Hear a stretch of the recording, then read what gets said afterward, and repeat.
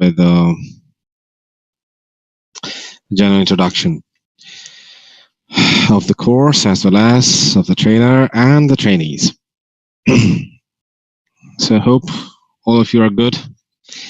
Okay, so we are going to start our session relevant to NSXT, which is one of the product line of VMware offered in the market, and it is going to replace another version of NSX, or the flavor of NSX, which is known as NSXV. We're going to know about the differences in between both of them, and then we are going to start up with our session.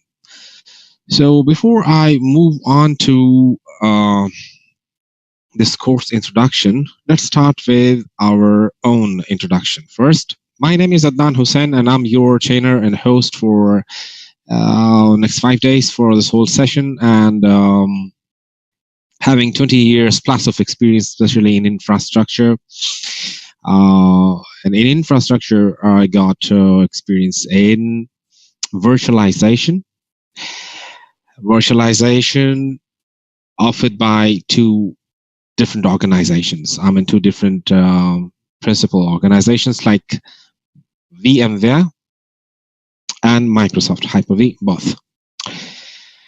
I'm playing with these virtualization products since VMware introduced 4.x and Microsoft introduced 2.x Hyper-V. Apart from that, I got interest in identity management. So I have some specialized experience in identity lifecycle management. For this particular case, I used two different products, one from Microsoft and one from Dell. The product I used from Microsoft, that is the only one, which was previously known as Forefront Identity Manager. Then later on, it was known as Microsoft Identity Manager. But from Dell, it was known as Dell One Identity Manager.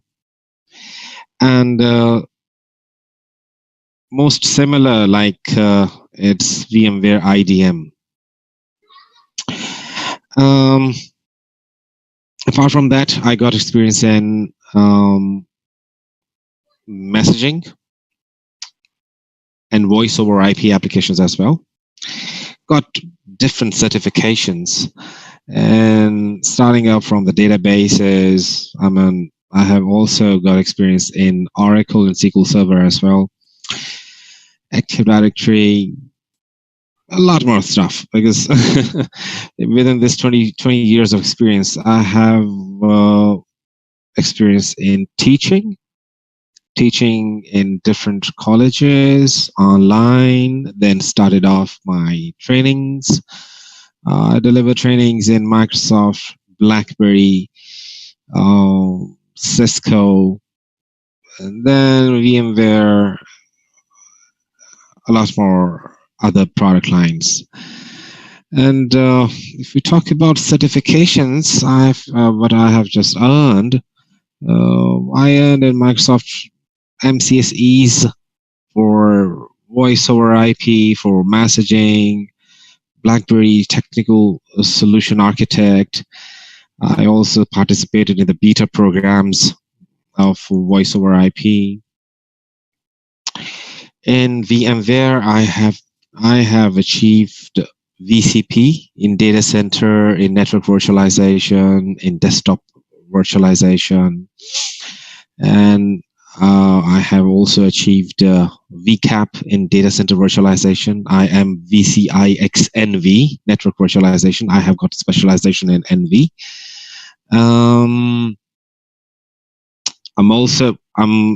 Of course, I have VCIE recognition, so that's the reason I'm hosting this training, as well as I have also got the entitlement of MCT, Microsoft Certified Trainer, last around 11 years.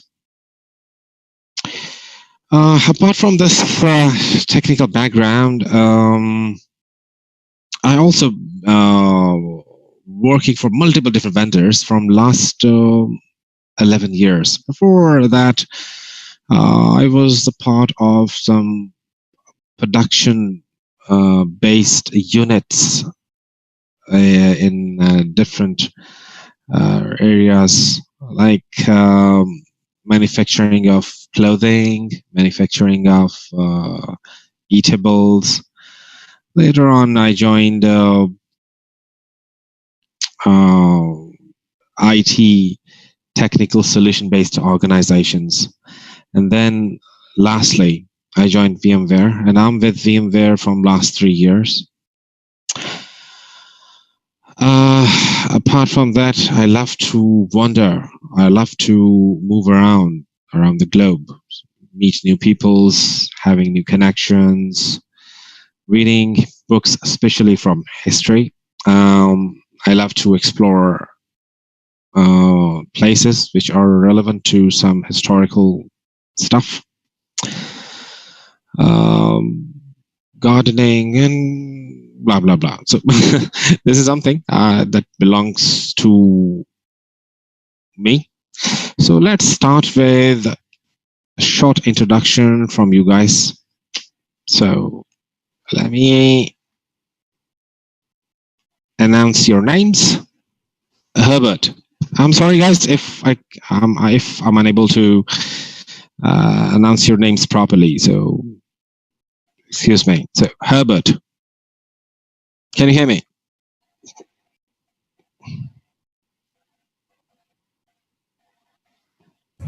Hello.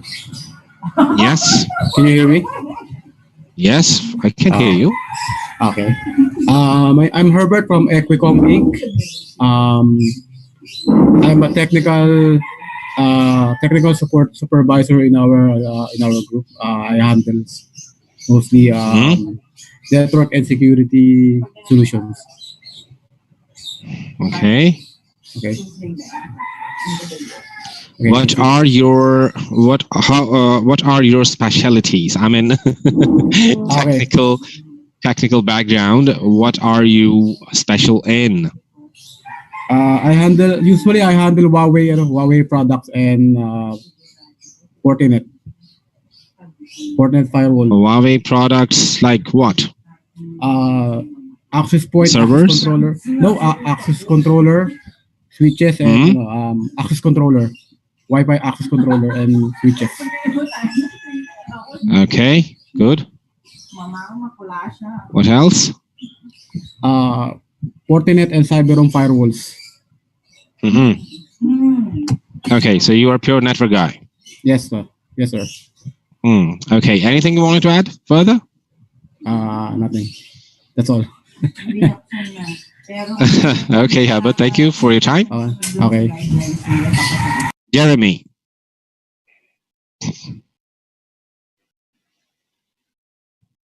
Jeremy, can you hear me?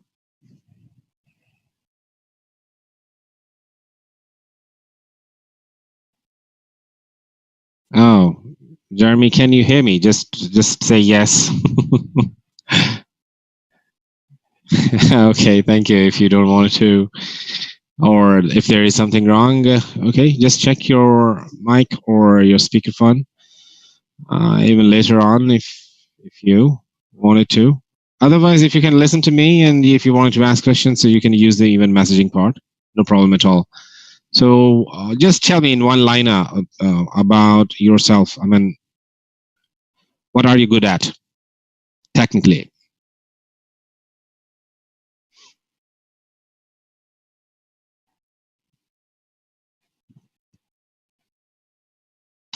Meanwhile, Jarek, can you hear us, Jarek? Hello, sir. Hello. Can you hear me? Yeah, but it seems like you're just speaking from a distance. How about right now? It's the same. Hello. Just check your mic, Jarek. I cannot hear you properly. It seems like you're speaking from a distance. Sir, can you hold me for a while? Maybe you can go back for me. It's okay. I will check first my mic. Yeah, okay, fine. Now it's better. It's okay now? Yes, it is. Yes. Hi everyone. Good morning. I'm Jeric Poso from the Very Philippines. good morning. I'm more on network side because yes, I'm more on network side. I usually handle Cisco network device and also Aruba Okay. devices. I also handle securities like Cisco firewalls, Fortinet, and Juniper. My certification is CCNA Security and switching of Aruba.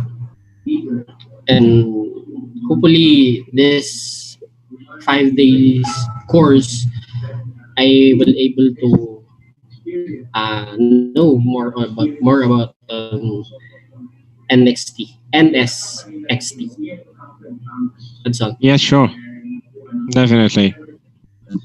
Anything you wanted to add further for personally, not professionally? Maybe uh, I like playing basketball. Okay. And that's all. Okay, Jarek. Very nice to meet you. Thank you for your time. Yes, sir. Thank you. Thank you, sir. Jeffrey, Jeffrey, can you hear us?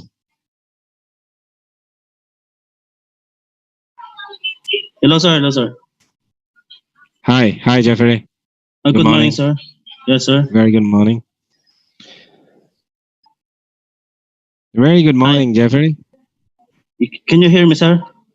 Yes, I can hear you. Don't say sir. My name is Adnan. Thank you, sir. Hello, everyone. I'm Geoffrey Aguilar from Ecocom Inc. I am specialized in data center. I am specialized in implementing and deploying infrastructure solution projects such as on storage, server, and some switches.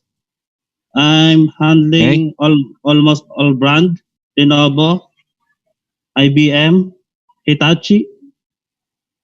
Okay. Then I'm also specialized in handling VMware in deployment. Great. So you are an all-rounder. Almost. Yeah, I can assume. That's cool. Anything you want to add personal stuff? Nothing, sir. Nothing. Okay. Thank you. Thank you, Jeffrey. Thank you, sir. Okay, Jarek. I think Jarek has just introduced herself. So Mickey Jensen. Yeah, I'm fine. What about you?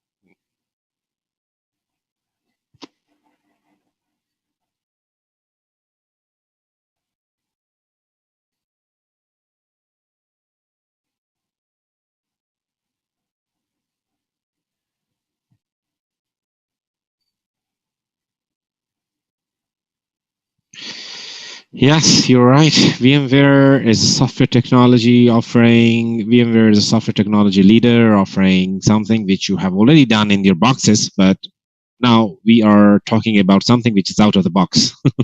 Okay, thank you for your time and introduction. Randy. Good morning, Adnan. Very good morning, Randy. Yeah, I'm part of the pre-sales team, more on the technical consulting.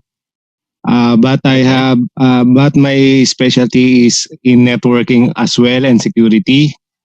So I have certifications in Cisco, particularly in routing and switching, and also have certification for Fortinet for NSE4. Okay. And I also handle other networking solutions like Aruba, sometimes Dell networking. That's it. So most of the time, are you involved in pre-sales sort of activities, pre-sales? Yeah, or more on pure POC. sales. POC.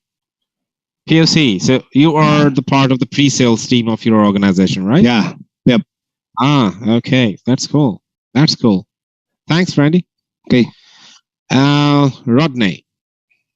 Rodney, can you hear us? Hi, good morning. Very good morning, Rodney. Good morning from PIM. So I'm currently handling PIM's cloud and also VMware cloud. Okay. So what are you good at, Rodney?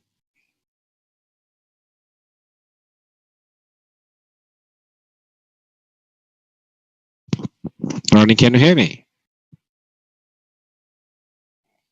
I think we lost Rodney's voice connection. No problem, Rodney. We are going to interact with each other for 5 days, so no problem at all. Shervin, can you hear us? Yes, Adnan, good morning. Team, good morning. So, I'm a colleague of Rodney. Well, good morning. I'm Sherwin Vargas from PIM Corp. I'm handling the network team of the PIM. So, Rodney is handling the cloud team of the PIM. So, we are a solutions integrator company. So, my team handles the implementations and support of the network products we have. So, most of the networking brands, not only in networking, but I do have also experience in virtualizations. I have certification in Cisco and VMware also. That's cool. Done several deployment of VMware infrastructure. And also, I've done also 3 years ago NSX training, but I didn't practice that. So that's why I'm joining this training also. So I've done, as of now, I'm currently having several projects also in VeloCloud SD1. That's all. Thank you. Thank you, Shervin. Yeah. Shyamala. Hi, I'm Nalu here. Sorry, I log into the using my wife's name. That's why you can see Shyamala Naluraj. I'm Naluraj. Hi everyone, and hi Adan. Morning. Hello, Shyamala. How are you? Nalu, you can. So is it your wife's name or your name? It's my wife's name actually.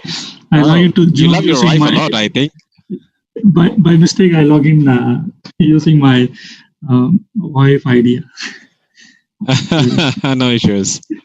No it's problem. automatically logged in. Yeah, so it's by mistake. Okay.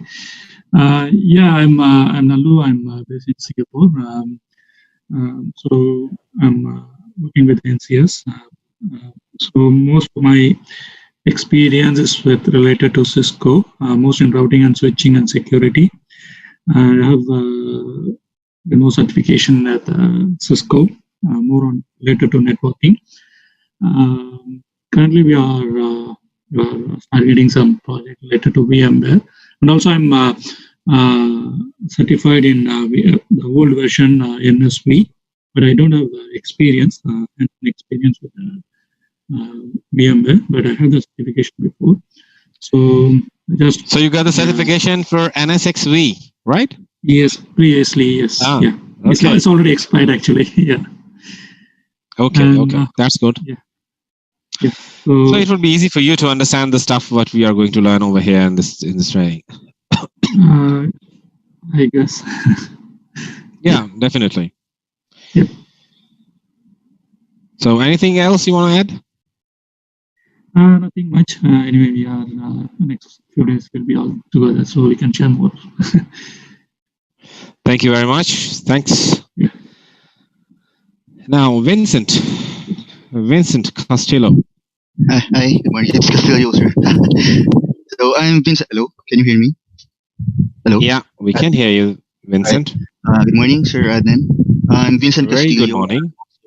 pre-sales engineer for integrated computer systems, a solution provider based here in the Philippines.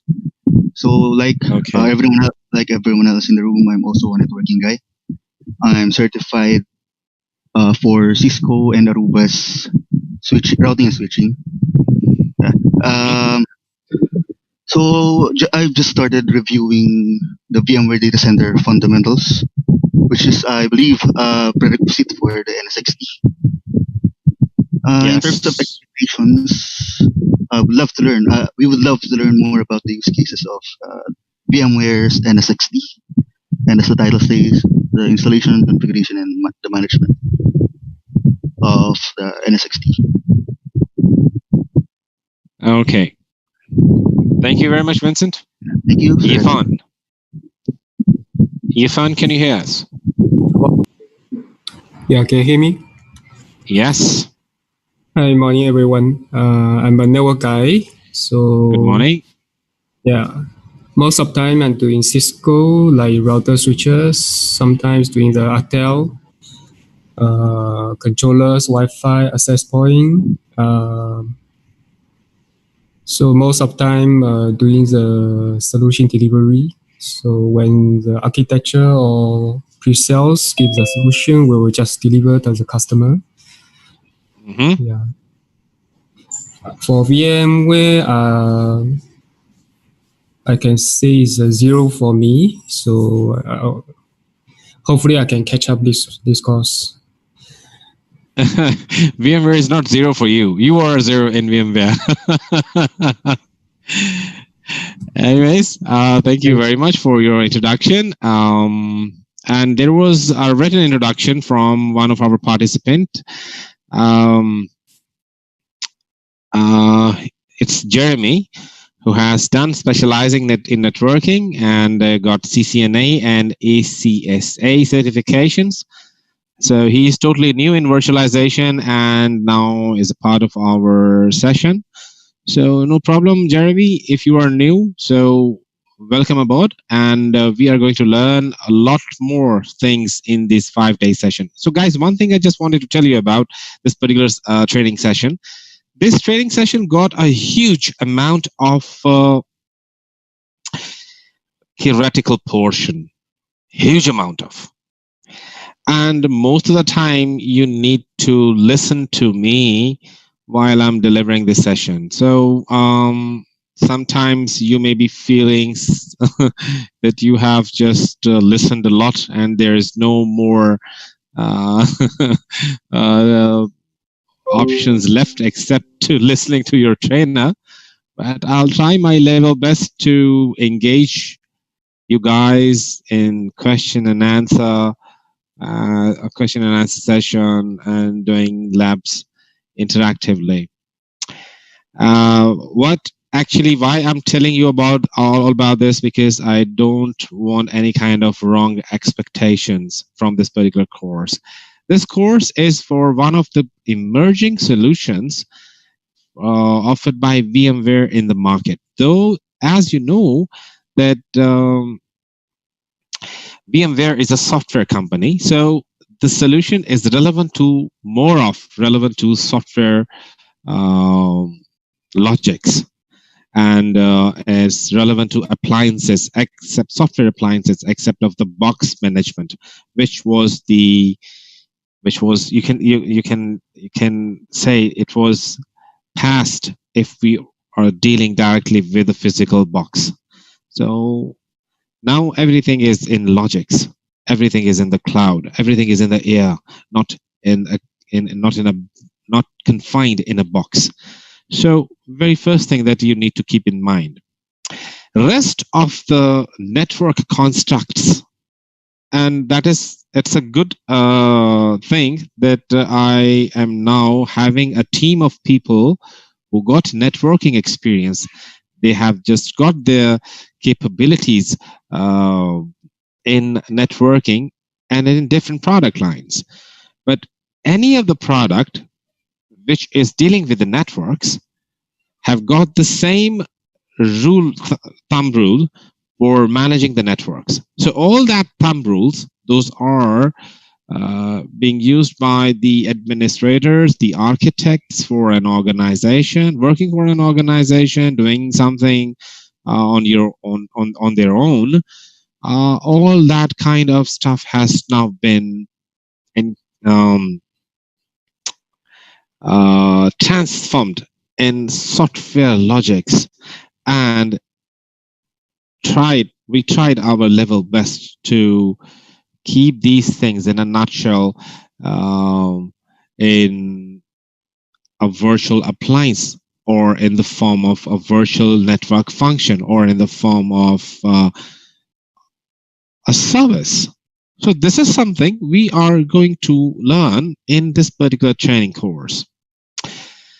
And VMware NSX Data Center Install, Configure, Manage is the 5 days course with a combination of theory and as well as practical or labs.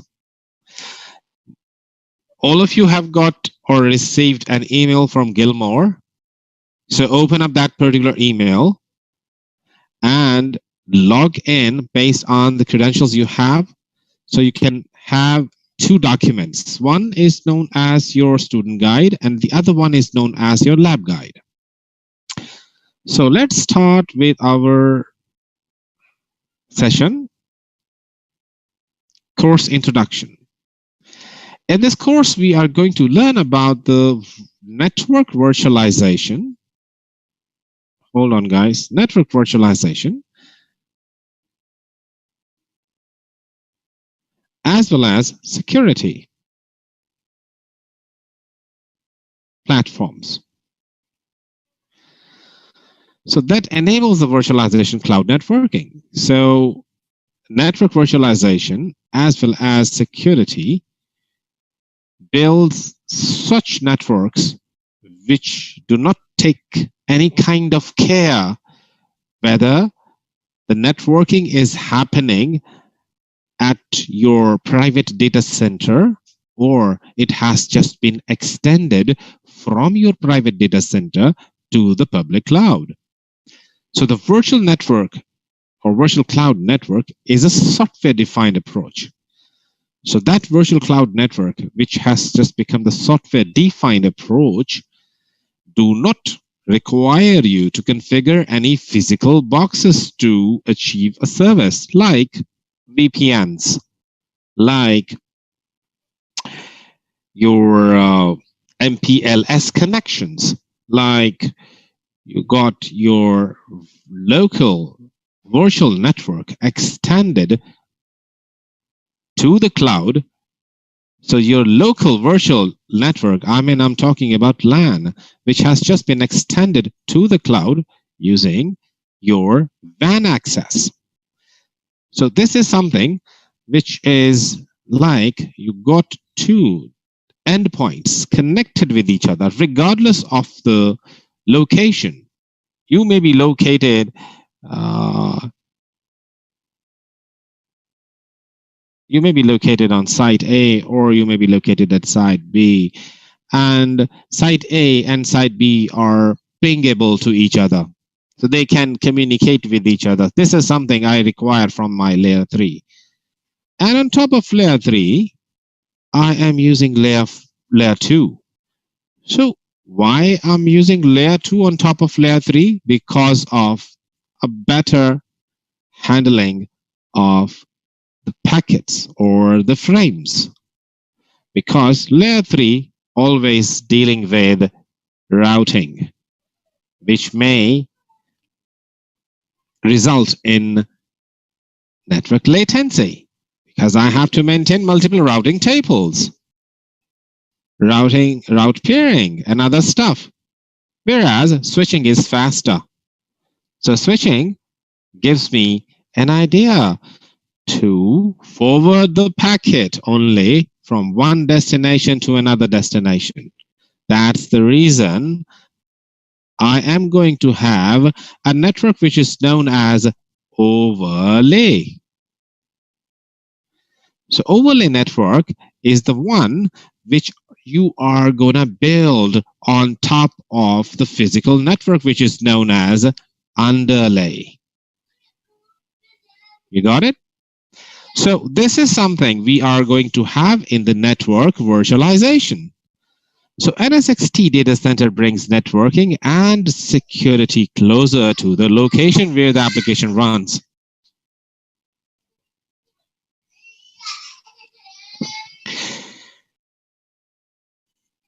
So the application framework. What application framework I'm talking about? Any application that is running on top of the network. It could be a 3-tiered architecture, or it could be this 2-tiered architecture based applications having 2 separate networks associated with them. So you create and support multiple different hypervisors or even containers, which would be the part of your interconnectivity. And in some situations or cases, you may require to have your virtual machines communicating with the physical servers or with the public cloud based on the subscriptions. So in data center, an NSXT data center environment, you can select the technologies that best suit your particular applications. This is something we are going to learn in this training session. So after completing this course, we would be able to meet the following objectives, like describing the architecture and the main components of NSXT data center, explaining the features and benefits of the NSXT data center,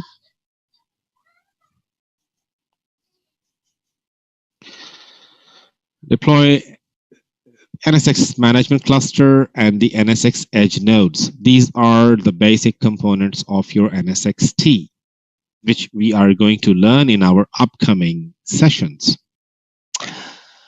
Preparing the ESXi and the KVM hosts to participate in the NSXT data center. So these are the 2 separate virtualization technologies which are taken care or looked after by NSXT to produce the network construct. So creating and configuring the segments for layer 2 forwarding. The term segment is equal to a technical generic term, which we usually use is a switch. Okay, L2 switch. So segments is equal to L2 switch. So create and configure tier 0 and tier 1 gateways for logical routing. So when we talk about 2 gateways or 2 routers types, which one is the tier 0 and other one is tier 1. So tier 1 is dealing with your east and west traffic, whereas tier 0 is dealing with your north and south traffic. So we are going to learn this thing in more details.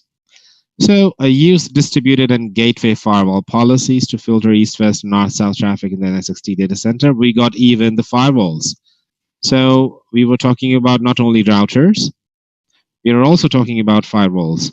So firewalls for both of the direction-based traffic, whether it is inter-server communication or there is any client-to-server communication, both. Starting up from layer 2, going up maximum onto layer 7. So configure network services on NSX edge nodes. So we are also going to learn about how to configure multiple different services offered by one of the component of your NSXT, which is known as NSX edge nodes, which is totally dealing with north-south traffic. Use VMware Identity Manager and LDAP to manage users and access to NSXT and the resources. We are also going to learn how to explain use cases relevant to NSXT, importance of NSXT in a data center architecture, and how the federations, different organizations are going to communicate with each other through NSXT. So this course outline is going to have 11 modules. Within these 11 modules, we are going to learn all these points. The documents I have just already, I was just talking about, the student guide and the lab guide, you are going to access through your Gilmore account, the email you may have. So in that document, there are different font faces used. So monospace font face is used for user inputs, like running a command ESX top, looking into the log locations, as you can see both of them.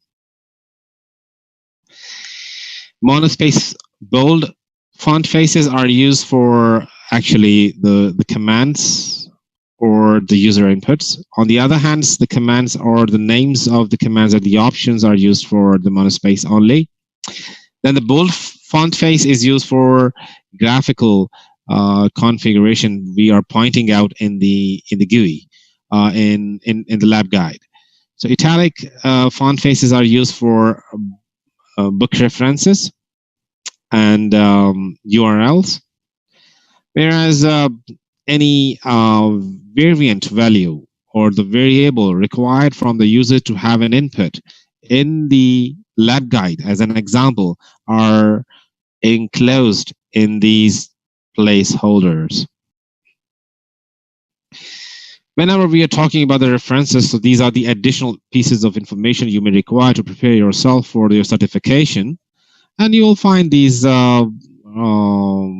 documentations most of the time with the common URL, docs.vmware.com.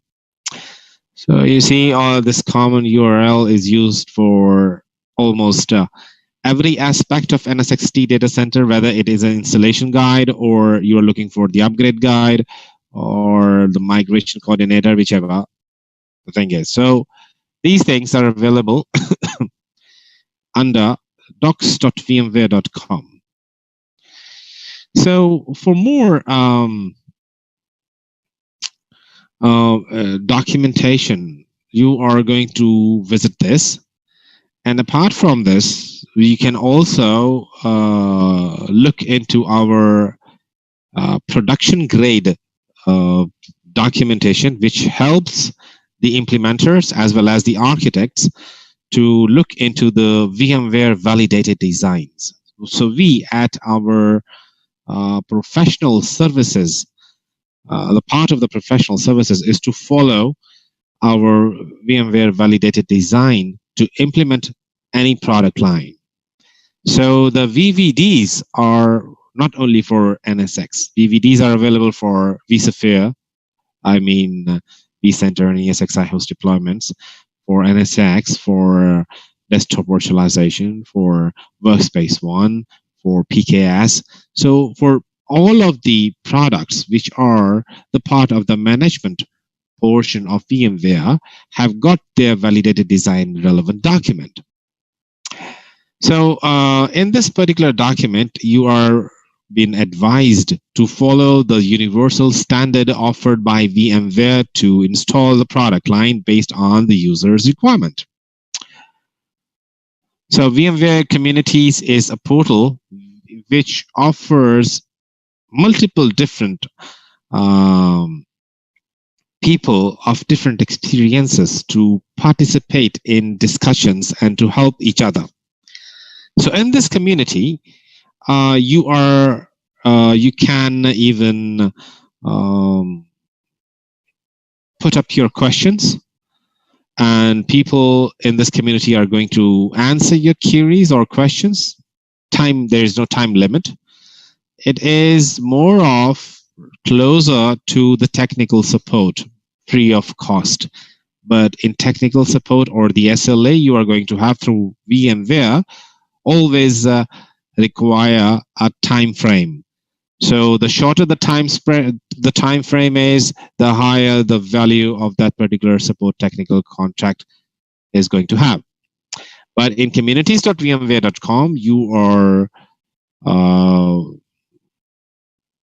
welcome, and you can help others, or you can ask questions based on your problem or your experience, you can be given an appropriate answer from the other people, or you can even answer other guys' problems or questions. So we also got the knowledge base, which is the part of the communities.vmware.com, and we can initiate the discussions on multiple different aspects or the features of the product. So documentation, technical papers, and compatibility guides are also the part of this community. User groups, and then, but there are many other features available. You just visit communities.vmware.com, you'll find it out. We got the technical support, which comes up with 4 different flavors based on the time frame for the response from the VMware, starting up with 2 hours 24/7. Then the 4 hours, and then the 8 hours. So it depends. The higher the lower the time frame, the higher the cost for technical support, SLA, you're going to have. So VMware hands-on labs we talk about. So it is free of cost available. You are required to sign up yourself first, and you're good to go with the latest technology hands-on. And this is something, even right after having this 5 days training lab, which is available to you for 5 days. And right after that, the lab would not be available. So if you want to do hands-on further, so HOL is the right place for you to check or to test the new features of a product. Once you have just tested the product, you can test again and again and again. The sign up is free, and the access to the labs are free of cost. So it just eliminates the downloading of the software process, installing the software process. So the only thing you require is to access through RDP and utilize the software capability for your own experience. Afterwards, VMware Education. VMware Education is a portal which provides you learning paths, relevant information. I mean, actually, what are you looking for? So you are looking for network virtualization certification, or you're looking for data center certification, or data center virtualization certification. So starting up with the VCP, if I talk about, so you can go for the advanced certifications like VCAP or VCIX and even VCDX. So we are doing our job for in a sort of a counseling for technical professionals who actually are offering their services to different organizations around the globe, and they are looking for some guided path which would suit them for their future. So right after that, we also offering some recorded session-based libraries. One of the feature is known as VMware Learning Zone. So VMware Learning Zone is not only a sort of a recorded session-based library. VMware Learning Zone provides you the technical documentation for the products, along with 1 hour to 2 hours of the training sessions with a level 30,000 degree of individual product line, or VMware Learning Zone is offering you 20 plus hours, up to 72 hours of the technical recording sessions for preparation of particular VCP certifications. So these VCP certifications, like your data center virtualization, network virtualization, or even VCAP. So VMware Learning Zone is offering you multiple different flavors. The very first one is the free or the basic flavor. Then comes the second, which is known as the standard flavor of VLZ. Standard flavor covers up data center virtualization, network virtualization, desktop virtualization based VCP certification preparation programs. Some documentation, and these videos are not available in Google search or in YouTube video subscriptions, but only in VLZ. So these are the exclusive videos for the candidates. And there is the third and the last subscription, which is known as enterprise subscription for the bigger enterprise organizations. So which covers up to 52 plus courses. So the standard subscription, because of this COVID-19 situation for Southeast Asia countries, we got a 6 months free subscription available. Actual cost is different. I think it's around $400 per month, per year. Sorry. But because of this COVID situation, we have got a special offer. So you can achieve standard subscription for 6 months free. Apart from that, we got our different modes of trainings. One is known as ILT, instructor-led trainings. Instructors are required to visit the customer premises, or the trainees are required to visit the training facility where the customer or the trainees and the trainer are interacting with each other in that particular facility physically. On the other hand, we got a live online training based mode. In this live online training mode, you are having the training session through your browser, and you are located in far off locations but are connected with each other through the portal. One of the example is the session you are having right now. Third mode of training delivery is known as on-demand courses. So ILT and live online or LOL training sessions are comprising of 5 days training sessions with 8 hours a day. Whereas your on-demand training course is for such people who cannot spare their complete 8 hours a day.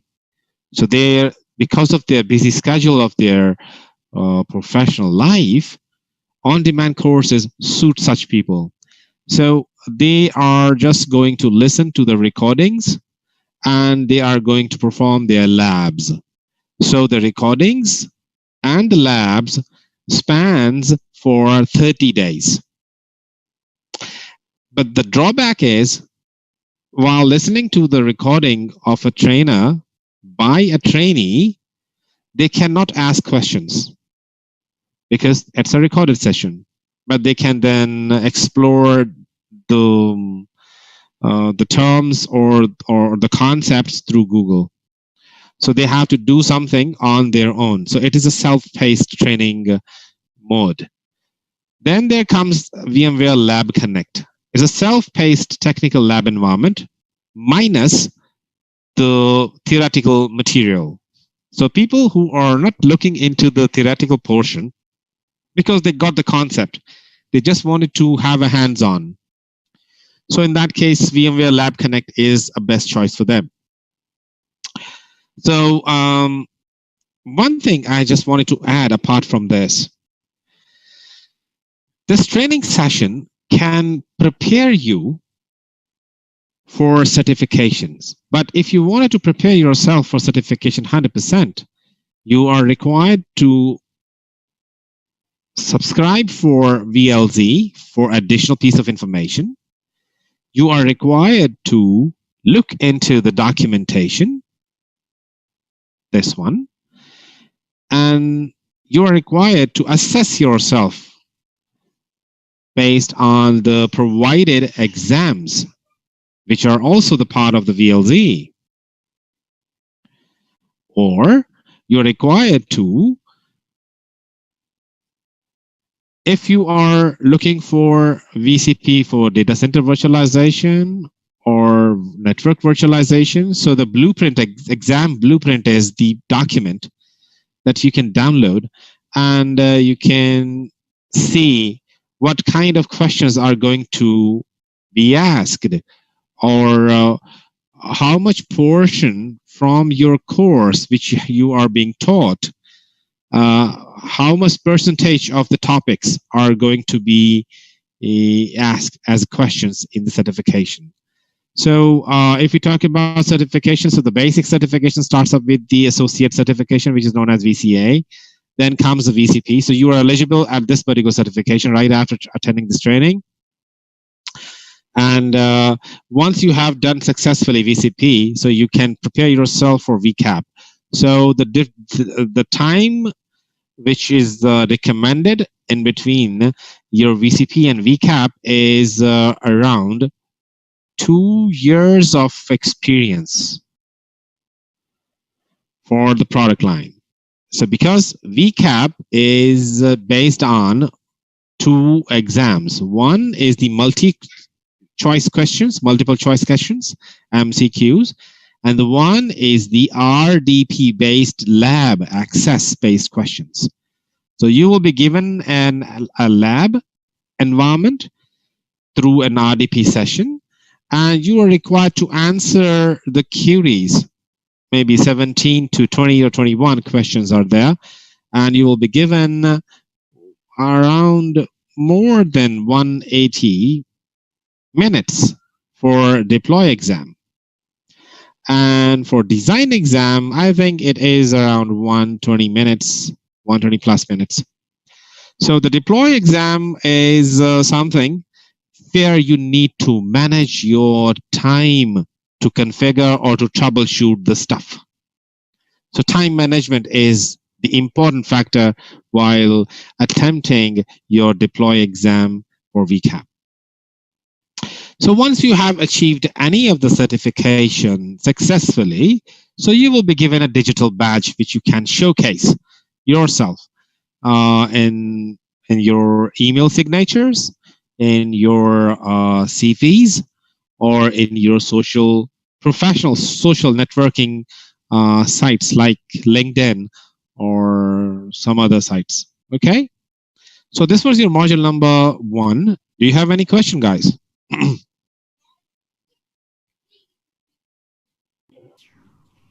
Hi, Azar, Nalu here. Yes, Mickey?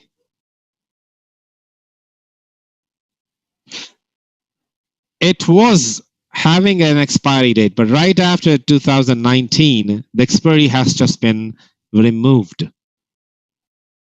There is no expiry for the certifications. Anything else? Yeah. So after this course, you said we are eligible to take a VCP exam, right? So there is no requirement of foundation exam before we do the VCP.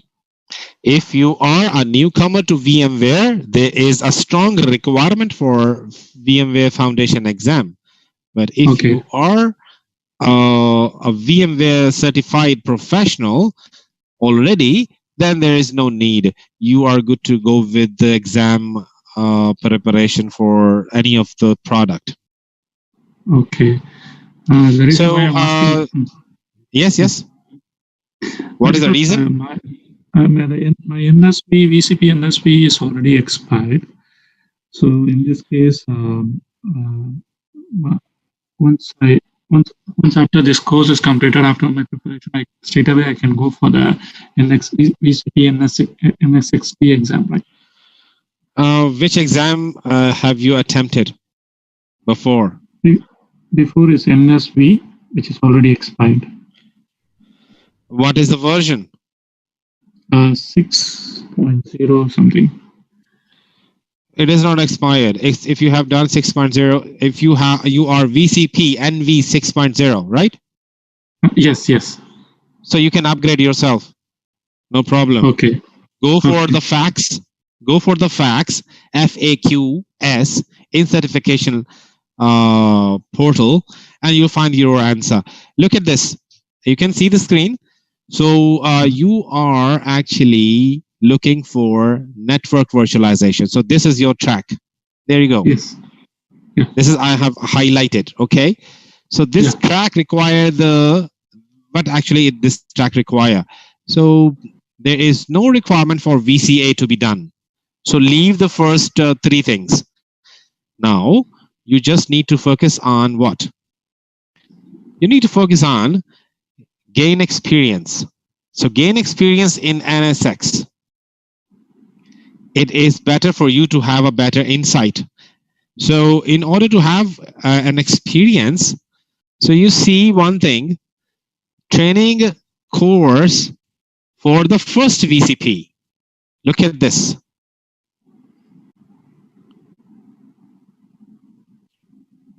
Training course for the first VCP is your vSphere install, configure, manage. Okay. And in your VMware NSX, we assume that you have done already VMware install, configure, manage. Yeah. And then comes vSphere Foundation exam. So vSphere Foundation exam, we assume you have already done that. Yes. That's correct. And then you are eligible to attempt the VCP certification, VCP NV. Why I'm not saying that you are eligible to do the certification or do the training? We recommend you to attend the training so it can prepare you for the certification. But this is not the compulsion.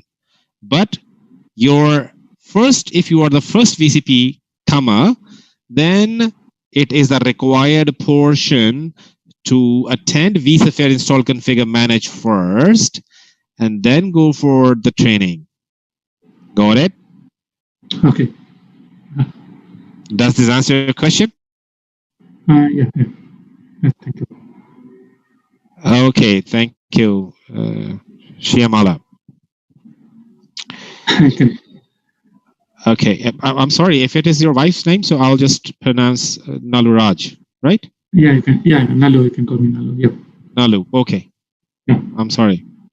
It's okay. So, okay, guys, this is something I was just trying to explain the certification path. I'm going to share this at the end of the day with you guys. So don't worry about this. So that was the module number 1. Hopefully there is no more questions. If you have, please ask the questions relevant to certifications. Anything? Okay. Right after 10 minutes, we are going to have a tea break. Okay, guys. So let's start whiteboarding. Now, how many of you do not know about the network virtualization? In the course introduction, I assume some of the people have no idea about the network virtualization. So that's the reason I'm just going to draw some concepts on the whiteboard so that you can have a better idea about the network virtualization first. So many of you know about general information for virtualization. What is virtualization? So virtualization is something that you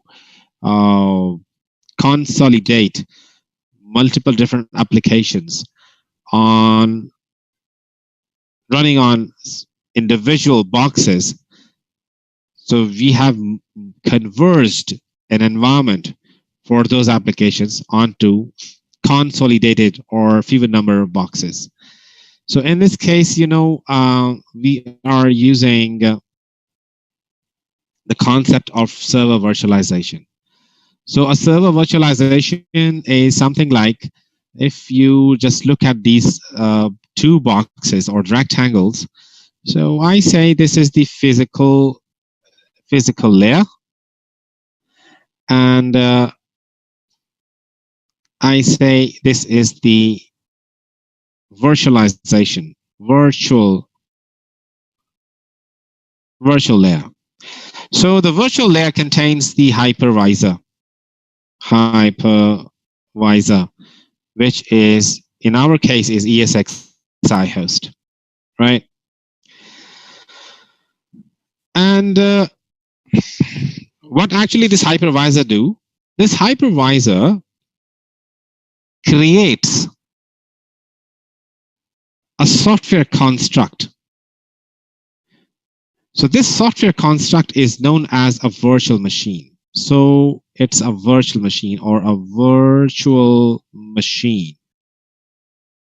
So what is virtual machine? Virtual machine is, it's a, hold on, software representation of a physical computer system. A computer system contains what?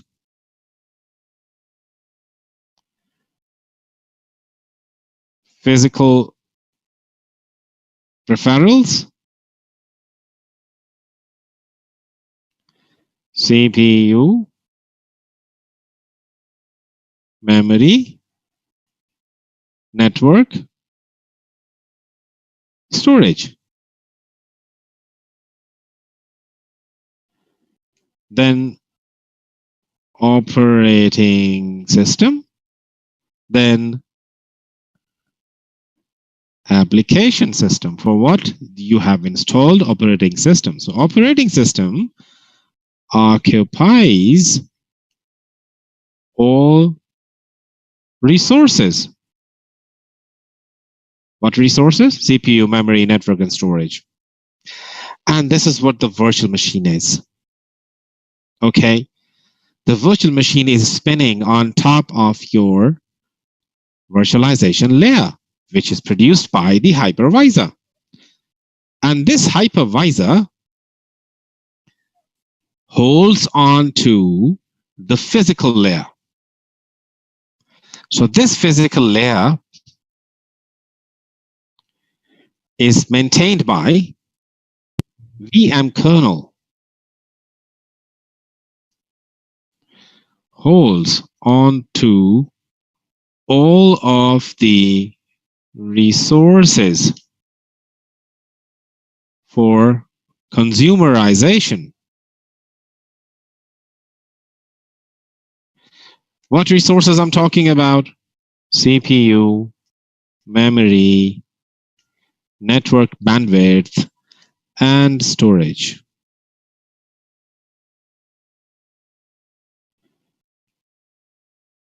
So this is something we say that this is the software virtualization. And in this case, what are we just looking for? We are looking for the lesser management of the resources with the better output coming from the resources. So with the less effort, we are going to have better performance out of it, which was known as server consolidation process. So this server consolidation process was a buzzword 20 years before, when virtualization was at boom. And this server consolidation has taught us a lot more stuff. Now, in this case, this is something, or this process was known as the server consolidation. Now I'm going to correlate this server consolidation with network virtualization. So the network virtualization, so I'm going to correlate it with the network virtualization. It is just like you got the physical layer,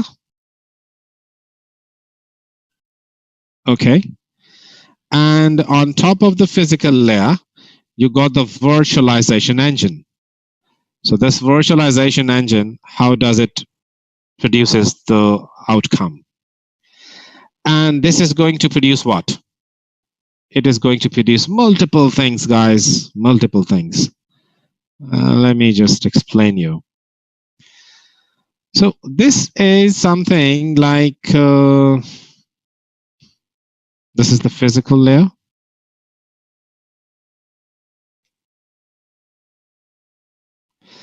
And this has become the virtualized layer for network virtualization platform. So keep one thing in mind, NSX is not an application. NSX is a platform. So this is where NSX T lies. And this is where your physical network layer 2 or layer 3 lies. Okay. Now, NSX is going to produce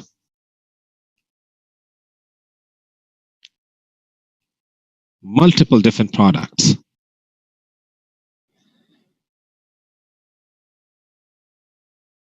Starting up from routing and switching,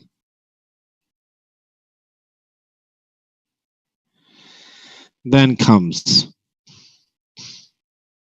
firewall, IPS, IDS, then comes, if I say firewall only over here, where the north and south or east or west, both, starting up from layer 2 to layer 7.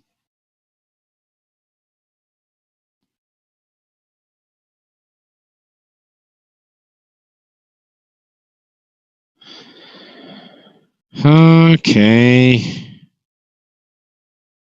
I cannot fit in this. So I just put it over here. And I say it is firewall. Then comes your service chaining,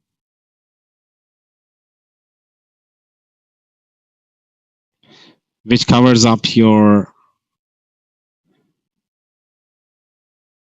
IPS, IDS, DLP, then antivirus,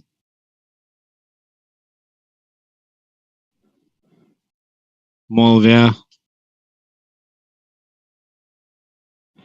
antivirus or anti-malware,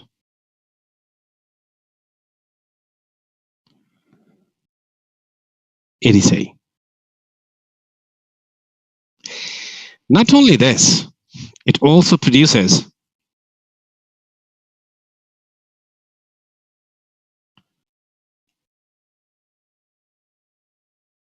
bridges, layer 2 bridges. It also produces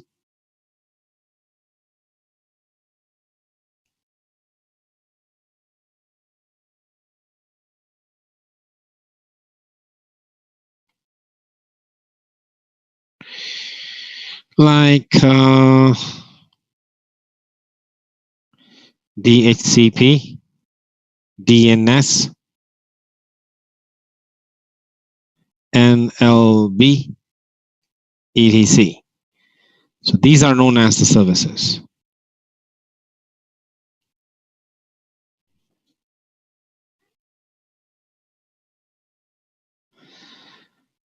All these services are located on top of physical network. So it is known as overlay network.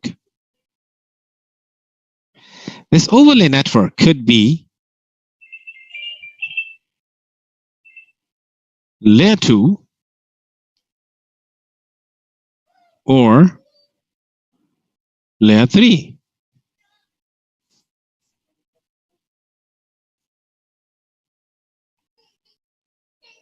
The only thing is required is the pingability.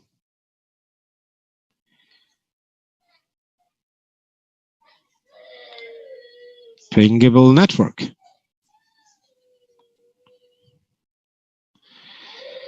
So guys, this was a general introduction.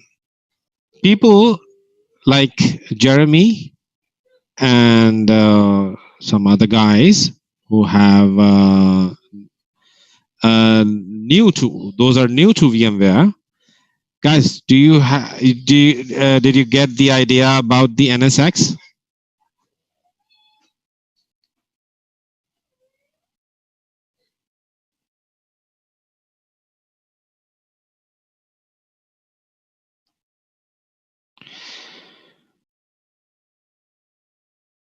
Okay, so in this case, regardless of the pingable layer 3 or layer 2 network, let me just add L2 as well. You got these things. You got these things over here. So guys, let's have a break for 15 minutes. And then we are going to start our slide deck.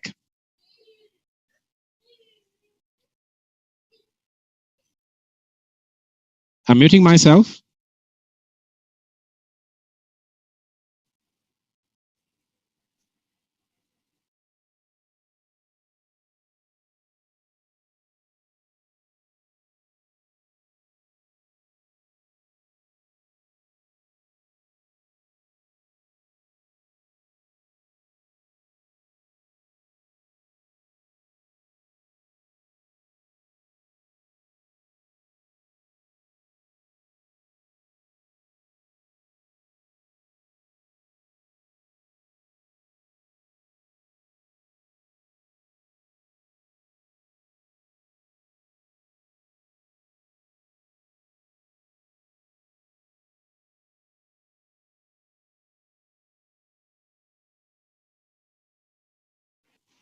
Guys, can you hear me?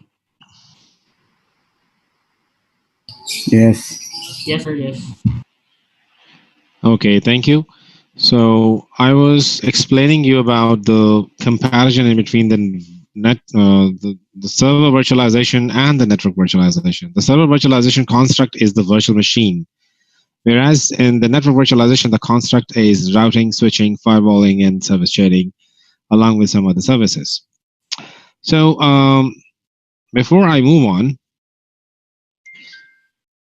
I just wanted to give you some more details.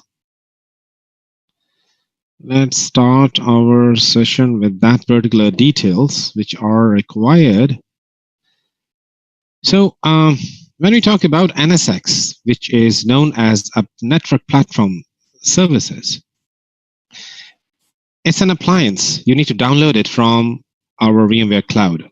Its operating system is Photon OS, which is a Linux flavored Linux owned by VMware itself. NSX architecture or NSX app.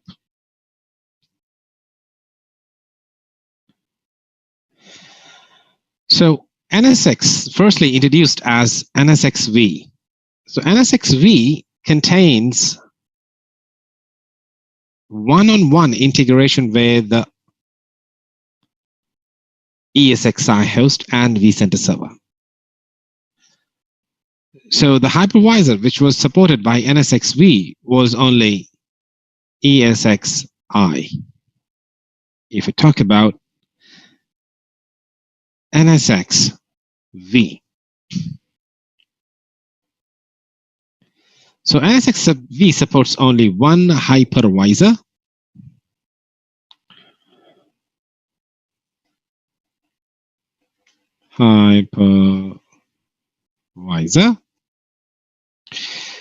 Whereas NSXT supports not only ESXi host, but also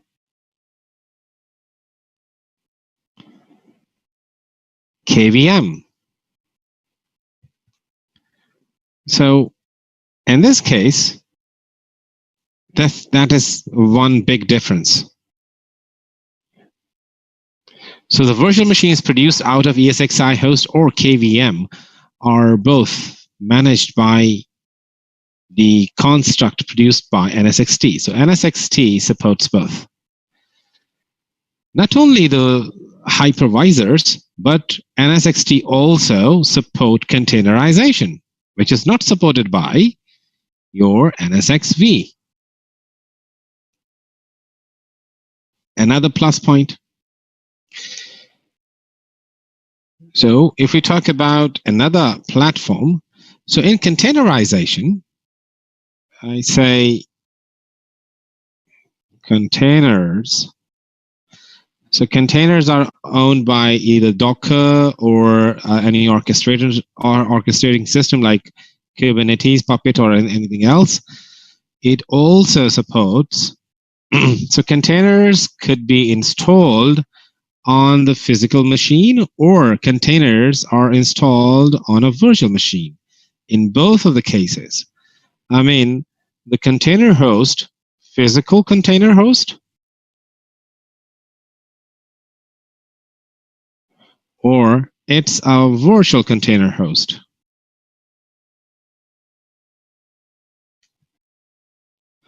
So container host is a one which holds multiple container as microservices installed.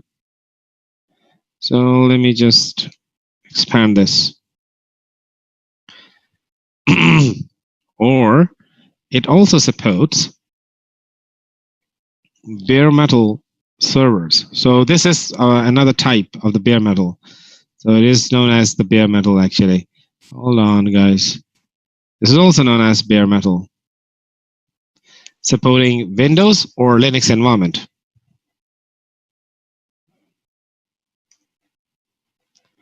Windows or Linux environment.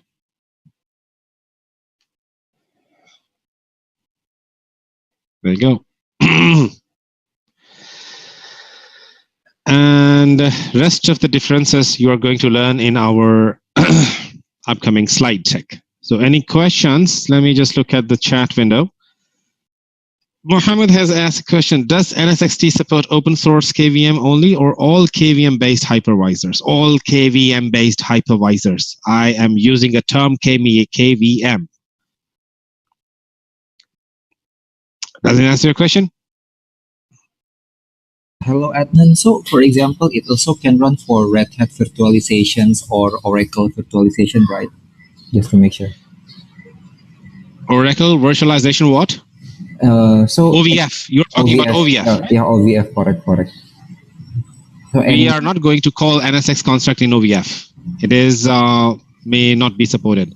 If you wanted to know more about the configurations relevant to how much does it support, I told you in a nutshell, at level 30,000 degree, you got two hypervisors supported, full stop.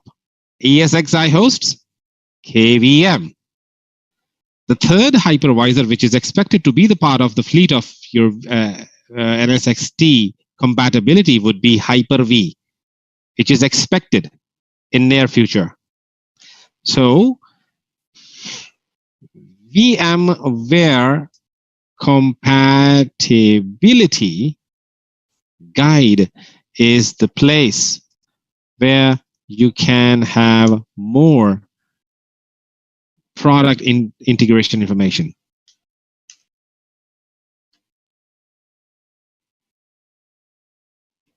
Okay. So, does it answer your question? Okay, we'll check there. Yeah, sure. So I'm just also pasting this thing to all of you. So that question. was, yes. Is container actually considered as hypervisors? Containers are independent of hypervisors. In hypervisor or virtualization, the hypervisor got its own kernel that is virtualizing the construct of CPU, memory, network, bandwidth, and storage. Whereas in containers, whether it is based on Windows or Linux, the kernel is being shared among multiple application services, which are known as microservices. Okay. Got the answer? Yeah.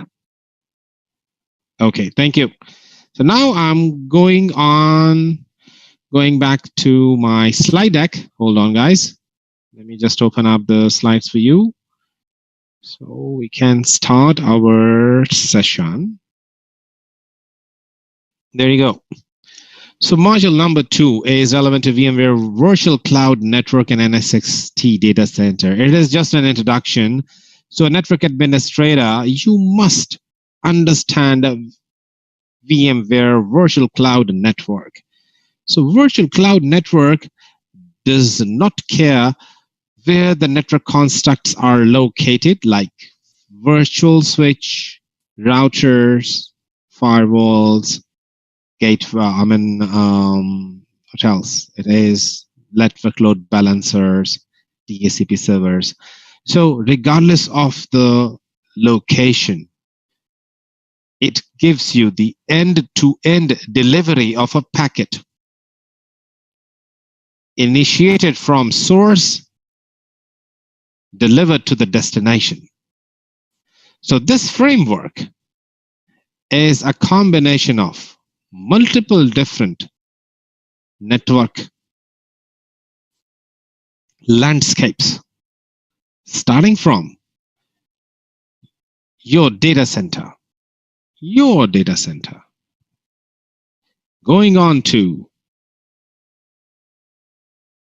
cloud, or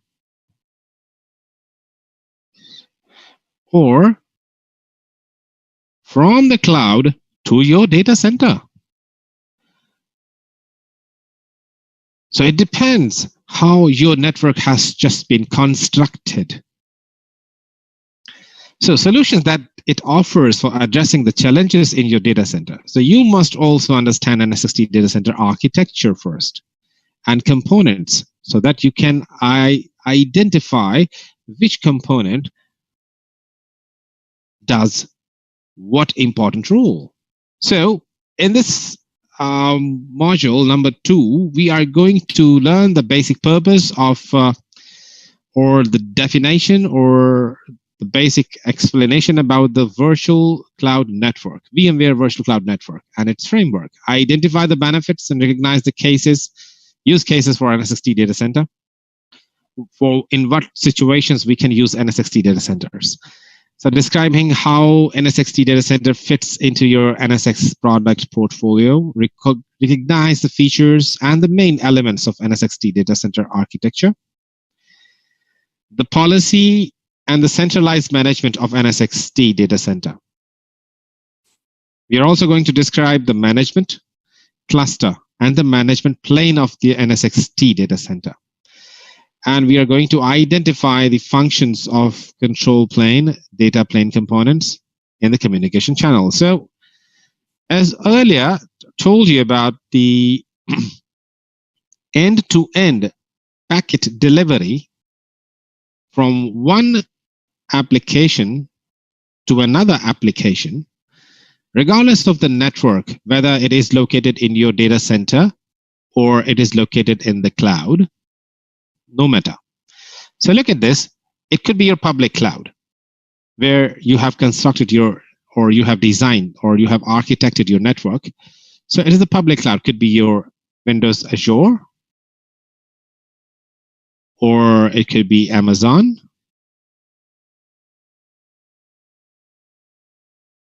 With any telco, you may have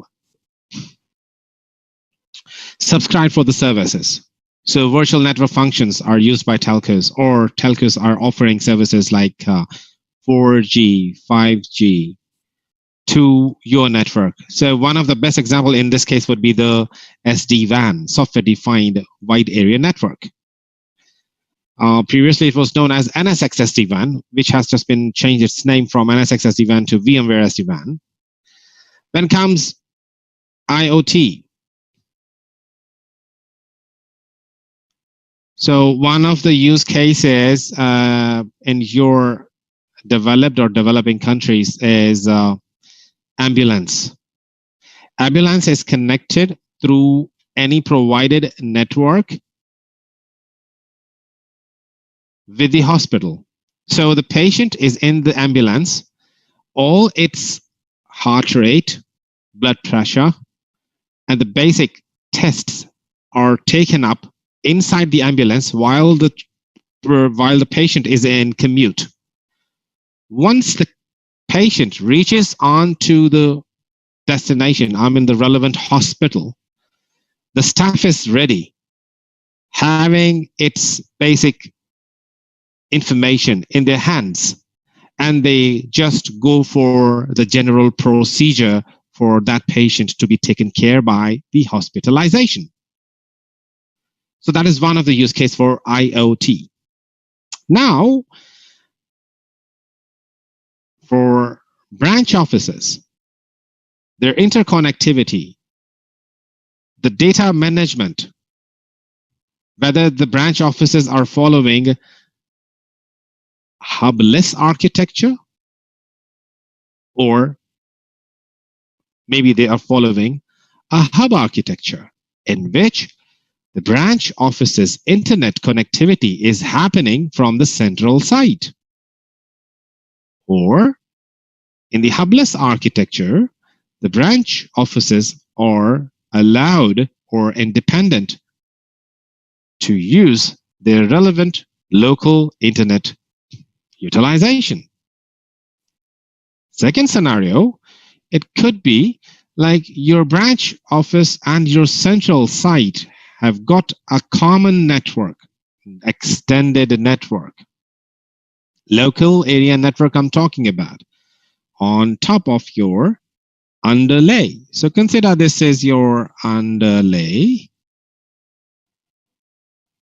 and you have built another connection, which is switched connection on top of the routable connection, which is known as overlay, more fast than the underlay to deliver the packets.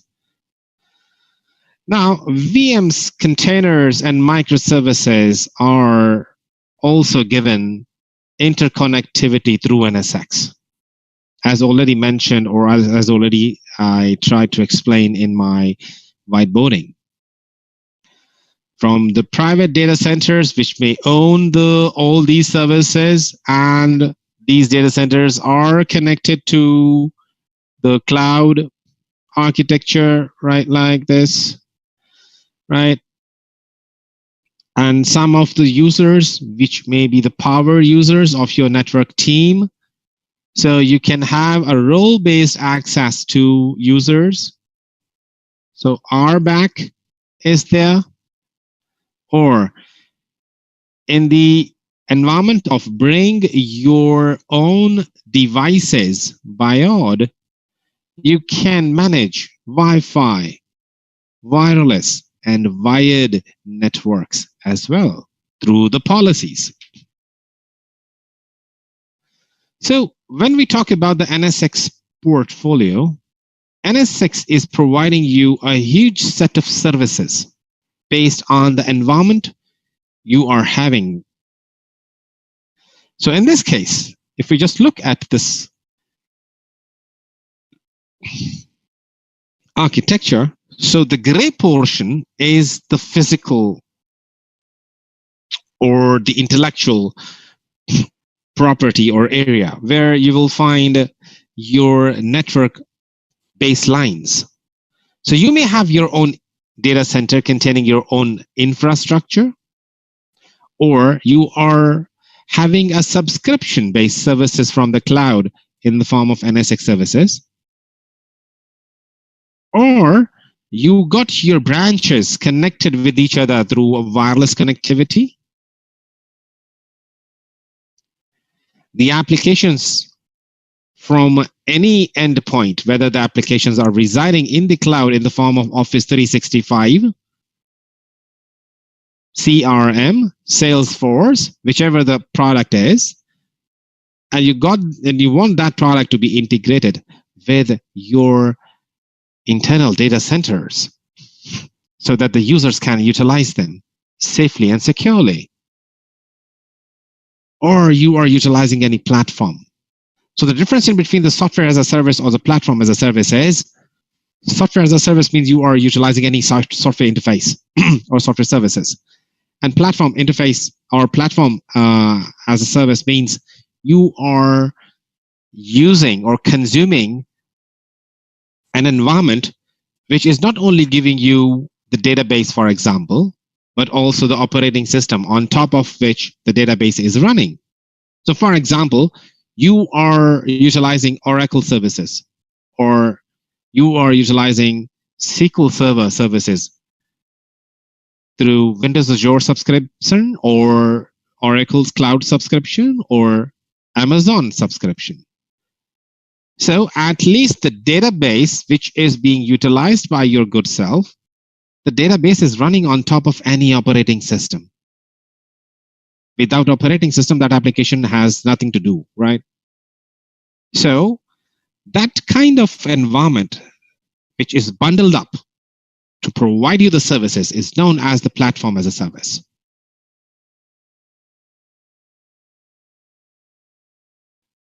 Another example could be SharePoint. So SharePoint is not only providing you its own interface, but that integrated development environment interface offered by SharePoint is also connected with any database where you are going to save the settings of your web pages or other stuff. So that is the best example for PaaS. For SaaS, you can imagine, or you can say like Microsoft Exchange or Skype for Business. So these are the two examples. Or like you can say Facebook. So these are the software as services. But SharePoint will be categorized as a platform as a service, which can be integrated with your own data center infrastructure. So if you got the network services from Azure, AWS, or VMware Cloud for AWS, in that case, you can span your network from your on-premise to the off-premise, which is done through NSXT. So in that case, for example, NSXT data center is something that like you have deployed the NSXT product in your data center. NSX Cloud means you got the networking and security services available through a cloud provider, cloud service provider. It could be Azure, it could be AWS, or it could be VMware partner who is offering network services. So we also say VCPP. So NSX Intelligence Services, this intelligence is the built-in engine of NSXT that looks into the security posture of an internal security posture of an organization. So this is the capability you will find only in NSXT architecture. You also got the capability of NSX distributed IDS and IPS. So IDS, intrusion detection or intrusion prevention services, which are looking into inter-server communication or user-to-server communication.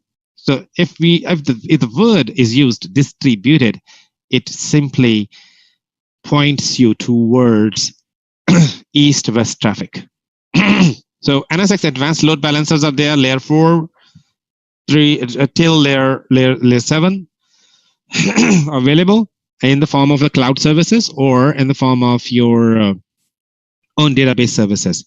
So NSX service mesh, which is a security and a network posture offered by multiple different clouds for high available applications. So if any of the network construct has down or network availability is unavailable, so the application would still be accessible by the end users.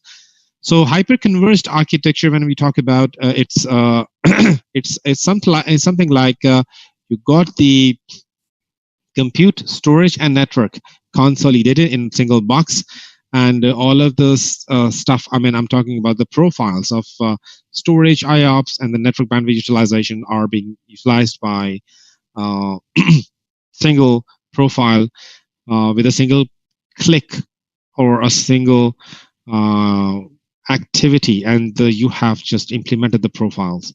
So if we are going to discuss profiles in more details in our upcoming slides.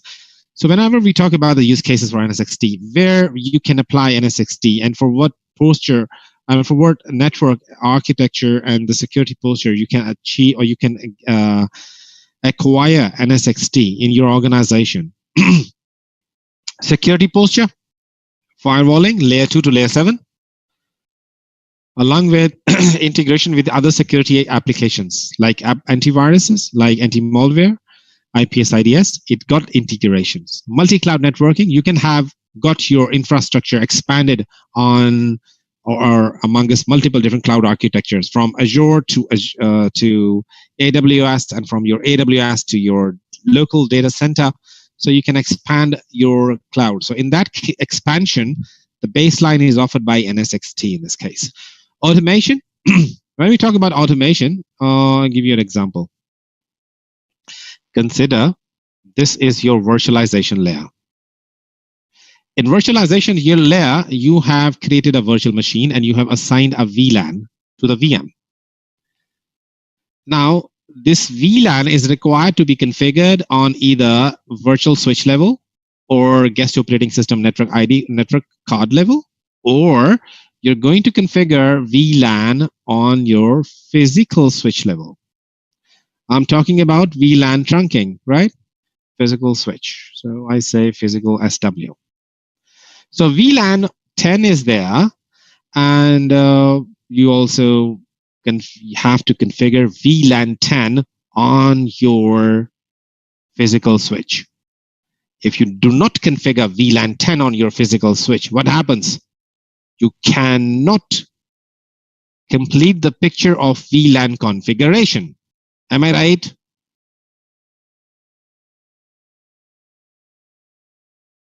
Guys, Yes. do you want to add any input?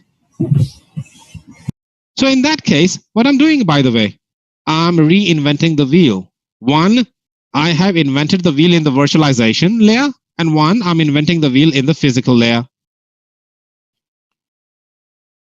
So why I do these things again and again?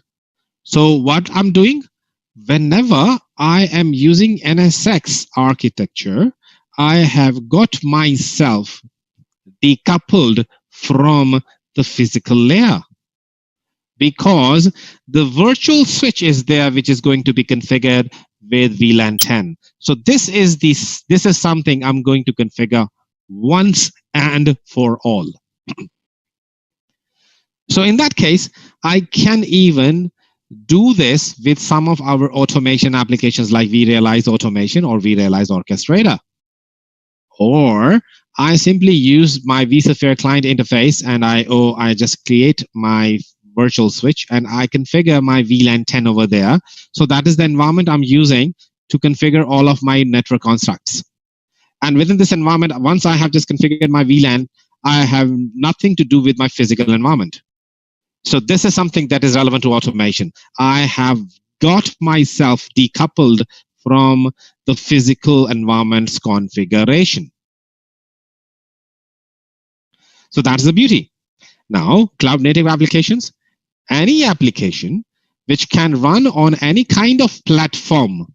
It is, for example, it is AWS platform, or it is Azure platform, or it is your vSphere platform.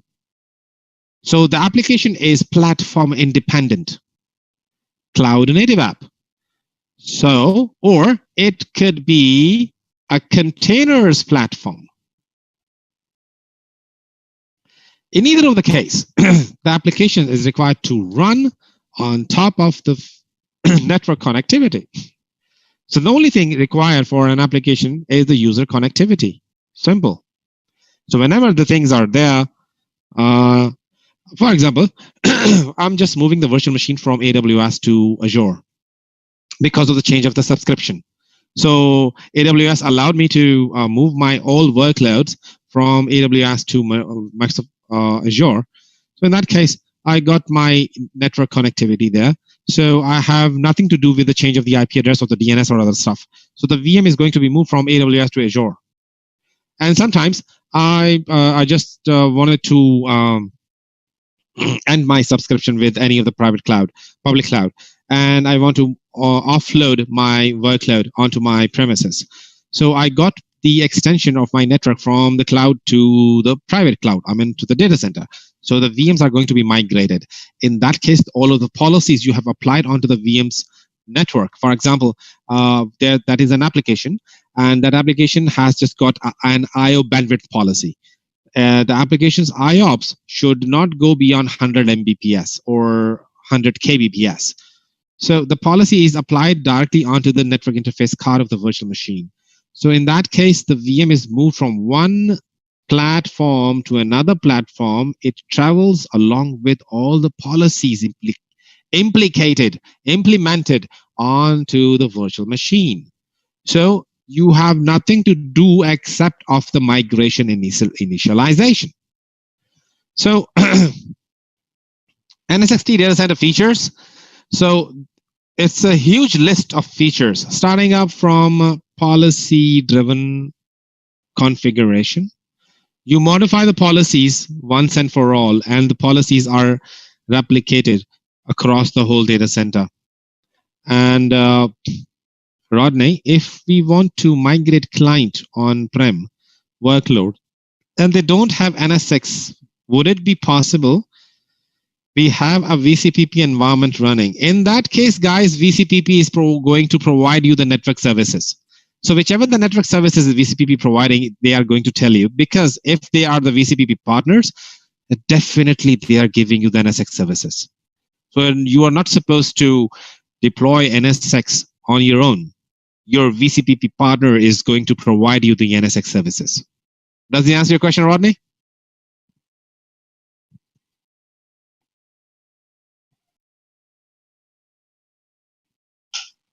Rodney?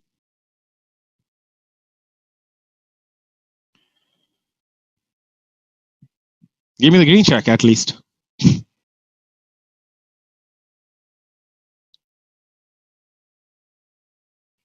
Anyways, pin drop silence. So, multi-hypervisor supports. As you know, NSXT supports ESXi host as well as your KVM.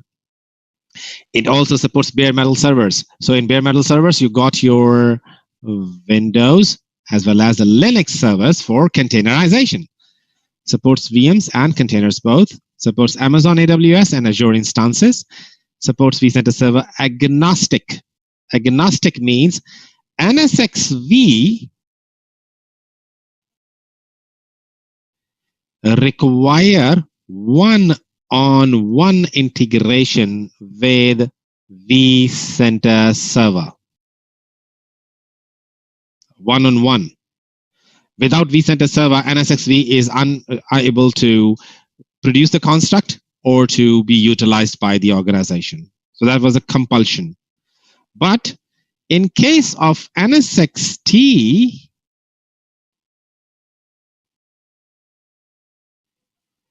So NSXT has decoupled from VCSA. Why? Because KVM has no vCenter server to manage, right? But still it is using it. So even if you're using your ESXi host, so it got a special switch, which is known as NVDS. So NVDS is created by NSXT during the host preparation. We are going to learn in upcoming slides. That's the point where your NSXT comes into picture and does the same. So it have decoupled itself from vCenter server integration. Even if there is no vCenter server, it still works because containerization do not require vCenter server, but PKS. So its interface is HTML5 based, no web interface. I mean, Adobe Flex plugin has no more required, which was used in NSXV. So it also got data plane development kit. This is the software-based next generation network platform, an open source for expediting the packet forwarding from one destination to another, from one source to another destination. So DPDK is supported by NSX. So the virtual appliances offered by dpdk.org can be integrated with NSX. So these appliances help you to provide low latency data management. Multi-site federations, you got multiple different businesses or locations, so you can get yourself integrated with it. Rodney asked another thing. So as a VCPP partner, I can provide this. Provide what? Network services? Yes, you can provide this. Sorry, was having problem with my mic earlier. No problem, Rodney. But I was just asking, does this answer your question? Just to clarify, we are the partner for. We are the VCPP. Okay. So we're the cloud provider, and can this service be extended to our clients on their own time? Obviously, you are a cloud provider. So cloud provider, it's self-explanatory. You are going to provide or you are going to render your cloud services to the consumer. So you are working on behalf of VMware as a VMware partner to extend VMware services to the customer or the consumer. Okay, so I can migrate their workload using NSXT. You can, yes. You can do that based on your subscription or your partnership with the customer. Okay. It depends on the subscription. What subscription are you offering to the customer and what is the requirement of the customer? So based on that, yes, you can do this. Okay, thank you. My pleasure. Multi-site federation I was talking about. So in multi-site federation, you got multiple different businesses and each of the business is acting as a separate entity. And these entities are required to be integrated with each other. So the federation is there, which acts as a gateway in between multiple different entities. So this federation is going to be achieved either through Microsoft Federation Services or some other federation services offered by different cloud providers. So in that case, the network construct that helps in connecting to multiple different or n number of multiple entities to get themselves connected with, NSX supports that. So when we talk about networking, so we are backed with the overlay network architecture. So this is something we got the overlay VXLAN or Geneva architecture, or we also supports VLAN backed networks logical switching as well. So you know VLAN is a layer 2, starting up from layer 2 configuration 802.1q. It supports, and it also supports layer 2 bridging. So bridging we usually use in edge gateways, and we use it for connecting your physical workload with the virtual machines. I mean the virtual workload. So in that case, you may have configured VLANs in your workload, physical workload, whereas on the other hand, you got the VXLAN or Geneve in your virtualization. So these are two different technologies, but they correspond to each other. So in that case, you require a bridge in between to get the workloads communicated with each other. We support distributed routing. Yes, so distributed routing is about the east-west traffic, inter-server communication. Static routing and ECMP, equal cost routing, is also supported for heavy bandwidth utilization. We use this. So static routing, you are required to put or update your routing tables manually. And these routing tables are paired with the physical routers or the virtual routers there. Depends on the configuration. So duplicate IP detection is the capability of NSXT construct. I mean, it is the capability of the routers to detect the duplicate IP on the network. So bidirectional forwarding for fast convergence, for fast updating of the IP tables. So this is also supported. These are the latest features of the routers, or the best of the best routing features which you see in the physical boxes offered by Cisco, offered by Aruba, or any other partner. So we got those features logically available in our appliance. So virtual routing functions are also the part of the capability of the NSXT, including the EVPNs. So whether you say it enhanced VPNs or you say with the encrypted VPNs, whichever suits you, VPN layer 2 and VPN layer 3, both VPNs are supported. Whether, I mean, if you talk about site-to-site VPN tunneling, or you talk about IPsec. So both of the VPNs are supported by our NSXT architecture. Rate limiting, I mean, you wanted to look into, or you are going to implement the bandwidth utilization imposition. So you can use rate limiting. Layer 3 multicasting, including the IGMP snooping or other stuff, is doable. Either you go with the internal routing configuration or switching configurations, or you wanted to get your virtual construct with the physical one. It is doable. So security services, we talk about the gateway firewall services, which are dealing with the north-south traffic, I mean the verticals, or it is dealing with the east-west traffic or the horizontals. Both are doable. Network introspection is also the capability of your NSXT, along with the endpoint protection, giving you by DMZ anywhere or zero trust capability. So endpoint protection is along with the capability to get itself integrated with IPS, IDS, and antiviruses. Distributed intrusion detection. Cross-server communication, if there is something you feel suspicious. So, I mean, not you feel, but the system feels suspicious. Maybe the size of the packet is bigger.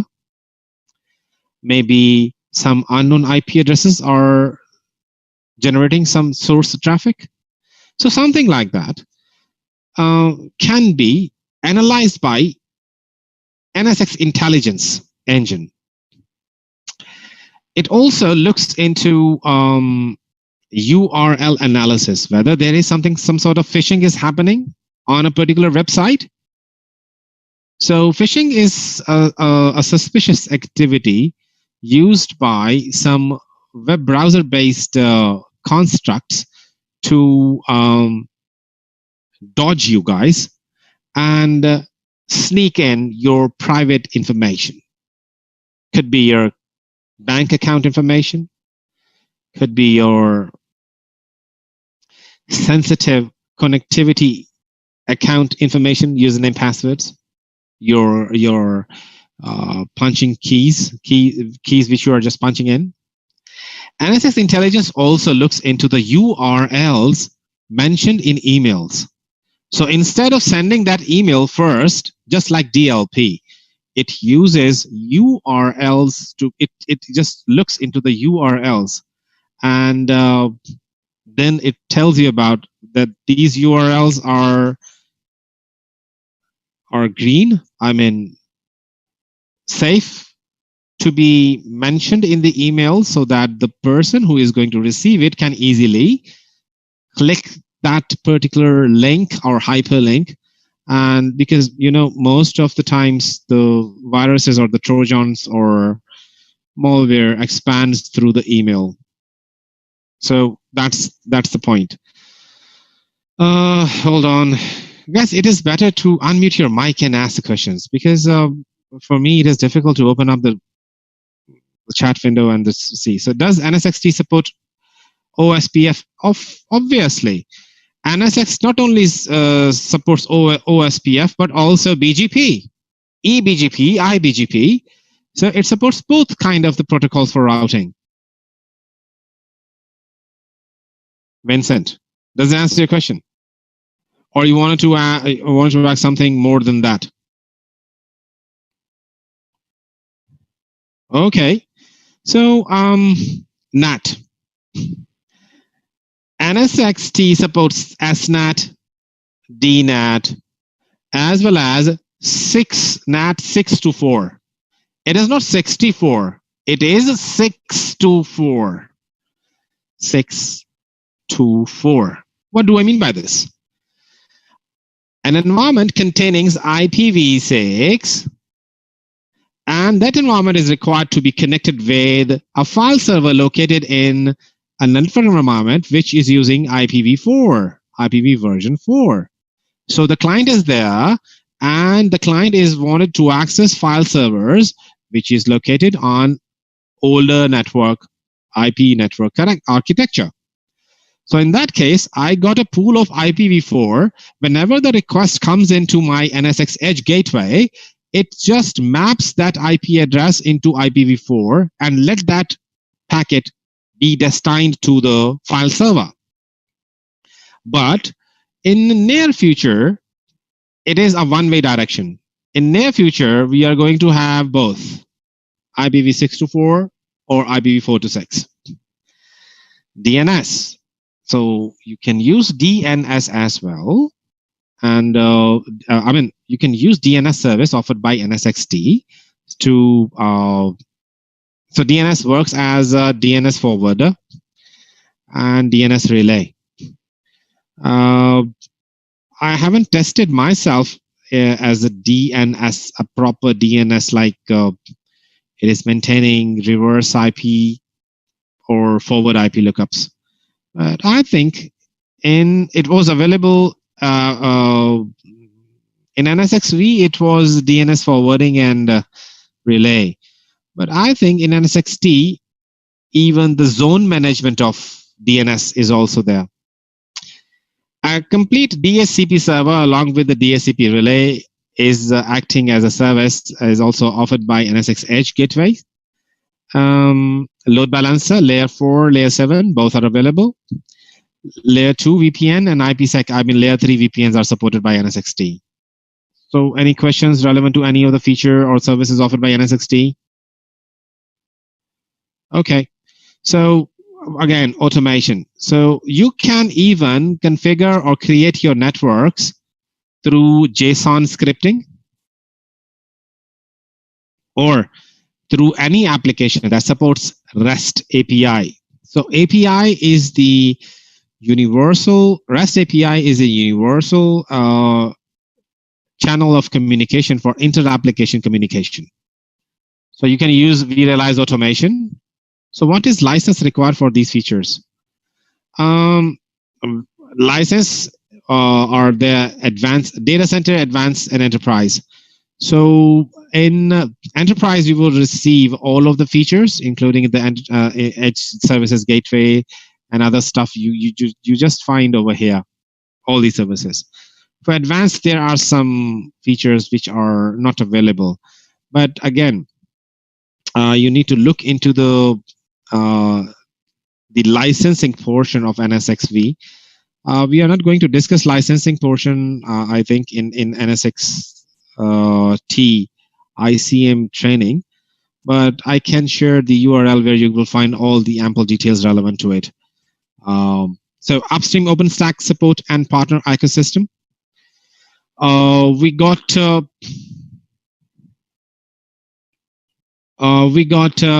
integration with our OpenStack framework. So OpenStack framework can be integrated with NSXT as well. And some of the partners, some of the organization may be using it. So tag-based security grouping, the constructs, I mean, you have created switches, you have created routers, you have created firewall rules and other stuff. You can tag these objects, whichever has just been created by NSXT. So based on that tag associated with the objects, you can call them, you can utilize them in multiple different criterias to filter them out or to use them in multiple different criteria definitions. So inventory support, it got multiple different objects which are created through the NSXT framework, and it supports almost all of the inventory produced by, even if you talk about the vCenter server or the Kubernetes K8s, or I mean containerization on the other hands, and it supports the cloud inventory along with the OpenStack. So operations at a glance, the normal thing that you usually, if you wanted to configure your NSXT network for the first time, so the getting started wizard is giving you the help with a guided setup to configure your environment. It is going to provide you the dashboards, and the dashboards can be further in advanced settings. You can further customize the dashboards as per your requirement. You can access NSXT environment administration interface with a role-based access. So, for example, you are the global admin, and some of your team members are the junior administrators. So you want some of the tenants to be managed by those administrators. So you can provide role-based access to NSX to the NSXT administrators, not the 100% root-based services. We are going to discuss role-based architecture in our upcoming slides. So upgrade coordinator. Upgrade coordinator is the new feature introduced by NSXT, which was not available in NSXV. This is something that is a software construct. You upgrade the upgrade coordinator, and through this, you can upgrade from NSXT, for example, 2.6 to 3.x. So upgrade coordinator is the one that automates the upgrade process. So you're not supposed to memorize what are the prereqs in that case. This is something that is done through the coordinator. But for yourself, you need to upgrade the upgrade coordinator first. You can backup and restore the NSXT configurations for an environment. And you can get your NSXT connected with our troubleshooting tool, which is known as vRealize Log Insight. And this troubleshooting tool provides you a graphical presentation for multiple applications or virtual machines or network constructs relevant problems. And it will give you the precise information to pinpoint the root cause of the problem in the data center or day two administration. When we talk about the troubleshooting, and we wanted to look into the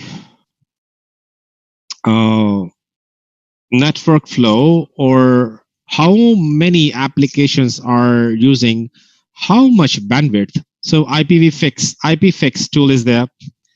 I think IPFix 9.5 is available out there, and you are required to configure it with your NSX NSXT based network, and it works closely just like your NMS. Port mirroring you use for tracing out some malfunctions, malwares, or you're looking for some network traffic which is suspicious. So you are using any network monitoring tool, and you want the traffic which is going to a specific destination must be monitored first, or coming from that particular source must be monitored first. So port mirroring we use in that case. We usually do it at switch level, and we monitor the traffic ingress or egress part. Traceflow, again, the same stuff which usually we use for network switches to identify some of the vulnerabilities or the network configurational issues. So we use these basic commands. Network topology view, we can use it through LLDP or Cisco Discovery Protocol. So technically, there are some pros and cons. We recommend, if there is no need for discovery of your network to be advertised, so you better just turn off the LLDP or CDP because it can be used as a vulnerability for used by hackers and other stuff like that. So selective technical support logs, which is also known as technical log bundles. So for example, you got some problem in your NSXT environment and you have opened a ticket with VMware technical support. So the support assistant asks you for the logs to be provided. So in that case, you may not be aware of which logs are required to be. For example, if you require 10 to 15 logs to be collected by your good self and provided to the technical support person, so it will be a difficult job for you to copy and paste those logs from different locations and collect them as a bundle. So we got a command which simply collects the crucial logs required by a technical support person for this product, and it zips up the logs and puts those logs onto your desktop or whichever the location you have just specified, and you can share that log with the technical support team. So dashboards gives you the statistical and monitoring aspect of your network resource utilization. There are some built-in alarms available, and you got the capability to create your own custom alarms as well. This is the NSXT high-level architecture. You can see in this architecture, this is the management portion, and this management portion contains two things: management plane and control plane. And this is something that a software is required. So NSXT Manager is required to be downloaded from the cloud. I mean, from our VMware repository. So you download NSXT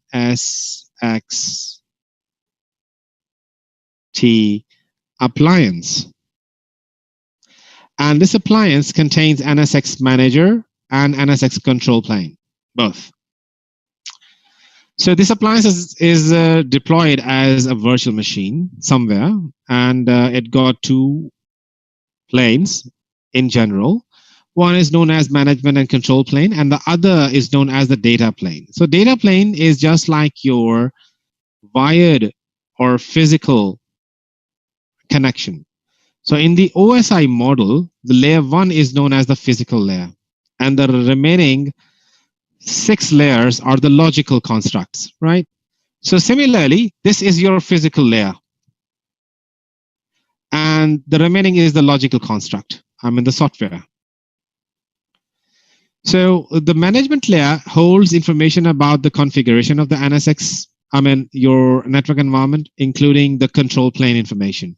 I mean the IP tables, MAC tables, ARP tables, etc. And the data plane take cares about the reception and the forwarding of the packets or the frames to the destination or from the destination. So The data plane is the real traffic actually managed by individual ESXi host or the KVM. So you see, there are two hosts set here. And we also got the containerization. So this is the containerization whenever we talk about bare metal servers. And we also got, and these things are dealing with the east-west traffic. Okay, and this is the NSX Edge, which is dealing with the north-south traffic. So Edge is used only in case when you are going to expand your virtual network to the physical network. So for example, even if your virtual machines are communicating with a container or a container construct, so NSX Edge is there to provide you the connectivity because you got the T0 and you got the T1 routers to be configured in between your containers and your virtual machines. So when we talk about the management and control plane, so we are talking about two different constructs running inside the NSX appliance. So these two different constructs are going to be accessed either through the cloud services or through the K8s or PKS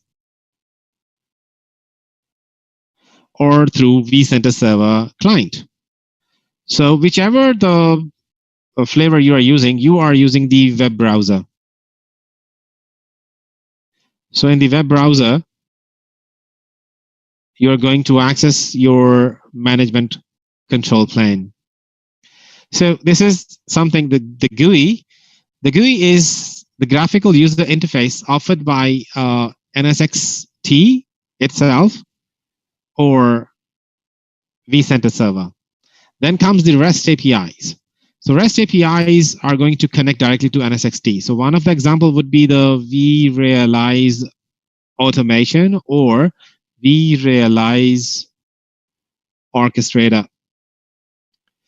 When we talk about the CMP, Cloud Management Portal, so someone is asking for VCPP, right?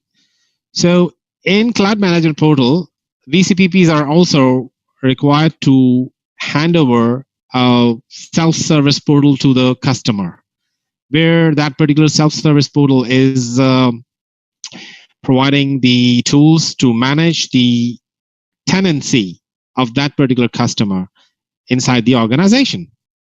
So the CMP is also offered by VRA, or it could be AWS or your Azure, through which you can access your NSX management cluster. So when we talk about NSX management cluster, so we are talking about this cluster requirement. So NSXT appliance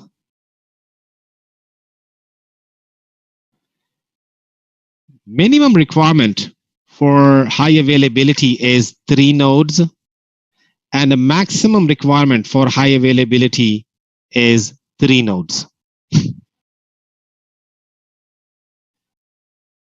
So once you deploy NSXT as an appliance, as a virtual machine in your organization, so that particular virtual machine contains NSX Manager, I mean MGR, and controller.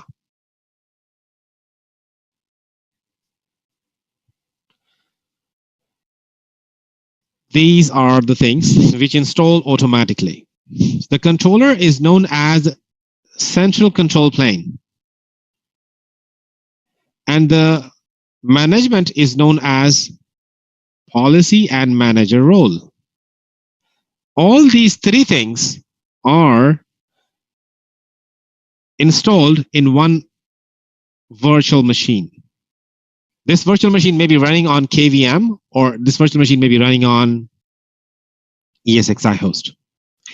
So this virtual machine, I mean OS and app, got two things.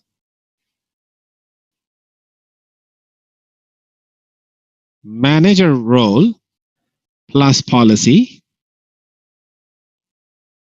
Let me just erase the step.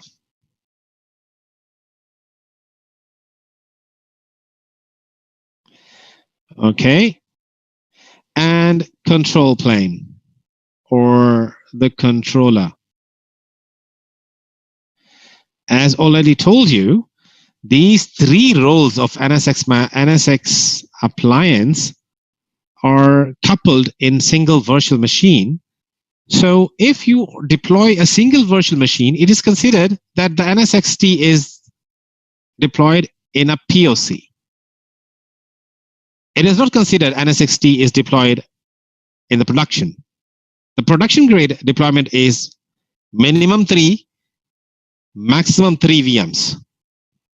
So these three virtual machines gives you a highly available architecture.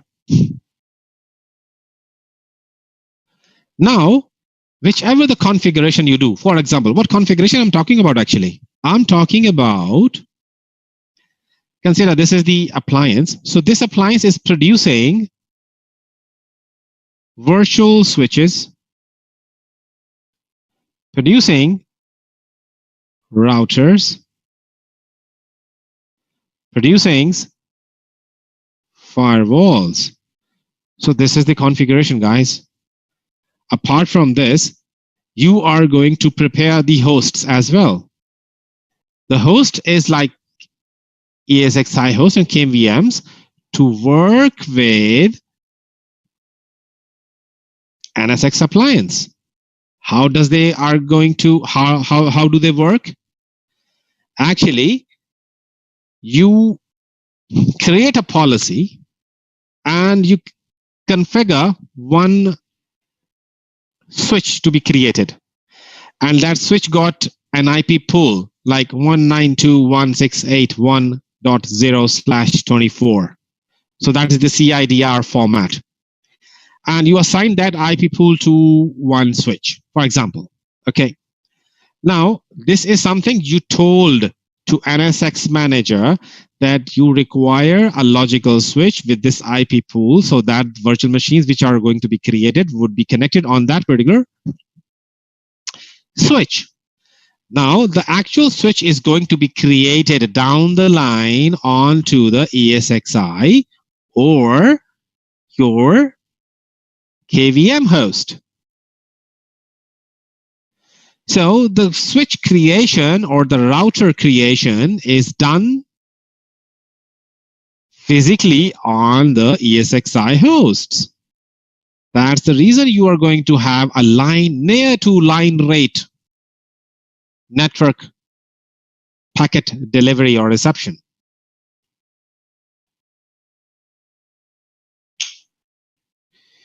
Hold on.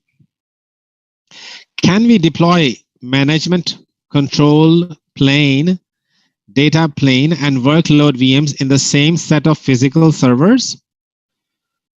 Yes, you can, which is not recommended, but yes, you can. So,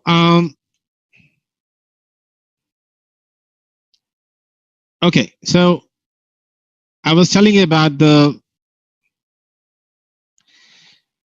3 different instances of the NSXT having management and policy framework with the controller and the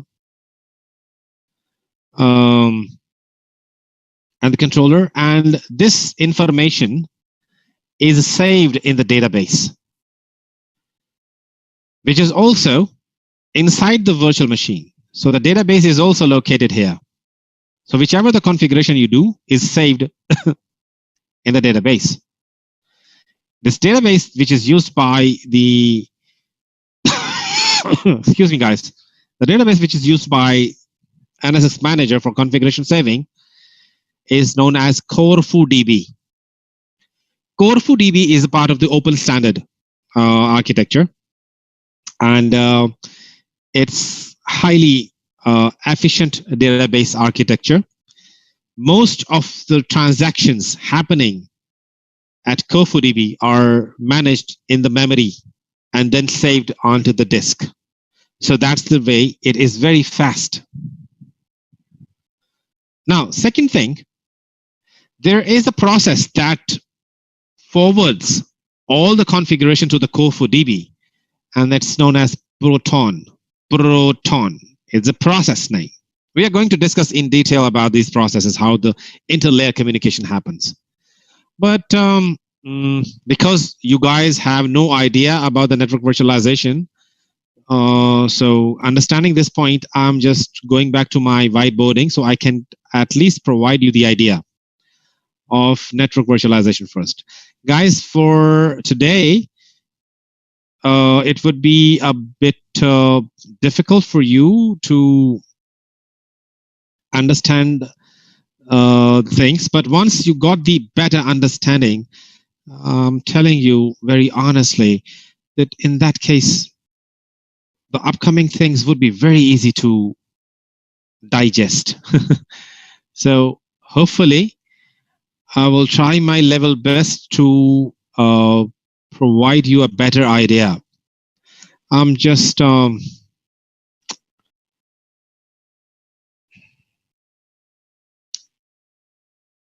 drawing some lines to get the diagram separated from each other.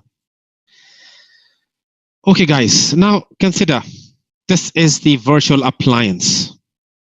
You downloaded this virtual appliance in the form of the OVF or ISO image, and you install this virtual appliance on your ESXi host, OS, app. Okay, you got that. And I say this is your NSX T appliance. Okay, NSX T appliance contains three important things.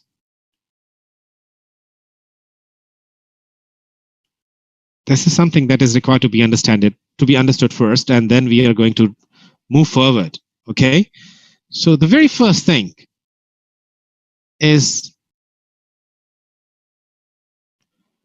policy manager. Who is going to access what? And there are many other stuff. NSX manager. And comes NSX controller, which is also known as Central Control Plane, CCP. Okay, these three roles are pre-built, installed in this appliance. NSX T roles. Okay, I mean, these are not the roles. Roles, okay. Now, these three roles communicate with each other over RPC.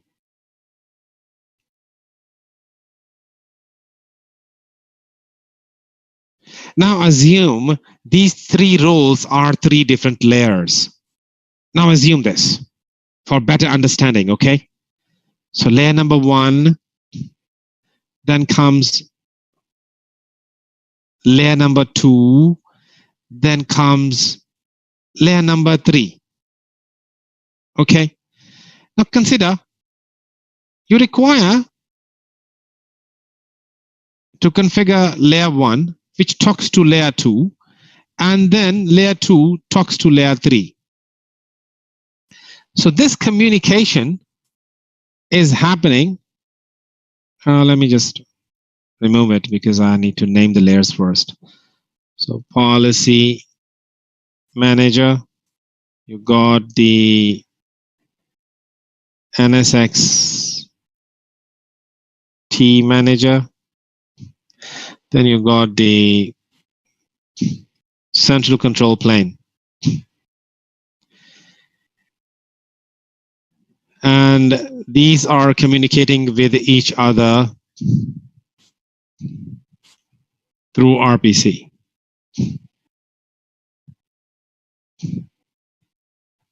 RPC.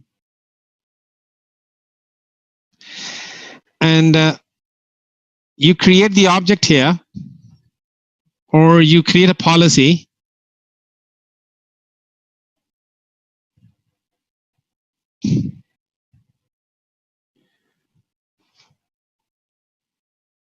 for object.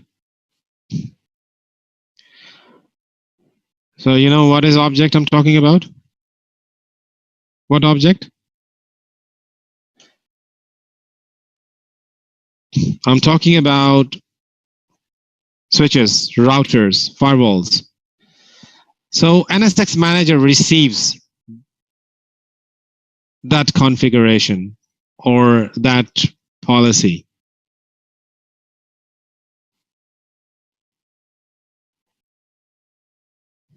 Policy manager.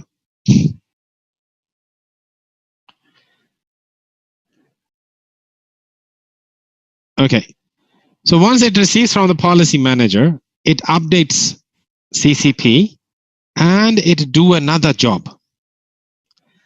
And that job is very much crucial. It happens in the beginning of the NSXT deployment. So what that job is? That job is known as host preparation.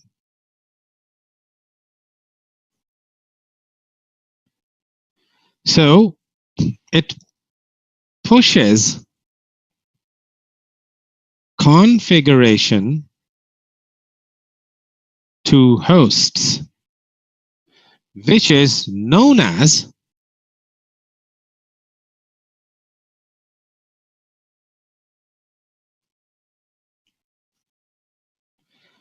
host prep.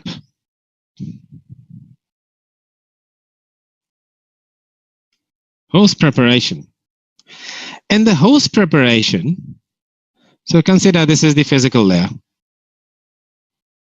Physical layer equals to data plane equals to physical hosts. Okay, so this is the layer which is the actual force to deliver the construct operations. So in that case, it prepares what? It prepares VM kernel of hosts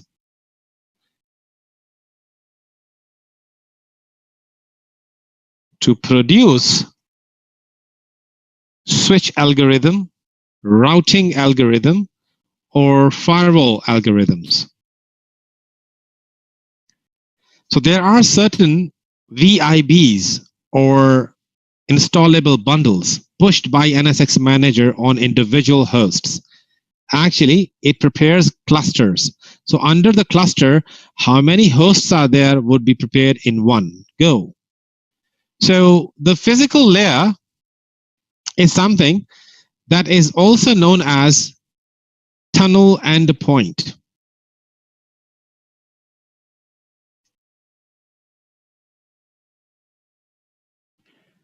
Because individual host containing virtualization header encapsulated forwards from one source to the destination. So the source and destination, those are talking to each other based on the network virtualization header is the endpoints. So they build a tunnel. So that's the reason they are known as tunnel endpoints or VTEPs or virtual tunnel endpoints. Now you got the idea, Mohammed? Hi, sorry, I have one question. So, when we're talking about UI access, basically we are accessing the policy manager, yeah? Am I correct? Yes, 100% correct. Okay. And so when consider consider this is you who is accessing NSXT for configuration. I mean, who is accessing NSXT for creating a virtual switch, right? So consider this is you. I'm sorry.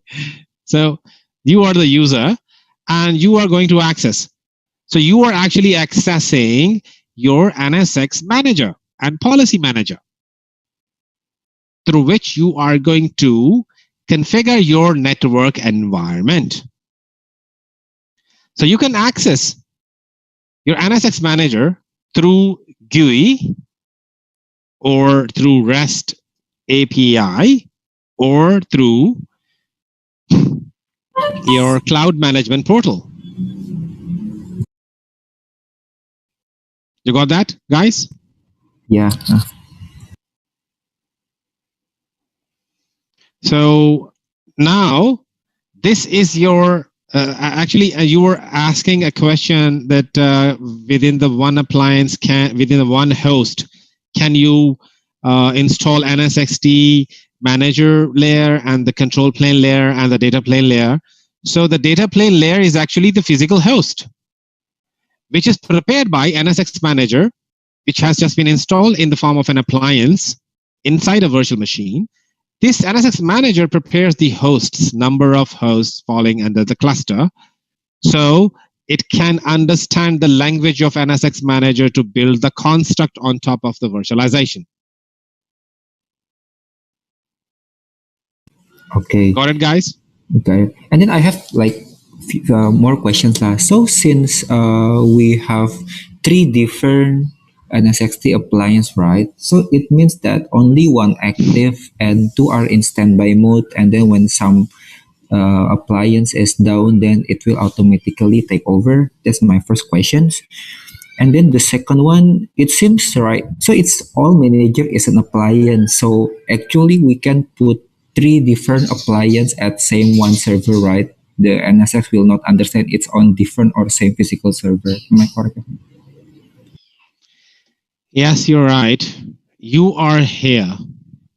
You access your NSX manager through a virtual IP configuration. Virtual IP is directly associated with either of the NSX manager. If this, for instance, virtual IP is associated with this particular NSX manager, so the graphical user interface, which is accessed by a user, is offered by the manager A, who got VIP associated with it, and the rest of the NSX managers have got their management interface passive. Because you are doing changes in the configuration, so the changes are being saved in the database which is locally located inside that appliance. But the other appliance interfaces also got their database, right? So it is using the asynchronous replication. The database CorfuDB is going to be updated. Not in that way. It is going to be like, hold on, this way. Okay, because the active instance of NSX Manager is taking care of all of the requests through the all of the requests coming from the connected user. Now, in this case, the VIP is not load balanced, but associated with 1. If this goes down, then there is a system process that elects a master node in between the remaining 2 and makes that available node a master one, and IP is assigned to that particular master node. So in this case, you got the other master node containing the same VIP, and there is a transparent access to the user for only the management control plane or the policy control plane. In that case, the DB is going to be used for that particular active NSX manager. And then it simply replicates with the available database of the other NSX manager. So in this case, the NSX manager, or what would I just suggest? So NSX manager got active passive architecture, as you were talking about. There comes another topology. In this topology, you got a layer 4 NLB. It could be a virtualized one or it could be a physical one. Your choice. So a physical one or a third party or a virtualized one. So you got two NSX managers, or you got two NSX platforms. One is used for the management layer and one is used for the compute layer. So from the management layer, you got the NSX load balancer used for user access. Okay. So in that case, you are located over here. You access the load balancer and all of the NSX manager instances are active with their databases.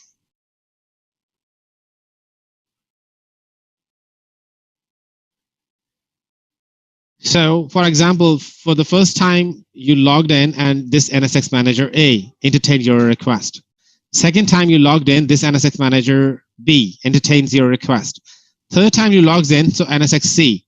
So it works like a round robin sort of stuff. And it, in this case, your NSX manager is in active.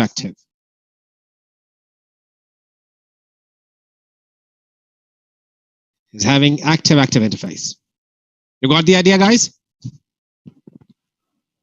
Okay, so regarding this one, so the database in both topology will be replicated automatically between all these nodes, right? Definitely. And then also for this external load balancer, so we are using a load balancer that is defined by the management cluster to load balancing its own to the compute cluster. Oh, okay. But look, for example, you got your two clusters. Let me just explain over here. You got two different racks. One rack is the management rack, and the other rack is your compute rack. So the management rack got all the software stack, like you got NSX, you got vCenter, you got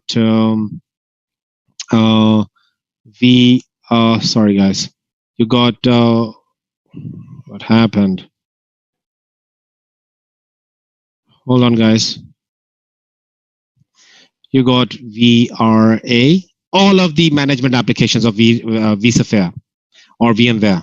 On the other hand, you got another compute rack which contains VMs only, used by users. So in this case, you got two NSX, one for management and another NSX for users. So this is the users NSX, for which you have created a load balancer from management NSX.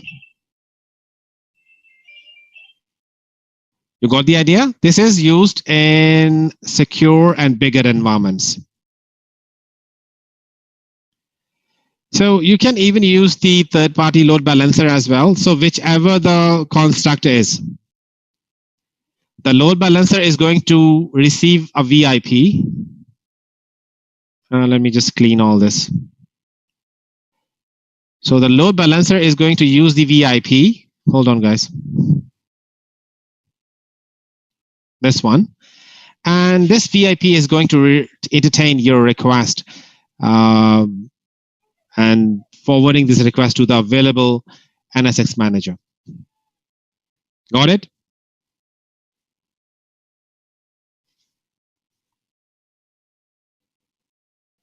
Wait, I still don't get this topology. So the load balancing, if you are using its own, not third party, NSX load balancer for the manager, it means that we are only using it for a control plane. Yeah, is it? Am I correct? No. No, wrong. Because I think based on my understanding, it's like using our own, NSX defined Look at load balance. this. I have opened up my whiteboarding. Okay, guys, tell me one more thing. Are you going to take your lunch by 12 o'clock Singapore time, or you're going to take your lunch by 1 o'clock?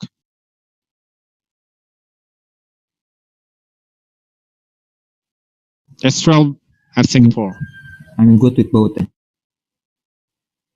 What is your choice?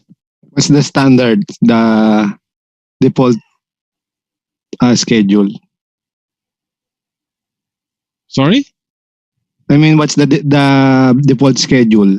Are you? There is no default schedule. No default, there is might has right. So Okay. if all of you are okay with the 12 o'clock lunchtime, so it's 1 hour.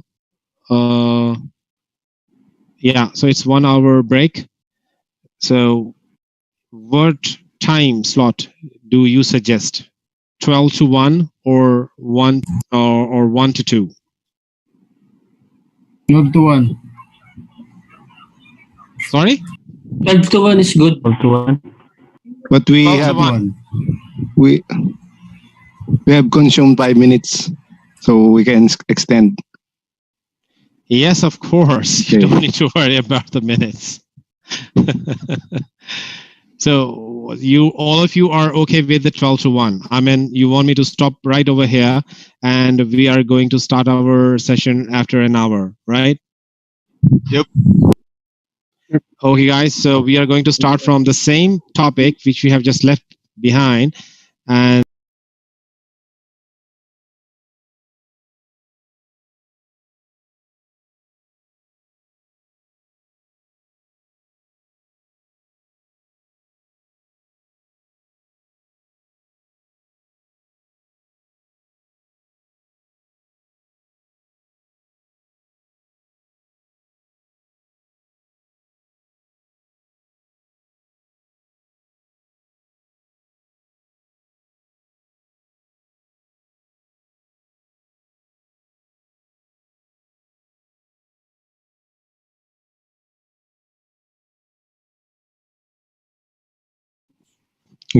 guys, can you hear me? Hopefully, Yes. you people came back, and now we better start our session from where we have just left off. So let me go back to my whiteboarding. So there was a question, how to understand the management portion of the data center architecture and the compute. So it's very simple. People who are engaged in deployments or the part of the vendor side, they know it very well, because this is the baselines for deployment of your vSphere architecture or the data center virtualization, whether you are doing it in VMware or you're doing in any other technology. So hold on, let me just grab a bunch of pictures which would help us a lot in understanding the things. Actually, this is something you are trying to understand, right?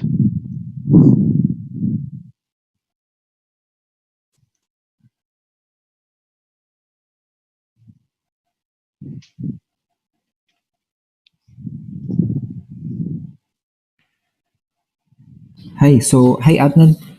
So I think Yes. back is what it was my question. So I think my understanding is how on the lot, not how the load balancing works, but more how we are using NSX load balancer to manage the load balancing of NSX management cluster.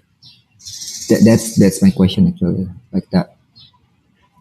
If this is something you're not relevant to what is the management cluster and what is the compute cluster, if this is the thing that is understandable on your point, then hold on to the concept of the NSX manager.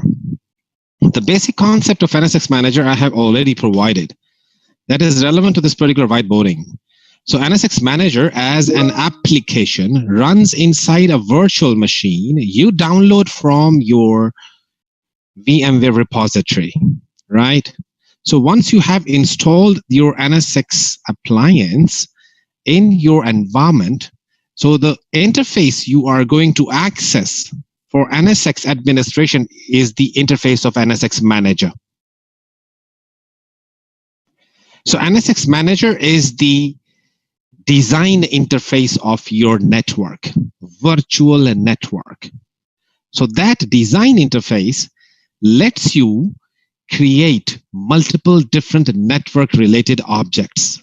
The object could be your layer 2 switch, router, firewall, or other network constructs like bridges, load balancers, and other stuff.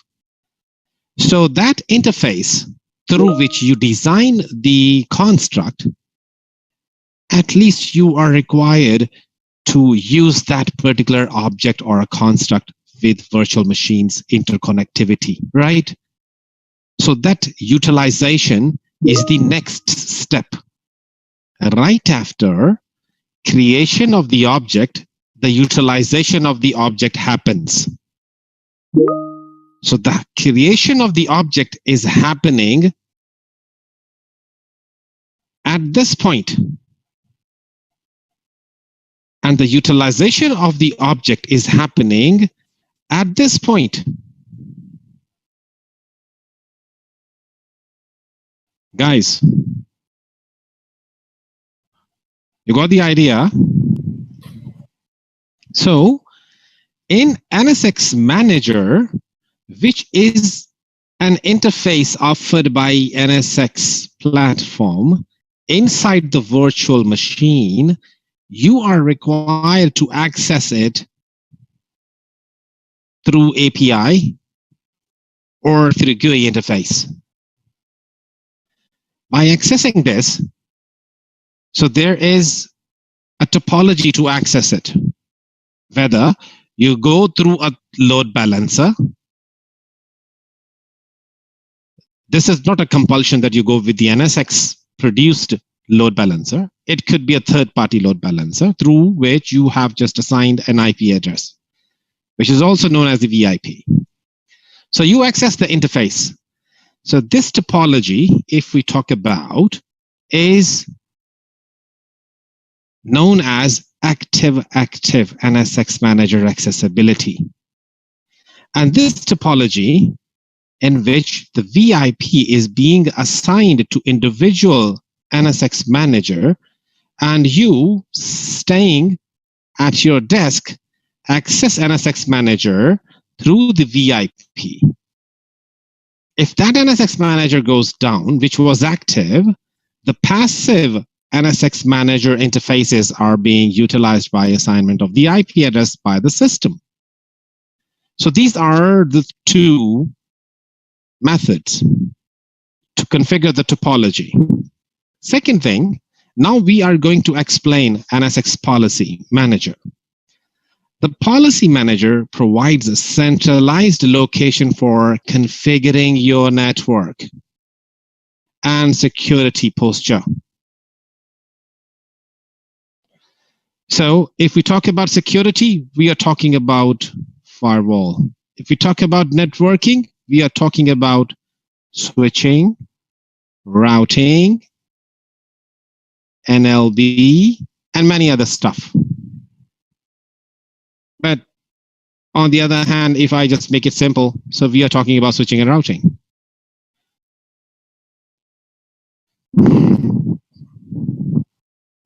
Okay, so the policy manager helps you to prepare the definition of the object means creation of a logical switch. A switch which is the central medium of interconnectivity in between virtual machines or among the virtual machines. So what actually you do in your physical environment? You talk to the procurement department and you say, I require a 24-port manageable switch. So the procurement department search for the best price of the switch and hands you back or hands over you the desired product. So the policy manager is something you requested, the switch. The policy manager then talks to manager, the NSX management role, to build a switch. So what NSX manager do? NSX manager simply creates the switch on the data plane. Data plane is located where? On the ESXi or on the KVM server, virtualization engines. Actually, the virtualization engines are the actual construct. Remember my first drawing? The comparison in between creation of the virtual machine and creation of the virtual network switches. So the procurement department talk to the actual producer or the vendor of the switch. So the vendor of the switch has handed down or handed over the switch back to you in the data plane. Or I can say, or I can correlate another example that, for example, you are the data center administrator and there is a team of network administrators.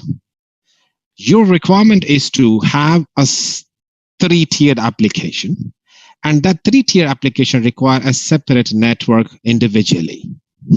So you talk to your network team and you got your 3 separate VLANs configured for individual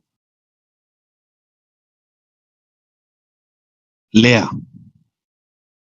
You got the idea, Mohammed? Yes, got it. Just hold on. I got a call. Wait a moment.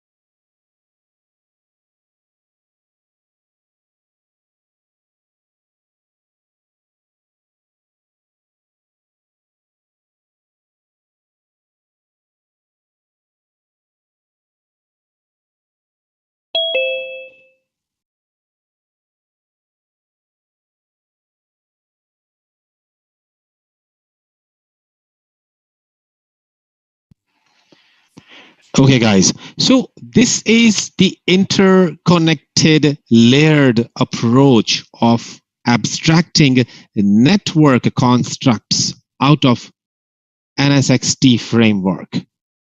So for example, if you wanted to produce a three-tier application network, what actually you require?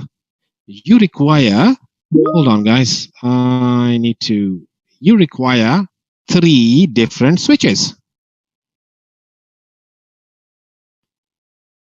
Let me just clean all that so that you can have a better idea about this.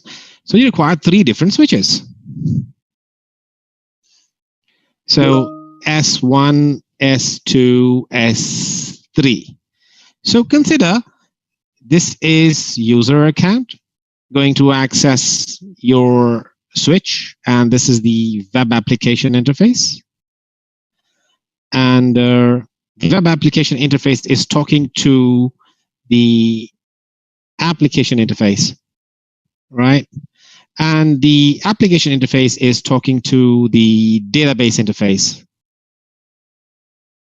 Okay, so this is how your network has just been constructed. So that is the conceptual diagram. Now, if we go into the logical diagram, I require switches to be created. So that is the policy. The policy talks to the NSX manager, and NSX manager on behalf of the policy, which says that I require 3 different switches with these IP pools. So NSX manager talks to the virtualization data plane, I mean ESXi or KVM host. And it says that please build 3 switches. So as ESXi host builds virtual machines, 3 virtual switches will be created. Now, this is the construct defined in the policy, executed by NSX manager, right? Or processed by your data plane. Now, for web application and DB interface, if I give you a use case or an example for a better understanding of an application, consider, for example, you got a 3-tiered application having a database, maybe it's Oracle or a SQL server, which is isolated from which is exclusively accessible by application. So there is your one application interface, which is managing ingress and egress traffic of the user inputs or outputs. So there is a web application which is just talking to the application layer and maintaining or managing the data. So the users are able to access only the web application interface. The best possible example would be Microsoft Exchange. You got the CAS, Client Access Service role. So that CAS is the application layer. CAS is also giving you the web interface to access your mailboxes. So the mailbox interface is the web interface. So the mailbox interface talks to the client access control, which is also giving you the authentication and authorization to the database. Database means your mailbox database. So the database is located onto the DB layer where your mailboxes are actually being saved. So in that case, a user accesses his mailbox or her mailbox through this interconnectivity of the application's architecture. So in that case, your web is listening on an SNAT or DNAT.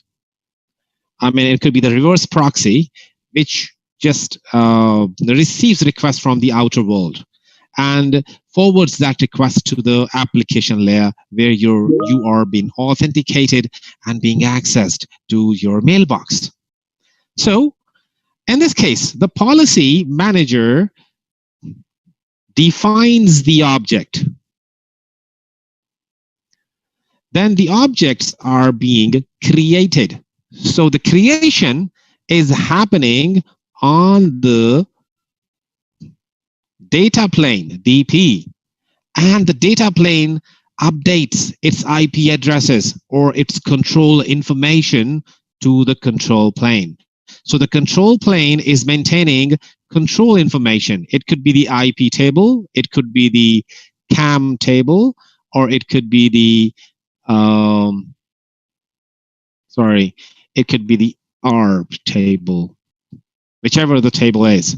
So this table management or the information management across the board or across the data center is done through central control plane.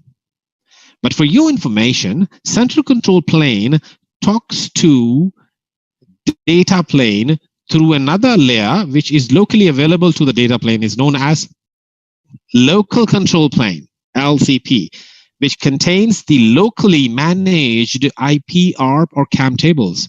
These locally managed CAM tables are then updated in the central control plane. We are going to discuss in more details about it. But again, the management of the IP MAC addresses or the ARP addresses or whichever the space is is done through the control cluster.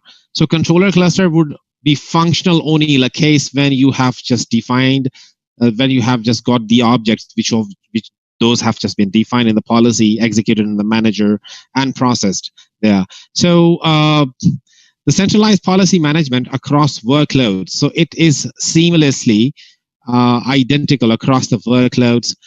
It is even accessible through the public clouds if you got a hybrid cloud architecture across multiple compute managers. I mean, you got your vCenter server or you got your KVM.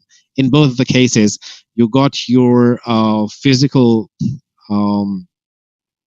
network architecture maintained through the policy management. For example, if you just look at this, we got a scale out model in which we got ESXi hosts. So I say ESXi, and one we have got KVM. So vCenter server is located till both of the ESXi, but not to the KVM. But the policy manager is shadowing all of the infrastructure. So if the virtual machine 1 is located, V1 is located on KVM, and there is another virtual machine which is located V2 on ESXi host, and they are on the same network, so they would be communicating with each other regardless of what network topology are you using physically on the underlay. So there is no problem at all. So the declarative statements are defined there. So declarative means definitions of the objects you are going to create. So define once and enforce everywhere. Once the object has been created, whether the virtual machine is located on KVM or it is located on ESXi host, it never matters. It is required to have a pingability in between both of the systems, and rest of the things are being done or managed by your manager to maintain the topology or to maintain the clusters which are accepting the commands directly from your NSX manager to produce the construct. So the infrastructure agnostic policy definitions, whether your infrastructure is vSphere based or your infrastructure is your KVM based, there is no problem. Or even your infrastructure is based on a cloud architecture, no matters. So it also monitors, give you the visibility for your infrastructure utilization or the network utilization, enhanced with the graphical visualizations and alerts and its built-in violation detection capability.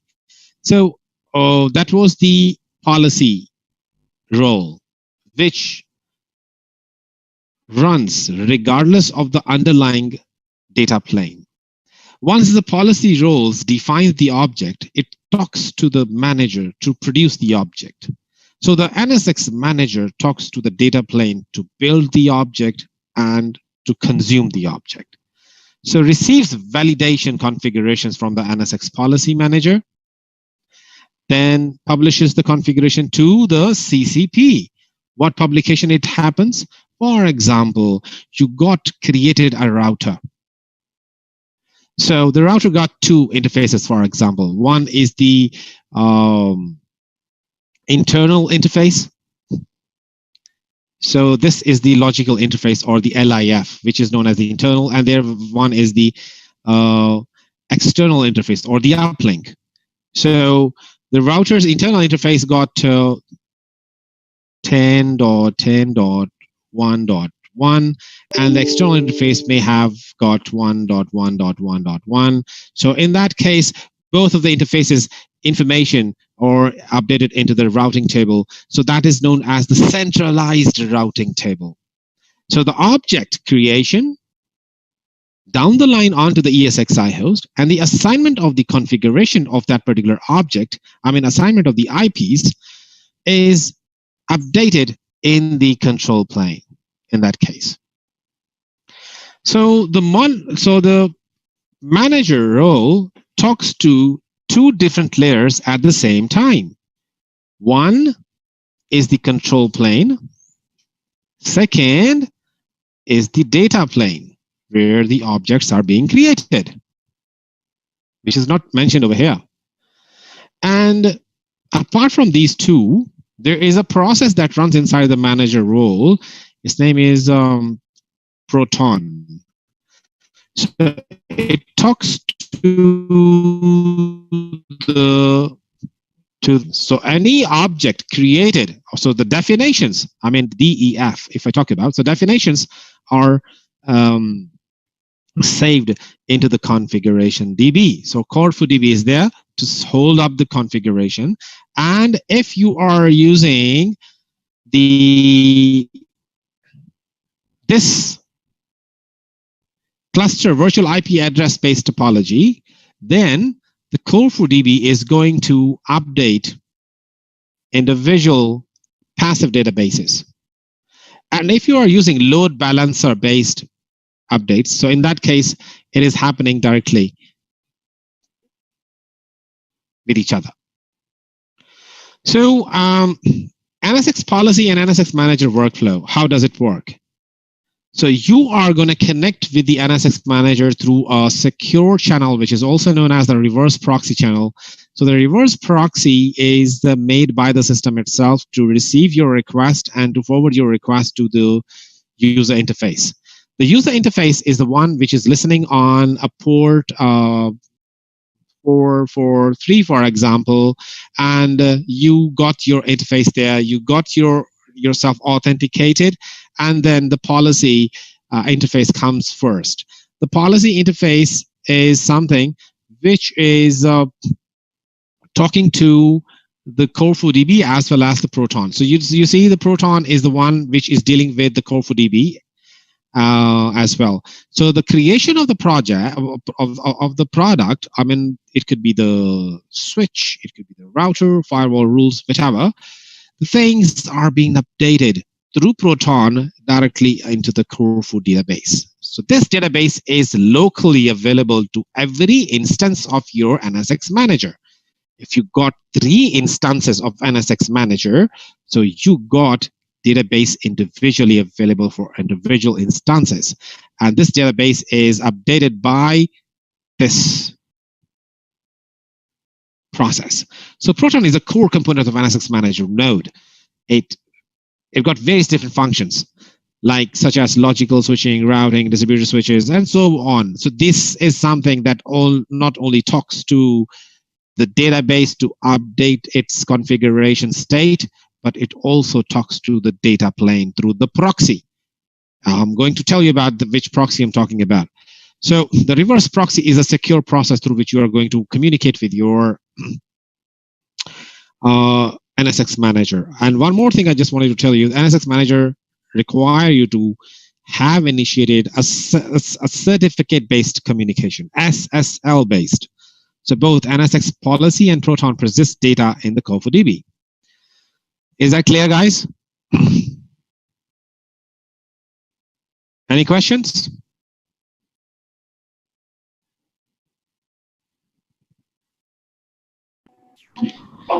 Okay. Okay, so is it understandable?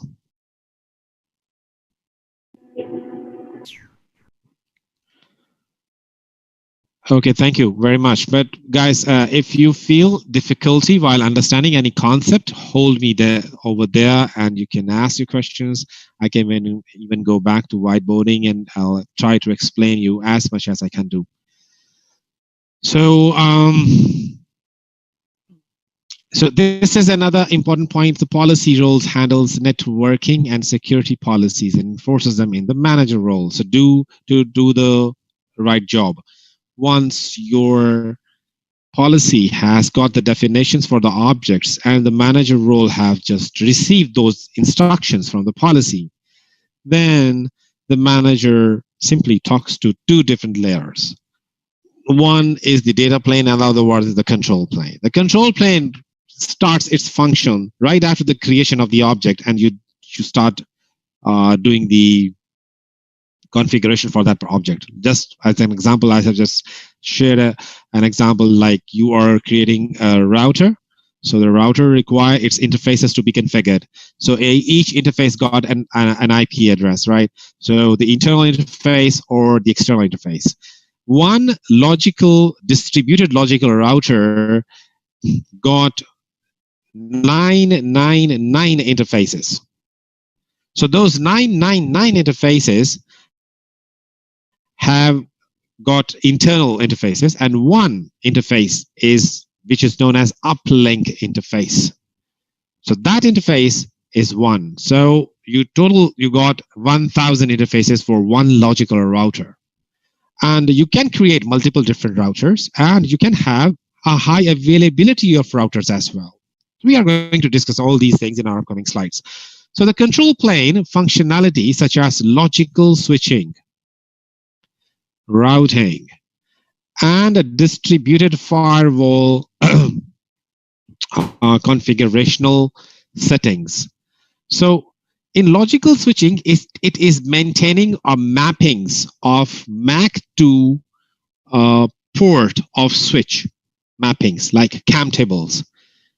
And in routing, it maintains different routes available to your network you have just configured.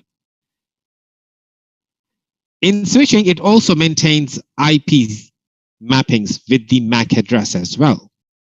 So in switching, it got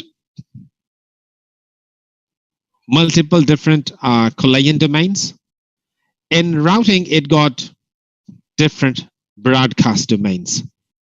So it maintains different environments. So computing all ephemeral runtime states based on configurations. When we talk about ephemeral, we are talking about something which is out of the vSphere jurisdiction. It could be a separate switch which is not created by vSphere, but it is maintained by NSX itself, and it is used by third-party environments, just like KVM. So one single switch used by either vSphere as well as the KVM. So both of the different environments are exchanging information based on the control plane's configuration you have just made. So the configuration is only be able to be completed once you have completed the IP pool settings, association of the IP pool to the set of the virtual machines, and many other configurational parameters we are going to learn in future slides. But again, control plane, in a nutshell, if I just explain you, control plane is dealing with IP tables, MAC tables, ARP tables, and it reduces broadcast domains. It maintains the client domains. Simple, clear, and cogent. Except of this, there is no other job performed by this green layer. You got the point, guys? Yes, get it. So anything that is happening. Now, one more thing I just wanted to tell you. Consider this is your ESXi host. Each of the hosts got two physical network interface cards. Now, the one network interface card is configured with your network virtualization. Same over here. And these interface cards have got their relevant IPs. For example, this got 192.68.0.0. Similarly, this got 192.68.0.0. So both of the ESXi hosts are going to update their network interface cards information to your central plane. So the central plane should know which ESXi host got which interface associated with an IP address. Why? Because the virtual machine running on top of the ESXi host have got its own IP address. So the IP address of the virtual machine would be encapsulated with the IP address of the host which is running that VM. And then it forwards the traffic to another ESXi host. How does it know about the traffic is being forwarded or required to be forwarded to the destination? Because of this control plane. Because the control plane knows about which virtual machine is running on which ESXi host based on the IP table settings, which is not maintained by you, but the system itself. Because of the learning process of the IP address management, the control plane is heavily integrated with your data plane's construct. Now, how does it work? Each ESXi host or your KVM host, whether it is E or K, both of the hosts are known as transport nodes, TN. The transport node got its own IP information. This IP information, whether the virtual machine's IP address I'm talking about, or the node's own IP address I'm talking about, both of the IP configuration is being shared by individual nodes with the central control plane, CCP. Now, based on this information, the CCP is also forwarding this same information to the other nodes as well. So it works like a distributed platform where all of the nodes submit their new IP address allocation or the IP address information, which later on be pushed by CCP to rest of the ESXi host to update their local IP tables. So this local IP table is directly integrated with central IP table. And there is no ambiguity of IP addresses. There is no chance of IP address lost. These are tightly integrated based on RPC communication. So you define some objects in the management portion. Management portion talks to the data plane as well as to the control plane. Now, the central control plane maintains IP tables, communicates with the local control plane running on individual transport nodes, I mean ESXi or KVM switches or KVM servers. And this is how the RPC communication happens. Now, once, for example, this is the new ESXi host added in your cluster. And the more you add ESXi hosts, the more the distribution of the IP management expands. It is known as your scale-out model of expansion. So, for example, this new ESXi host got some configuration changes. So these configuration changes are required to be shared with the central control plane. So this central control plane not only updates the new change in the selected ESXi host IP configuration with other control planes, but also with other ESXi hosts as well. So they can update their local control plane. Why actually they are doing this? For example, if your central control plane has gone like this, if your appliance was a virtual machine and this appliance was located on an ESXi host and the ESXi host has just gone, appliance has also gone. Am I right? In that case, the control plane latest IP or MAC configurations is locally replicated with all of the nodes. So it would not affect the network communication amongst the ESXi hosts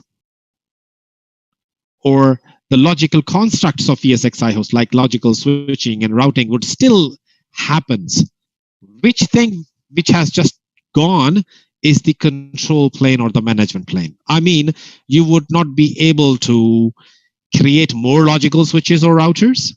Neither you can modify the previously created logical switches or routers. Why? Because you have lost the interface of management, right? But your network is still running because the piece of information which is required to connect one host to another host is shared locally, individually on individual ESXi hosts. So this change propagates in this way.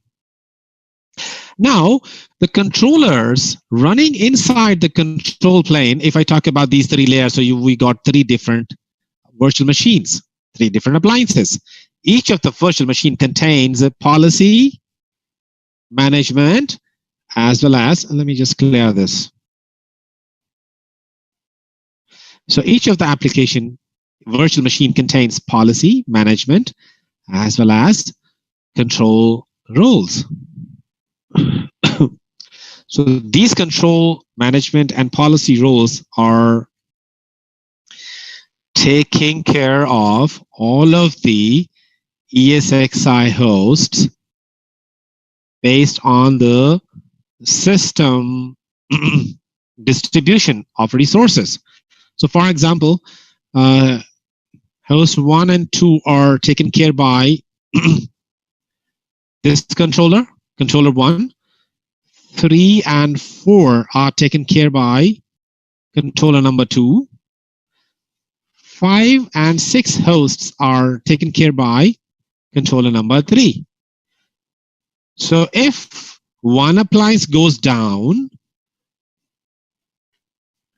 the controller which was taking care of the IP tables, routings, or MAC table management, or the ARP, would be taken care by other available controller. So this is something that is happening over here. So you see, so each transport node is associated, is assigned to a controller for layer 2 and 3. I mean, frames and packets are being managed through individual controllers. If one controller goes down, so you see there are 2 hosts or transport nodes managed by controller 1. 3 nodes are managed by controller 2, and again 2 nodes are managed by controller 3. If controller 3 goes down, the transport nodes would be redistributed. How they're going to distribute it? The one which is connected with, for example, let me erase all that. The one which is connected with one controller cluster, and if this has just gone down and it tries to communicate and there is no response, then it tries to communicate to the other one. And that's how this controller would update this one as well as these 2. Got the idea? So this is how the controller node works. So data plane, whenever we talk about the data plane, we are talking about either the virtualization engines, I mean ESXi hosts or KVM hosts, or we may be talking about containerization, bare metal servers. So, or we may be talking about the NSX Edge. Why we are talking about NSX Edge? Because NSX Edge is the one which deals with virtual to physical or physical to virtual environment packet delivery. So if we are looking for physical to virtual and virtual to physical, we require another appliance to be installed parallel with NSX Manager. Its name is NSX Edge. NSX Edge works closely under NSX Manager, governed by, not tightly governed, but decoupled from NSX Manager. And NSX Edge is a virtual machine. You're required to download its appliance software in the form of OVF, and you need to deploy it. Once you deploy it, you need to tell NSX Edge which is the source of object definition. So that is the NSX Manager, right? So you are going to connect NSX Edge with the NSX Manager, and NSX Edge loosely coupled, as already told you, because there is no compulsion that in an organization where NSX Manager is not installed, NSX Edge still can be installed. So what are those circumstances? Why we do that? We are going to learn this in our upcoming slides. So again, we can even download and install NSX own data center, own DC, or we can have our cloud subscriptions. So in that case, we got Amazon Web Services, VMware Cloud on AWS, Microsoft Azure, IBM Cloud, or VCPP partners, through which we can have NSX services available. So these are the pre-built NSX virtual machines. And we can even have cloud gateways, which are known as the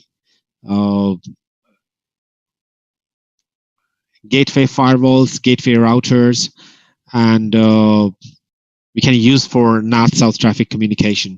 So we can opt for NSX Edge as a service from multiple different cloud providers. So data plane is dealing with the forwarding of the data packets, uses a scale-out model. So this is something I was just telling you. This is the scale-out model. So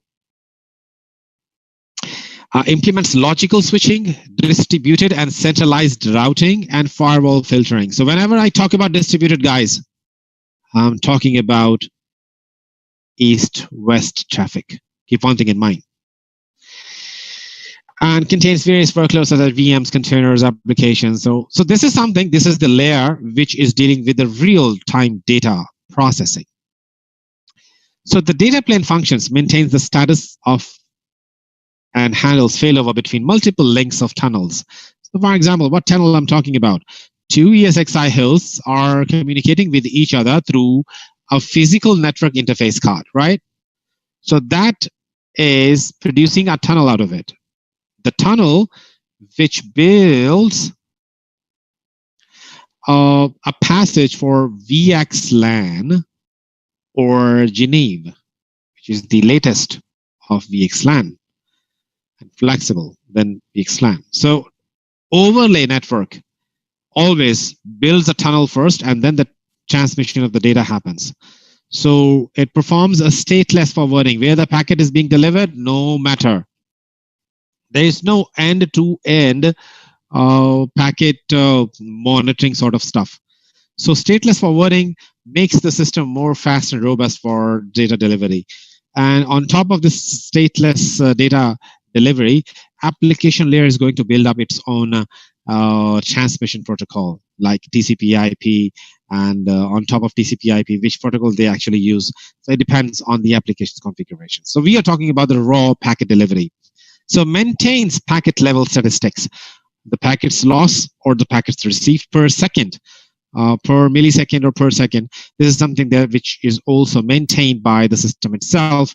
And we got the dashboards for this, and we can even graphically represent all the communications.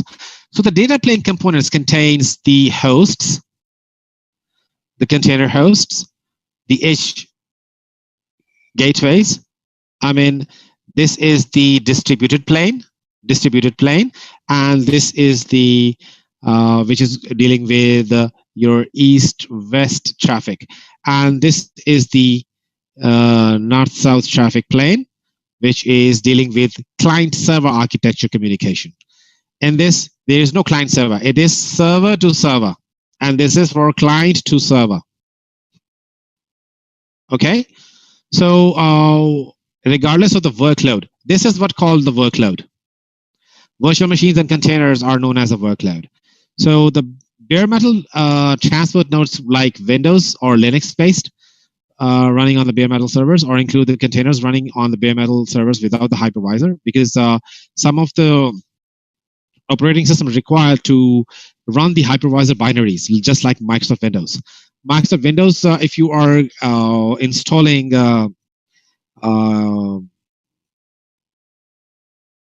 containerization architecture, so you just for example, Windows 10 got built-in container capability. So you need to go to the control panel, you open up the features and services, and then you check a checkbox named containers. So containers got the requirement of having your virtualization enabled for a better performance.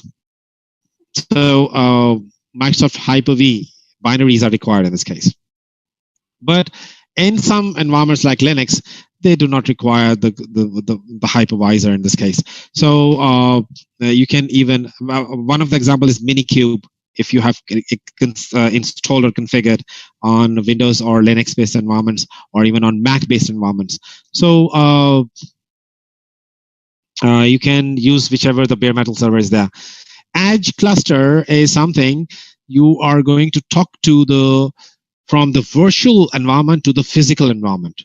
So in such a situation, like some of your hosts are located on the physical environment. I mean, it could be the file server, it could be the NFS server, I mean, data of file servers, or it could be your physical network printers, a situation like that. So the virtual machine is going to send a print request to the print server. So the print server is something like a Microsoft-based print server, or it's a network-based print server, right? So again, in either of the case, this is the physical architecture. So in that case, the VM is going to communicate with the physical architecture. You require NSXH in this case. So a data plane communication channel, whenever we are going to talk about, so you are communicating with the policy interface to build or define the objects. The objects later on handed down to the manager to do the needful to produce the objects out of it, and the manager also talk to the CCP for IP table management and firewall rules implication to the endpoints. And there is a service that is running and acting as a bridge in between the data and the management planes. Is known as Appliance Proxy Hub, APH. This service uses RPC, and the RPC for your transport node, if it is ESXi host, right? So you see, uses 1, 2, 3, 4 communication between management plane and transport nodes. 1, 2, 3, 5 communication between the CCP and transport nodes.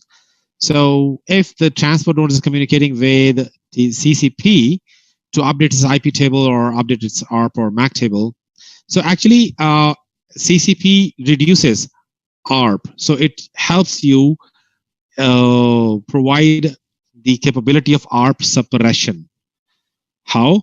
Because if one ESXi host wanted to know the IP address of another ESXi host, it would not broadcast.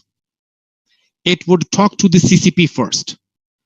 If CCP do not know about the IP address of the destination host, then CCP broadcasts and receives the acknowledgement of the relevant destination and hands back over to the ESXi host who was looking for the IP address. So CCP suppresses the broadcast. ARP suppresses. Okay, then your nodes are communicating to the manager through 1, 2, 3, 4 port number. You are requested to allow these ports in your physical firewall if you are using it. So this was your module number 2 without any labs. Any question, guys?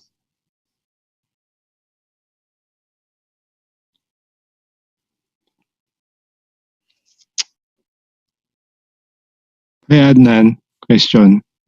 Yes, Randy. For the transport node, is this a group of workloads, right? Do they need to be on the same segment? No, they are not required to be on the same segment, but the actual requirement is pingability. Okay. Simple. You got the idea? Yeah. How does it work? We are going to design some logical networking conceptual models. So you don't need to worry about that. How Okay. do they communicate with each other? You will be answered very well in our upcoming slides. Okay. So guys, before I move forward and I start my lesson number or module number 3, I wanted to share your lab requirement, lab accessibility credentials. So hold on. You take a note or you take a snap of your lab credentials so that it would be easy for me even when the labs are going to be accessed by you. So you should have the credentials at that time. Hold on. You see the screen, right? And do let me know if you don't find your name in the list.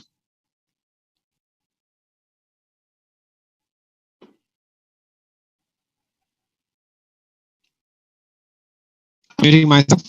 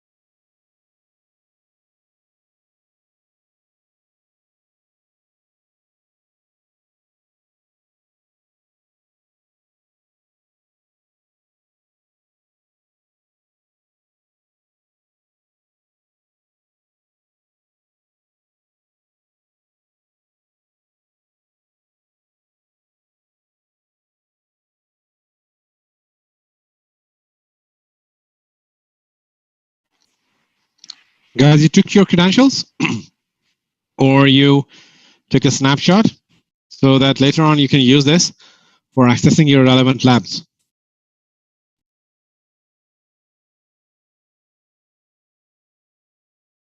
Any confusion?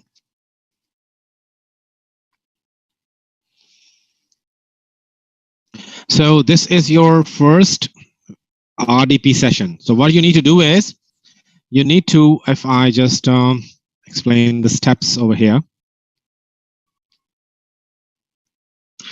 In run command, type mstsc. Step number 2, copy and paste RDP 1. Step number 3,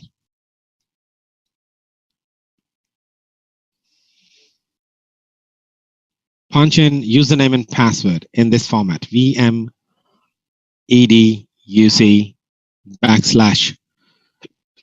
/caret 0 XA. X stands for the number, the corresponding number for your username. For example, if it is Jeffrey, so his username is caret 01A. So he's going to replace X with 1A.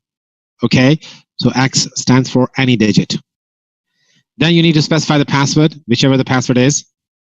So you will be given the RDP session. So this is something, you are logging into the jump host or the student desktop, jump host or student desktop. So hold on, guys. It's taking as a function. And the second RDP, again, on the desktop, you see RDP shortcut. Then, again, copy and paste the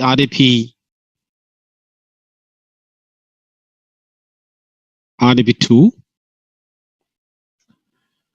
and specify vclass /administrator. In most of the cases, the username would be already there along with the RDP session details. The only thing is required to punch in the password. Simple. Let me just check.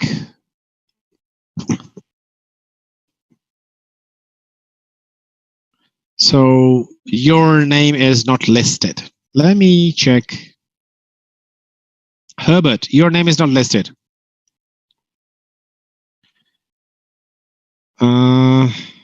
Yes. But I think you are. Have you got your Gilmore email? Did you got the email from Gilmore? Let me check. Got the registration from VMware for this particular class. I have no idea about that, but I haven't received any notification for your name or against your name for this particular training. Okay, I will check my email. So yeah, so you check your email, guys. Take a snapshot of this thing because I'm just closing it and moving on to my module number 3.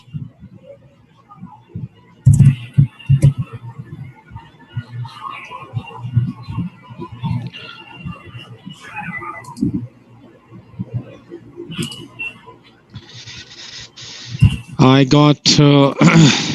Are you okay with the delivery pattern I have adopted for you guys? I mean, the first half would be for the theoretical portion, and the second half would be for only the labs. Or you want me to deliver as soon as labs come in the delivery? You wanted to perform the labs then and there.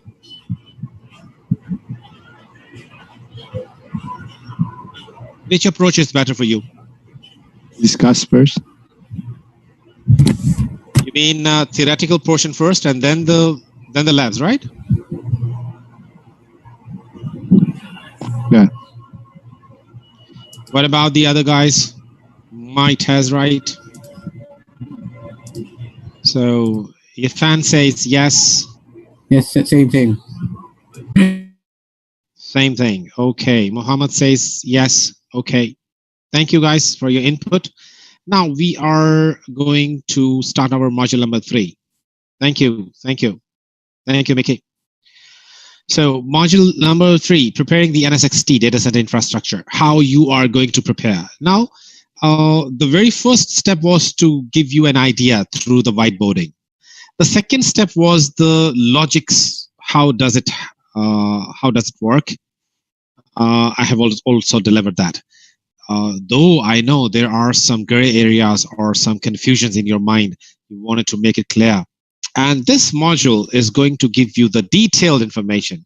And I hope right after completing this module, you would be in a better position to understand what actual NSXT architecture is and how does it work. So as network administrator of a software-defined data center, so the point is software-defined data center. How can we achieve software-defined data center? We got vSphere in place. We got network virtualization in place. We got storage virtualization in place. And on top of it, we got monitoring and automation. All of these things equates to SDDC.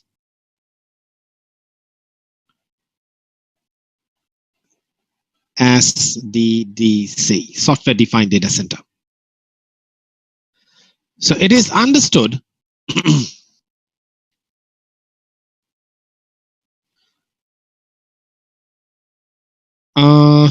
Herbert, you got the email.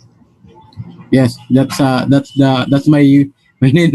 I don't know what happened. yeah. This name is there.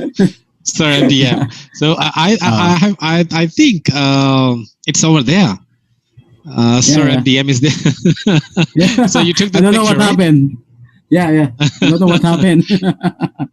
No problem. Oh, it no could problem. be the typo mistake. It could be the typo mistake. But hey, one more thing. I just wanted to clear. Do talk to your vendor or VMware.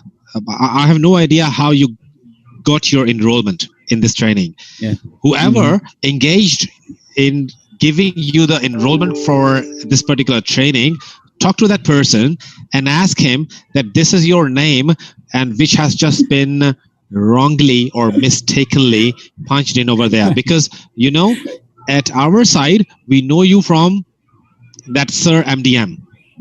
Okay, yeah, no problem. I will. So what happens when you are going to have your what should I say, your certificate, participation certificate? Okay, so you will be nominated with like Sir MDM.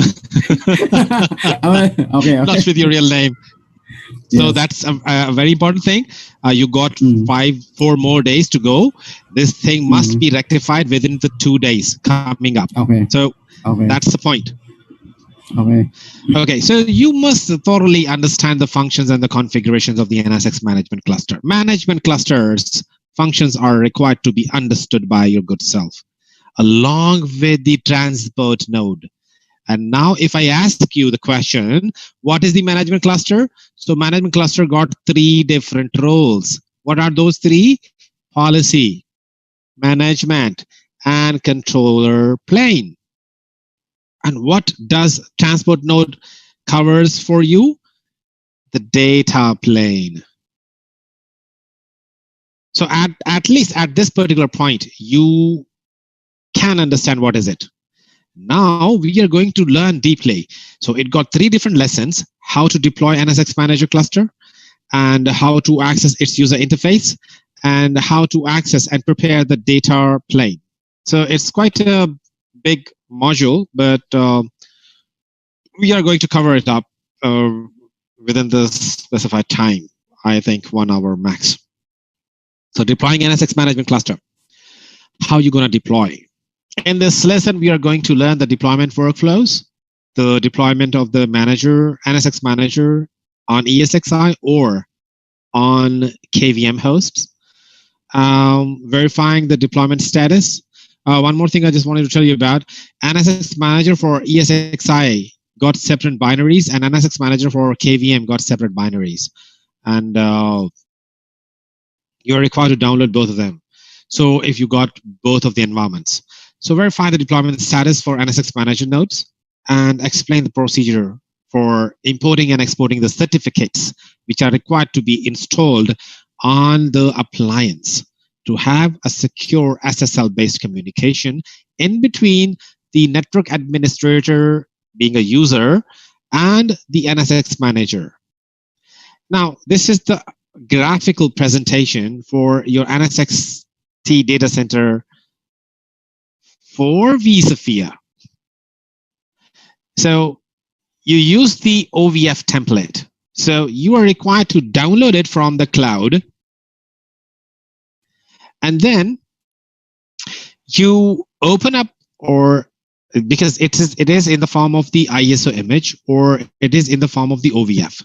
So if it is the OVF, you open up your web browser, you log into vSphere, being the administrator at vSphere.local, and then you right-click the cluster of the ESXi hosts where you wanted to deploy NSX Manager, right? So, and you say deploy virtual machine. And once you do that, so what happens? It asks you for where the OVF is located. So you install the NSX Manager, You deploy the NSX manager, and once the NSX manager being a virtual machine has just been installed, so you access its user interface. Accessing the user interface of NSX manager is known as virtual appliance management interface. I mean, this is the ESXi host where you got your NSX deployed as a VM, right? So you are a user and you wanted to access the VM's interface. So you access the VM's interface. So that interface is known as VMware interface. VMware appliance or vSphere appliance management interface. So you access the interface and you get NSX manager registered with the vCenter server. Okay. Why you are going to register vCenter server? Because your NSX manager is required to access all the virtualization hosts running under same vCenter server. For what basic purpose? For updating individual ESXi host to produce network constructs. So you deploy additional NSX manager instances from the cluster to make it 3. So because you got one, then you got another NSX manager and another NSX manager on 3 different ESXi hosts. So all these ESXi hosts are located or falling under one plane. That plane is known as vCenter Server Appliance. So vCenter Server Appliance, hold on guys. So vCenter Server Appliance, VCSA. Once your NSX manager has just got registered with vCenter Server Appliance based on the admin user account, because your NSX manager would be using that admin account as a service account to access your vCenter server infrastructure to build more NSX manager virtual machines, up to 3. So it would be automated then. So create NSX Edge cluster. So Edge cluster is again a virtual machine you're going to create on ESXi hosts. So you define Edge cluster there and you execute Edge cluster's deployment on any ESXi host available. So how you are going to access? So you configure the transport nodes first, which is the second most important step. Prepare the hypervisors, deploy the edge nodes, which is optional. If you don't want to deploy NSX edge devices because you have no external network access for your data center and you don't have physical to virtual or virtual to physical interaction with the network components, so you cannot install. It is an optional, but in case if you are going to interact with the external sources, it could be like your physical boxes available in your environment, or you wanted to get yourself connected with the cloud architecture. So based on the standard procedures and the best recommendations, you are required to deploy the edge nodes. Now for KVM. For KVM, you are required to download the NSX manager from our cloud. Use the CLI command line interface to access the NSX manager interface. Previously, you were using UI, right? But in case of KVM, you will be using CLI to configure the same thing. So deploy additional NSX managers. There is no vCenter server registration because KVM is running without vCenter server. So it is loosely coupled in that case. So additional NSX manager interfaces, I mean, that is the step number 3, but over there, that was the step number 4. So one step was the registration, which has just gone in your KVM deployment. And rest of the things are similar. I mean, configure node prerequisites, then prepare the hypervisor. It is almost the same. So configure the transport requisites and prepare the hypervisor, then deploy the NSX nodes and create. So again, this is optional. So this is the graphical presentation. Now, how does it work and how we can do that? So let's dig deeper. You can deploy NSX Manager instances in the following ways. On ESXi host, managed by vCenter server or standalone, you are required to deploy NSX VM. NSX Manager can also be installed as a virtual machine on KVM host and can be used for both of them, your choice. So automated deployment of NSX Manager by using UI or API is supported only on ESXi host. I mean, you can use a web user interface.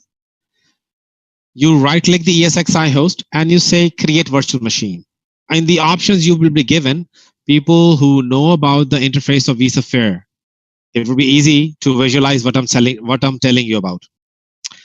So you can deploy through that GUI interface. If you don't have GUI interface, so you can even prepare a JSON template and you can execute that JSON template directly onto the ESXi host where you wanted to install, deploy NSX Manager. It would be the silent deployment of your NSX Manager appliance in the environment. By default, NSX Manager, you are not supposed to memorize the hardware configuration of your NSX Manager. It is available in 3 form factors, or it is available in 3 color sizes. Small, that is used for POCs only. POCs. Medium and large are used for production. Small can come up with even the single instance of your NSX Manager, which can be used for proof of concept. Later on, you can add more and you can make it a bigger one. So again, the medium and large hardware, the time when you are deploying it, it would never let you to do the modification in the hardware architecture. Once you have deployed it, you can change it by powering off the virtual machine and changing the number of CPU from 4 to 6 or 4 to 12 and memory from 16 to 24 or 48. And because the hard drive is identical, so I'm not talking about the hard disk or the storage. So from that perspective, if you have gone through the POC and it was a small form factor, and later on the user acceptance has been made successfully, then you can change your collar size manually, or you can decommission it and you can reinstall. But I think it is better to just power it off, modify the settings, and go ahead. So methods to access NSX Manager. Through the supported browser, you can access it, or you can go through the CLI, or you can go through the API. So API means you got your vRealize automation connected with NSX Manager. So if you wanted to create some switches, some routers, so you got the blueprint, which is the object of VRA. So you got the blueprint executed so that it can produce more routing or switching. So accessing the user interface. Once you have just installed your NSX Manager in a virtual appliance, as we have just gone through these processes. So you just open up your browser of your laptop or desktop and punch in the FQDN, as you can see over here. So in that case, you will be coming up with the logon page of the NSX Manager configuration. You need to specify the username which you have just specified during the installation of the or the deployment of the NSX Manager, along with the password, and you will be logged in. Or you can have an SSH session, and you can connect to the IP address, which is listening on SSH. By default, I think the port is 222222. So you simply punch in the username and password, as you can see over here, and you will be connected to your NSX Manager's interface. Over there, you wanted to look at the number of services running inside that particular NSX Manager virtual machine instance. So you use list command. So list command tells you about the 3 different roles: policy, management, CCP, whether they are running or not. So important factor is you require your NTP in place. You got your SSH enabled. You got your secure socket layer configured with both non-secure and secure communication. You got your manager logging levels configured and running. So accessing NSX Manager with an API means through any other web interface of any application which can get connected with your NSX Manager and can consume the resource utilization like switches, routing stuff, and other things. So it talks to the other applications on port 443, secure channel, and HTTP GET, HTTP put, post, or HTTP delete are the requests. You can test your NSX Manager by adding some API calls. So one of the tools that you can use for testing the API calls is known as Postmaster. You can use this tool to test the key or query your NSX Manager. So HTTP GET would fetch the value from the NSX Manager. I mean, it retrieves the objects. Put is going to update or create the project or create the object. Post is going to. I think they are interrelated. So post is for I think creation or update, and put is just Google it. You will find the differences. So delete means you are going to remove an object from your NSX Manager's definition. So registering, second step, guys. This is the same thing. We have gone through this phase, right? So you got the UI accessibility successfully. Then you are required to get your NSX Manager registered with the vCenter server. So this is something we are doing over here. So once you have just logged in, right, this, and you click login, so the landing page comes in is home. So you just move on to the system tab, and in the system tab, there is a navigation pane. You see it will be different. So you select Compute Manager. So step number 1, step number 2, then in the Compute Manager, step number 3, you click Add. This dialog box appear. In this dialog box, you specify the URL of the vCenter server, which is going to be the part of your registration with. You should punch in a meaningful explanation for that particular vCenter server. You may have more than one vCenter server, so you need to punch in the meaningful explanation. Then you specify the FQDN along with the IP, or you can use the IP address, but the best practices are to use FQDN, because DNS must resolve the name of the vCenter server. And the port number, which is on which the service is listening, and it is required to use the admin, global admin or admin account access.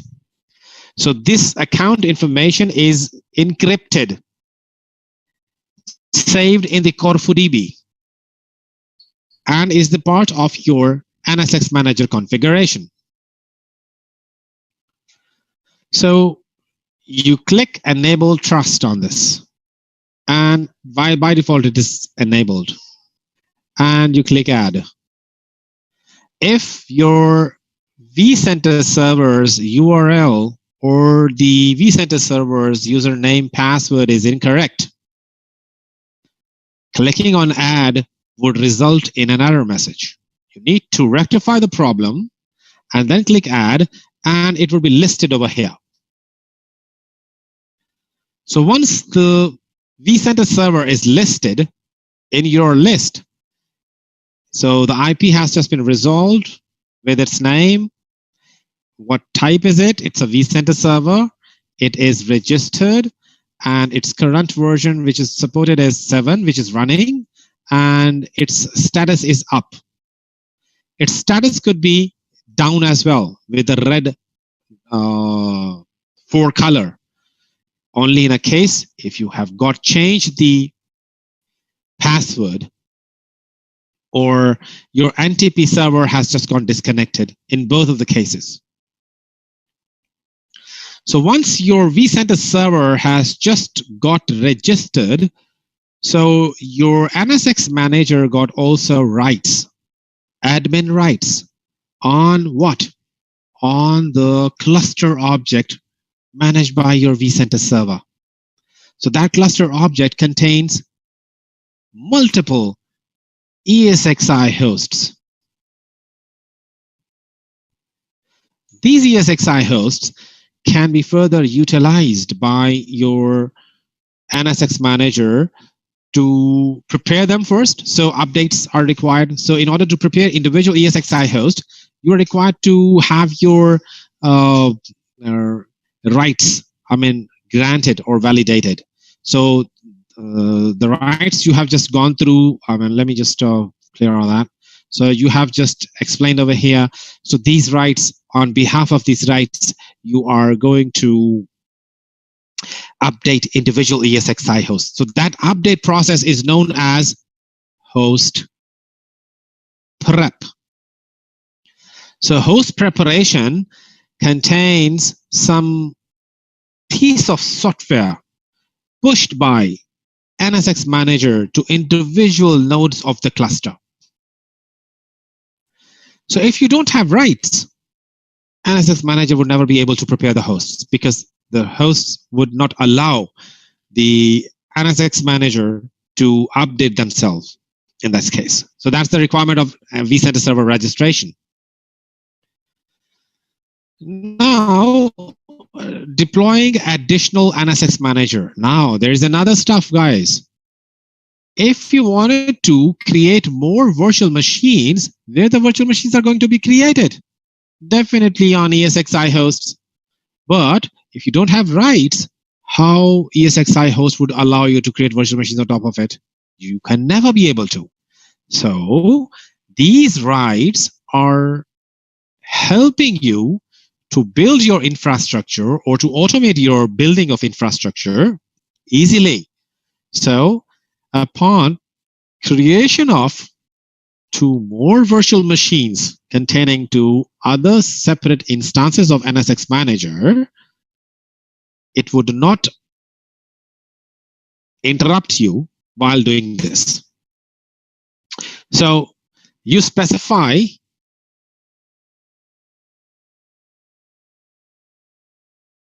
the IP address, DNS, and the gateway settings for the other available appliances which are going to be deployed. So for example, you got your NSX1 deployed.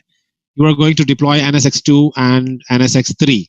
So this deployment is happening through this registration, because NSX Manager is going to select which of the ESXi host is going to host which NSX Manager.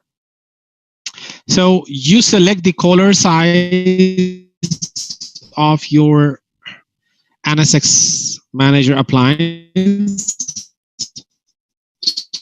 small, medium,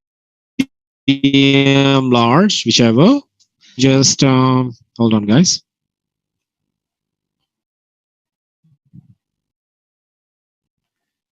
Wait a moment.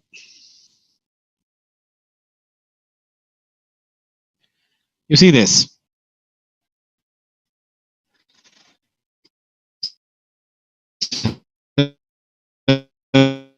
Host name is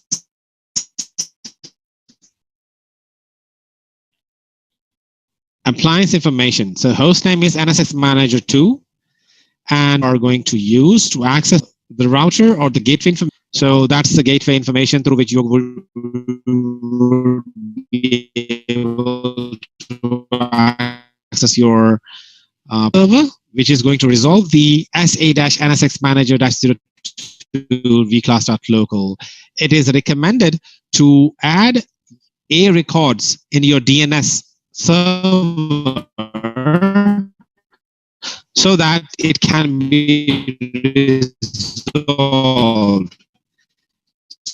So the A records are required to be added in both subzones. Then listed. NTP servers help you in maintaining the clock synchronization of all of the nodes. Why we synchronize clocks? Question happens, logs, so that you can look into the on which ESXi hosted of the accurate timestamp. My audio is breaking up. Hold on. Hold on, guys. Let me just look at this. What's the reason? Just wait a moment.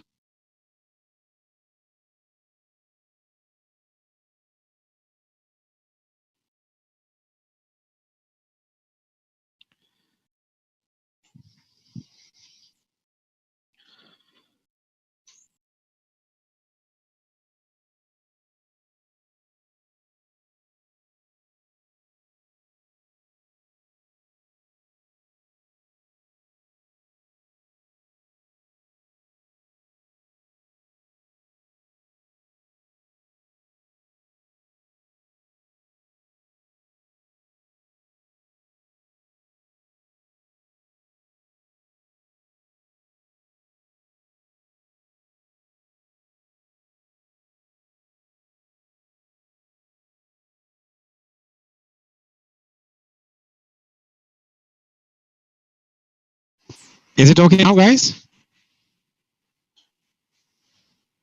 Yes.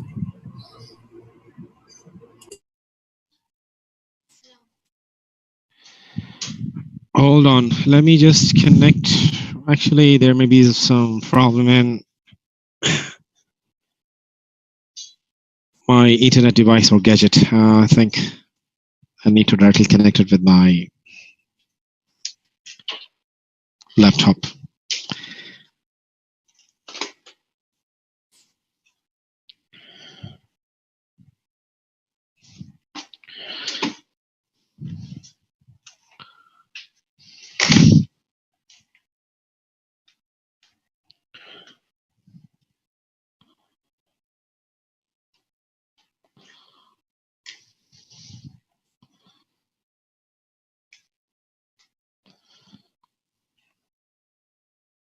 Hold on, guys.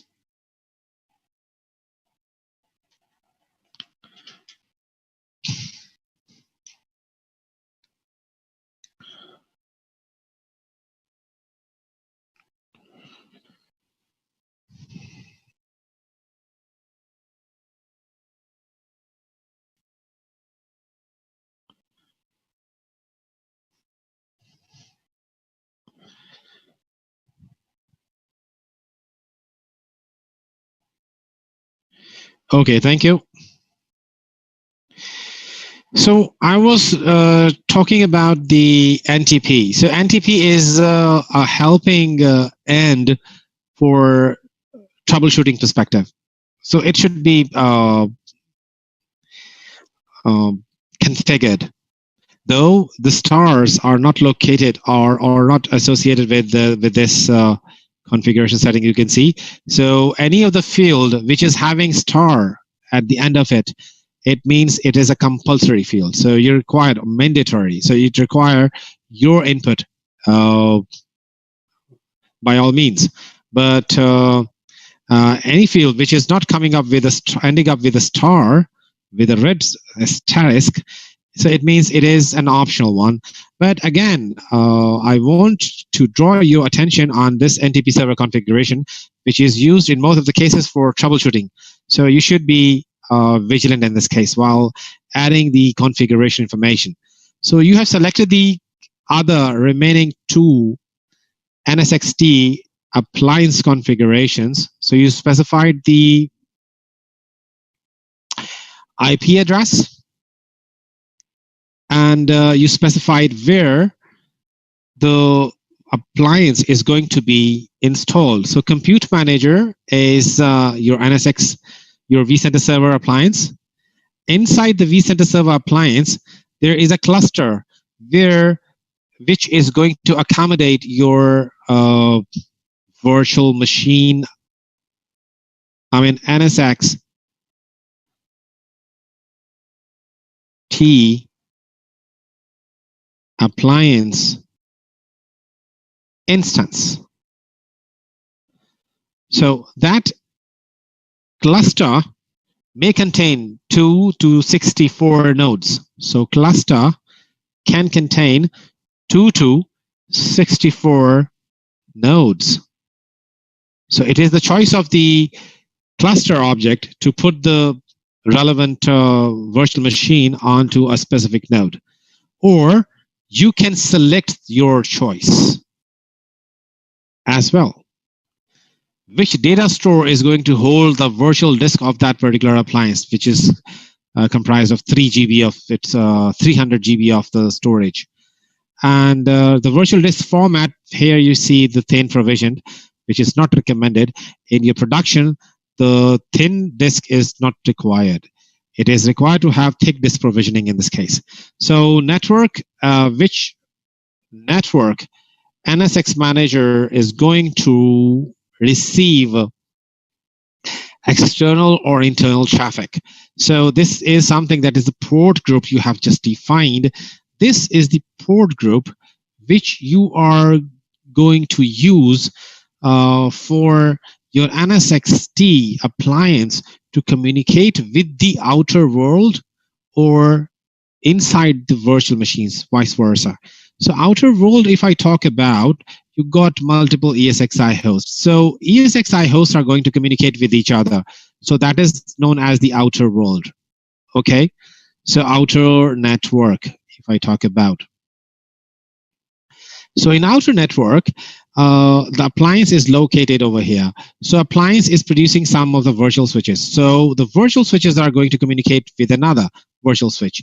So how the virtual switch is going to be produced? So this is the data plane, and this is your management plane, or CP. So this is the port what I'm talking about.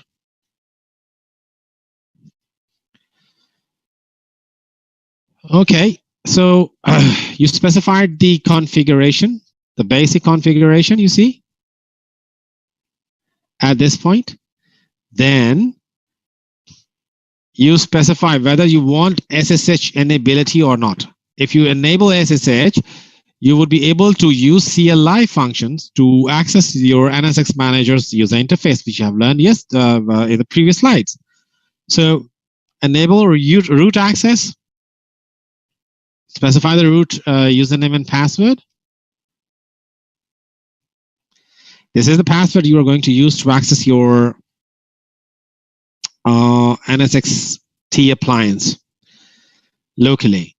And this is the password. This is the username you are going to have a global access. So admin is the global user account, which would be used for 3 of the instances of your NSX manager appliance, whereas root is the local account for individual NSX appliance. So that's the difference. So if you want to have the similar password as of the root, you choose this, which is not recommended. You always uncheck this and specify a separate password. You can also create another user account, which is not the part of the admin's user group, but it is for the audit purpose. This user account is used by the security team of any organization where the NSX is going to be deployed. The security team is going to look at the utilization of the network constructs, look at the initial or the advanced configurations of the routing and switching along with the firewall communication. So once you have just specified these 3 user accounts, one for local, one for global, and the similar is for global. So this is something that you are using it for your day 2 administration. Once your installation of NSX managers has just been completed, so the very first NSX manager which you have deployed and through which you have initiated this configuration, it is going to tell you there are 3 nodes in number. The 2 nodes are being prepared and the one is which you have just logged in. So you select monitoring of what? Monitoring the system, monitoring the security and network posture, looking for compliance reports, and you can do some advanced dashboarding or charting. So this is the legend. Green means okay, yellow means in progress, and orange means degraded, low performance, unknown, not configured, and having some errors. So this is the lab environment snapshot. So you can see the virtual machines are overutilized because of the lack of the resources. So it could be the reason behind this. So once your NSX manager has just been configured or deployed, you see that how many of the load is being borne by your system. So the system load contains the workload of your infrastructure. So how many of the applications are using what kind of bandwidth? Is there any reservation or is there any QoS tagging, which you can use like class of service tagging is used at layer 2 and differentiated service code point DSCP at layer 3. So this kind of tagging. Then there are many other things. So you just look at the different tiles. So these tiles are telling you about, so each of the tile is concerned with the individual interface of your NSX manager. So you got 3 NSX managers. So this is the IP of one NSX manager. This is the IP of another NSX manager. And it is telling you the version and how much system load is over there, how much memory is being consumed, and how much is allocated, and how many CPUs. And you just click on view details, and it is telling you in more details how many data stores are there, controllers, managers, policy, and there are many other things. So this is something that is giving you the detailed information about individual nodes capacity. So configuring the virtual IP address, if you're going for a high availability, of course, you have just set up all the 3 nodes. So you're required to have at least either to choose virtual IP address based configuration or NLB based configurations. So if you're going for virtual IP based, so you set virtual IP. Just click on set virtual IP. It's the same stuff you will find right over here behind this box. This dialog box. So you click on this, a dialog box appear, and you just punch in the IP address which you have just configured in DNS. So there must be a configuration of DNS there. So this particular virtual IP is going to listen for user requests. So you are the user, you simply punch in this URL or the URL, IP address or the URL which has just been configured in your DNS server, and you save it. So once you save it, so this IP address is being used by users to access the available NSX manager. So once you punch in the same URL, you have just saved it, so you go through this IP address. And this IP address can be later on be used for DNS settings. And you can convert it into a URL on the other hands. And you click login and you will be logged in. Or you can use the CLI to access the same URL, same IP address, and you use a command get cluster status. So in the NSX manager, in any of the NSX manager you have just got connected with, you use this command and it is going to tell you about all the 3 NSX managers.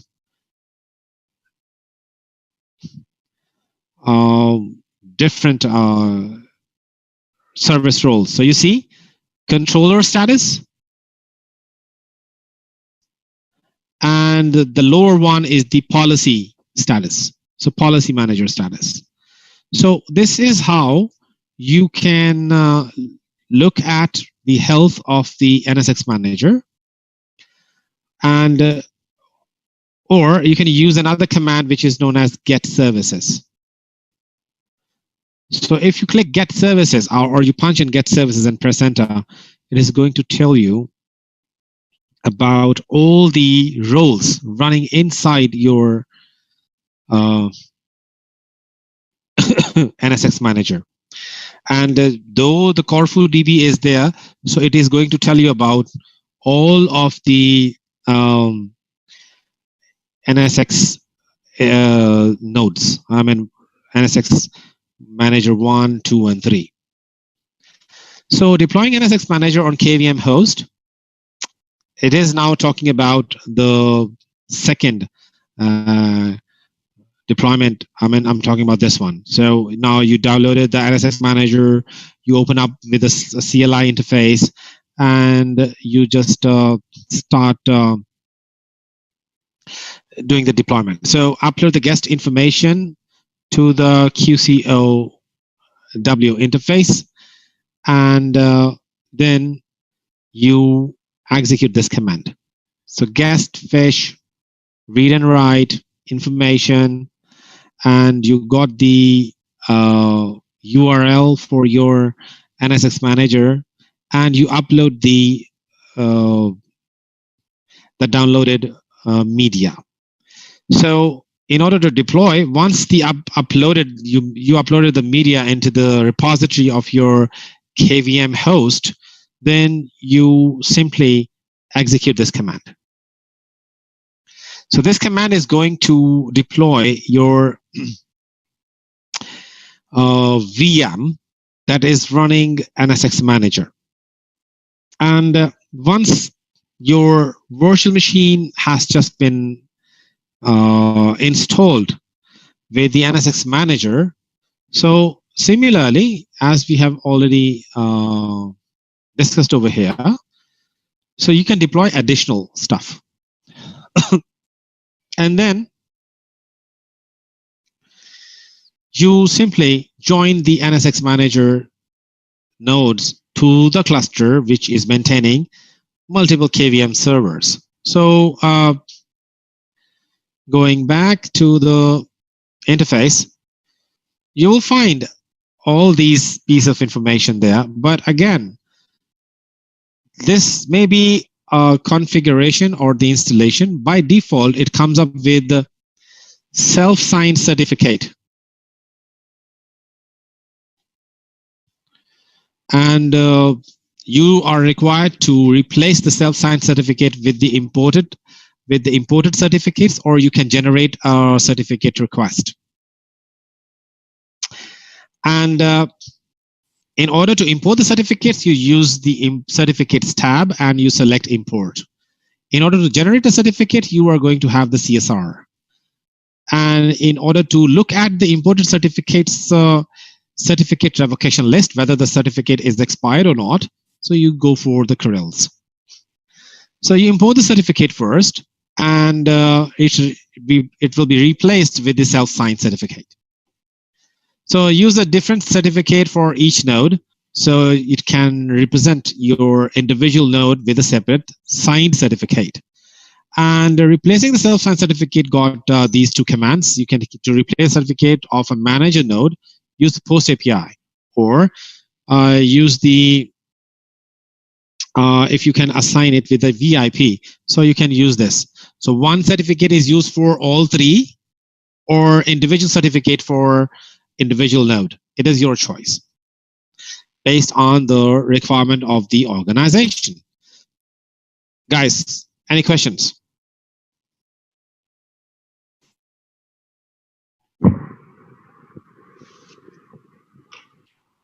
All clear?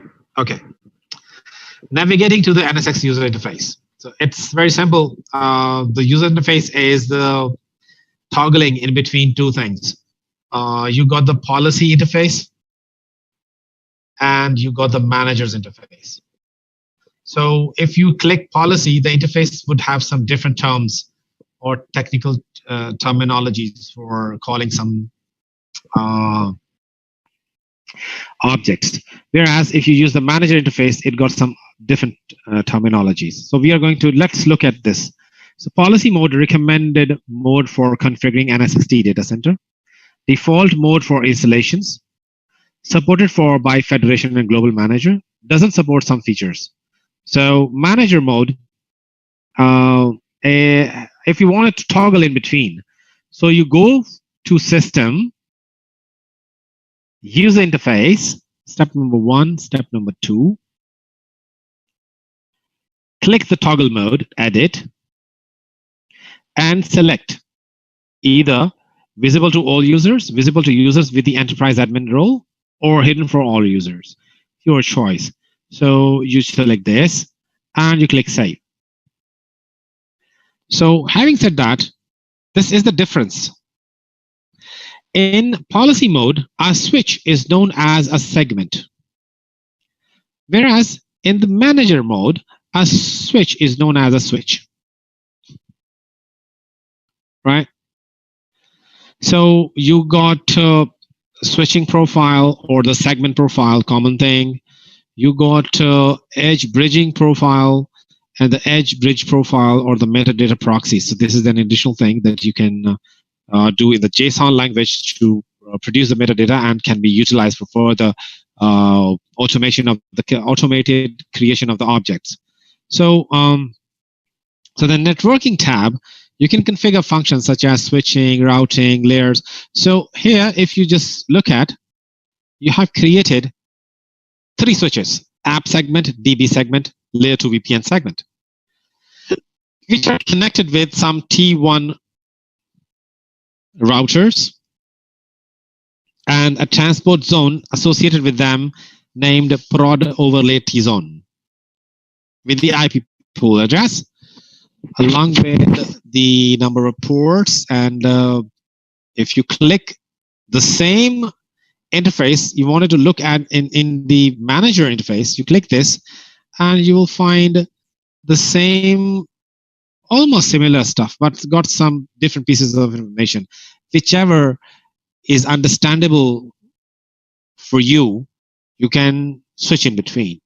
So you got the similar architecture like app segment, DB segment, or L2 VPN segment containing its object ID and its health status of the object, along with the allocated ports which are connected by the virtual machines or connected to the virtual machines, along with special VNI number. This VNI number is equal to the LAN ID, VLAN ID. So the limitation in between, or the difference in between the VLAN and the VXLAN or the Geneva is VXLAN gives you a limited amount of networks, starting from 1 going up to 4094, right? Whereas your VXLAN gives you 16 million networks. 16 million networks. Huge difference. And with very less overhead to send and receive the traffic in between or amongst the connected endpoints. Not like tagging and untagging of the frames.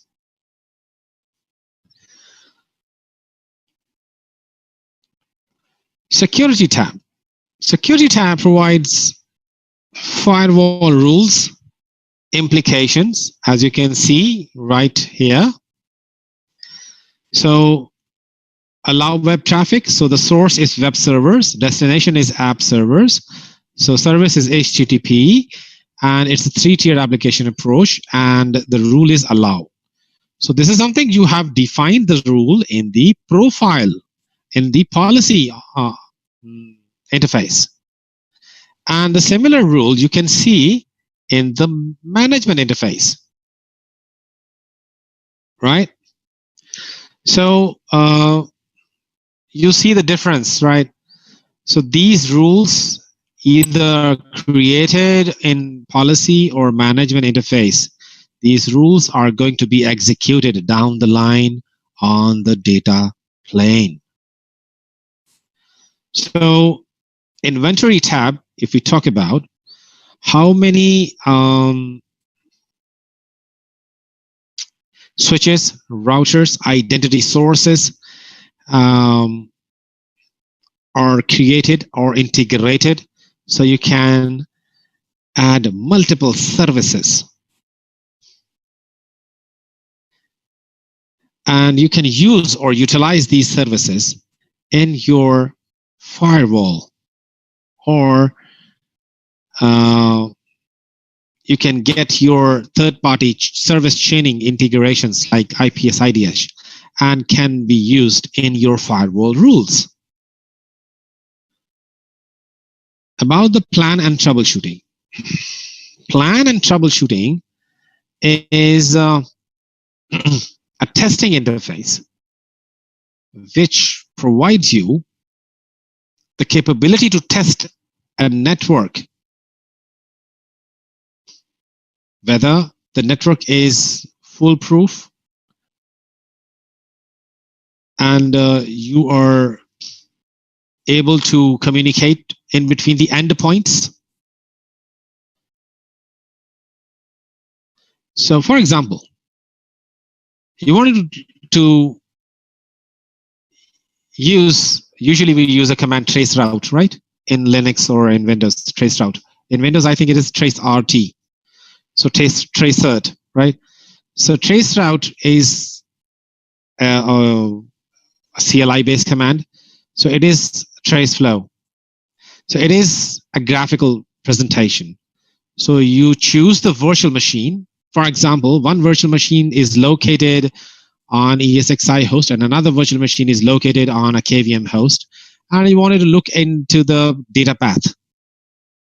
So you specify the IP configuration, and even you can specify the number of hops in the sequencing, and you click on trace.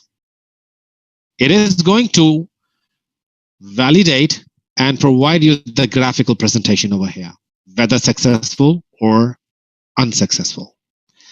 So it is plan and troubleshoot one of the trace route, then the port mirroring, IP fix, consolidated capacity for your individual switches or routers. So this is something that can be used as a helping hand to identify and to troubleshoot or to identify your network architecture. Okay, so these are available again in both modes. One mode is policy based and the other mode is management based. Your choice, which of the mode you choose. The results are similar, but the interfaces are a bit different. The system tab, which we have already got some familiarity, it contains information about the 3 nodes, which we have just installed. You see these 3 nodes, and the load on the workload on individual node. It is going to explain you in more details. You just click on view details and you will find the more details about it. So guys, at last you got the labs. So the very first lab is the introduction to the labs. Then you need to access it. You need to go through the vCenter and server environment. You need to open up your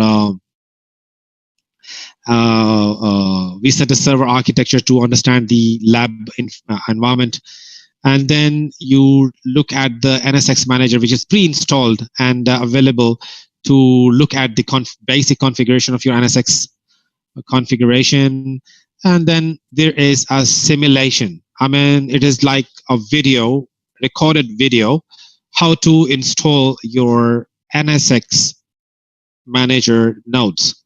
So actually, I think that is sufficient for you guys, at least to look at the installation process. Instead, you go for the installation, which is a one-time activity. The actual thing is day 2 administration. So this is the lesson number 2. So do you have any questions?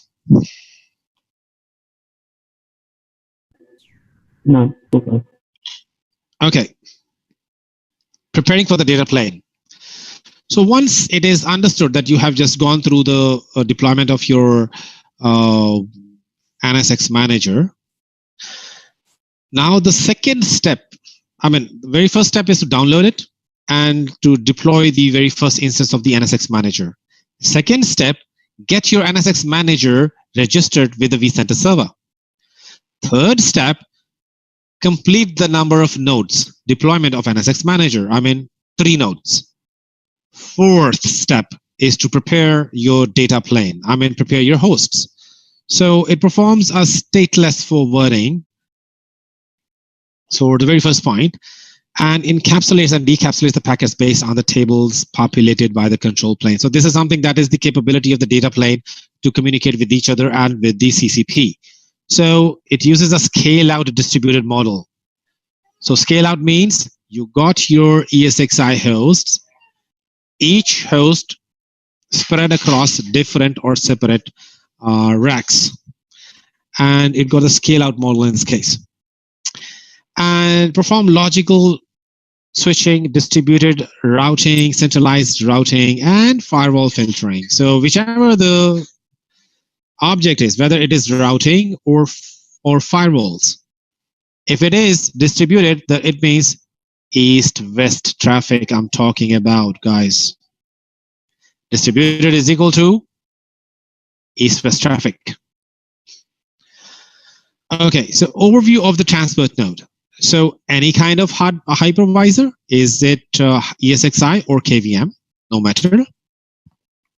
Or you got your containerized environment. So it could be Windows-based container or Linux-based or Slash-based, whichever. So it also supports this, and NSX Edge if only you got the requirement for P to V or vice versa, or you got external access.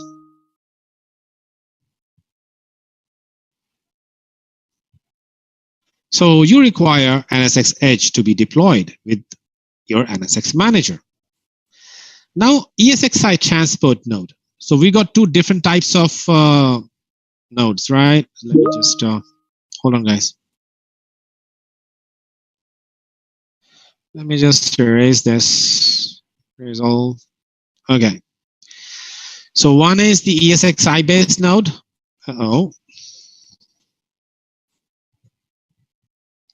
So one is the ESXi based node, and the other one is the KVM based node. So in the ESXi architecture, your VDS is understood as it is understood that vCenter server is there, right? So NVDS is an object which is created by your NSX manager. So NSX manager pushes some of the constructs, VIBs, to individual ESXi hosts to prepare them. So it creates NVDS automatically in all ESXi hosts. This NVDS is a managed switch, which is used by NSX manager. And with the help of NVDS, it produces n number of logical switches. How your ESXi host is going to communicate with NSX manager, it is going to communicate with the NSX proxy. If you remember, port number 1, 2, 3, 4. And for port number 1, 2, 3, 5 is used for NSX, is used for ESXi host to CCP, central control plane, and vice versa. So similarly, KVM already got NVDS in place. So NVDS helps inter-host communication. For example, you got a virtual machine running on, let me just clear all that. So you got a virtual machine running on VM1, running on this ESXi host, and there is a virtual machine running on VM2. This is KVM host, and this is the ESXi host. And there is a logical switch which is connecting these two virtual machines. Okay, so the virtual machines are connected onto this particular logical switch. So logical switch is something that is produced by your ESXi host, right? But who cares how the networks are communicating with each other? Regardless of, because this host got its pingability. So the host must be pinging each other, whether it is located on a separate network and that is located on a separate network. For example, this host is located on 192 C-class network and this host is located on 172 B-class network. No problem. Or even on the same class of the network, but having separate subnets. In either of the case, the networks are required to be pingable at physical layer. That's all. There is no other requirement for network virtualization. The rest of the things are managed by NSX itself. So NSX for a virtual machine which is located on cross-platform like KVM and ESXi hosts. So NVDS is used. But NSX, which is creating a network for virtual machines located on ESXi hosts only. So in that case, NVDS is not used. Only the VDS is used. You got the idea?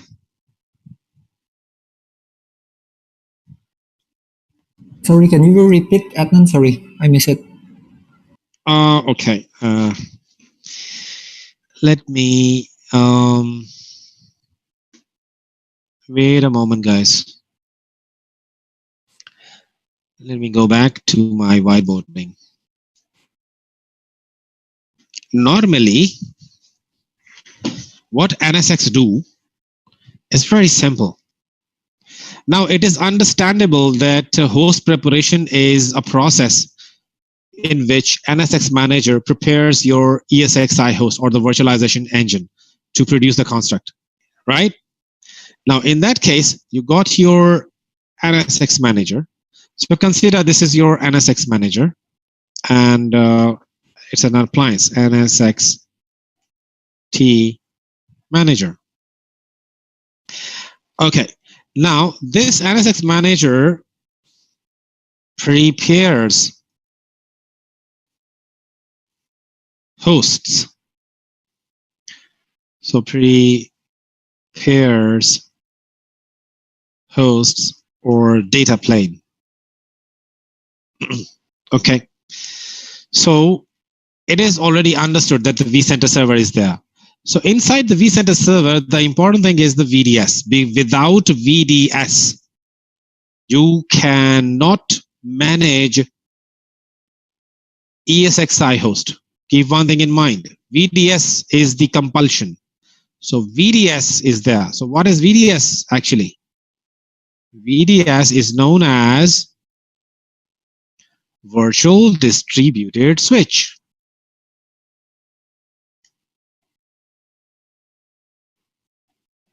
Virtual Distributed Switch. Okay, so if virtual distributed switch is there, so what happens? Each virtual distributed switch got its ports. So ports are the one through which your virtual machines are created, right? Virtual machines are connected to communicate with each other. You know this. I mean, if it is a physical 24 port or 12 port or 16 port switch, and you want two physical computer systems to communicate with each other, or three computer systems to communicate with each other, all of the computer systems are required to be plugged into that particular switch, right? So they can communicate with each other. Similarly, in the virtualized environment, the same thing is happening. But if you wanted to extend your network, what do you actually do? You connect your one switch with another switch. And the connectivity, in the older days, there was an uplink port, which was specialized for the switches, layer 2 switches, right? And nowadays, there is no uplink port.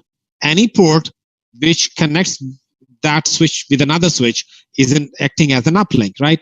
So consider the same architecture. In this case, when you create a logical switch is based on a port allocated to it. So this is your logical switch. Now, this logical switch, or LS, or logical switch, is known as a network.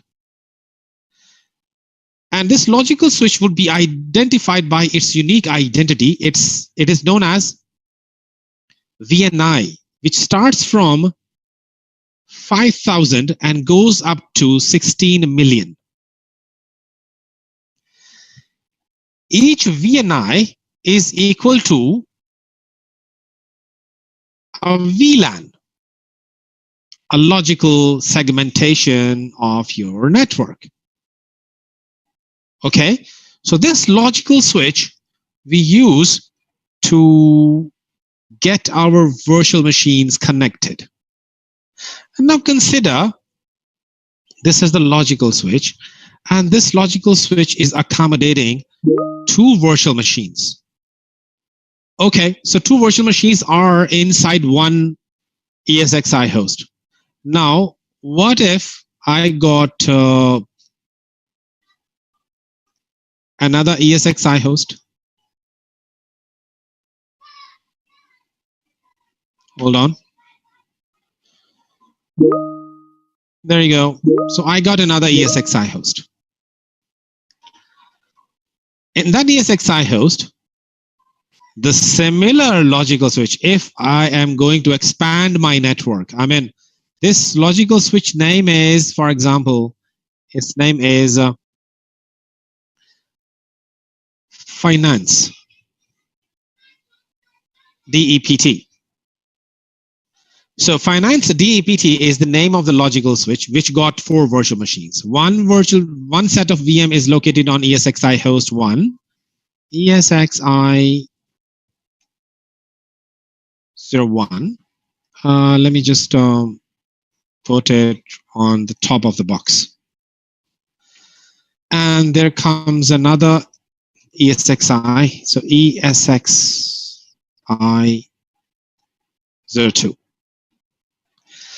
Now I got the same box. So actually, if I got 2 nodes in a cluster and I wanted both of the nodes to be utilized by my network, I am actually, first of all, I am actually defining my network expansion. That network expansion definition is known as transport zone. Actually, how far my network can be expanded. So this is something that defines the security boundary of your network. It cannot go beyond that.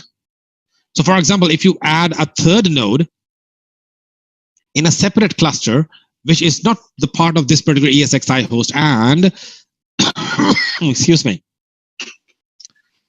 and it is not falling under the same transport zone, then guys, your network is not able to contact that third ESXi host. So it is scale out model. So you can expand more and more and more. So Rodney, what are you asking for? Yes, we'll raise it again if it happens.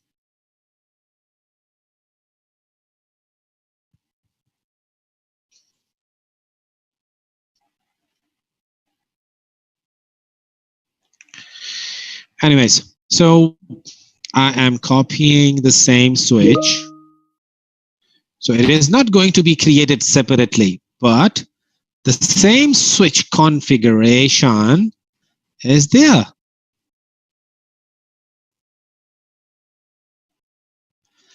And this configuration contains how many ports are consumed and how many virtual machines are connected.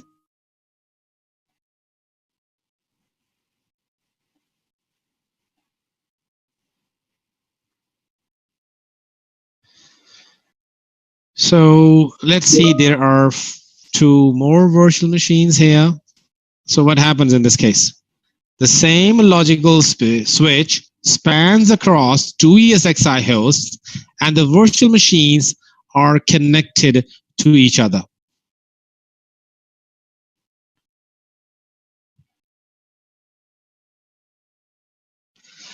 No, you do not need to configure VDS on your own. All of the things, Sherwin, we are going to have through the profile configuration. So we need to configure a profile once and for all. And we are going to apply or impose those profile settings to rest of the ESXi host in one go. So the network configuration is consistent, and there is no chances of human error while configuring the routers, switches, and other stuff. So this is the first example I'm actually telling you about.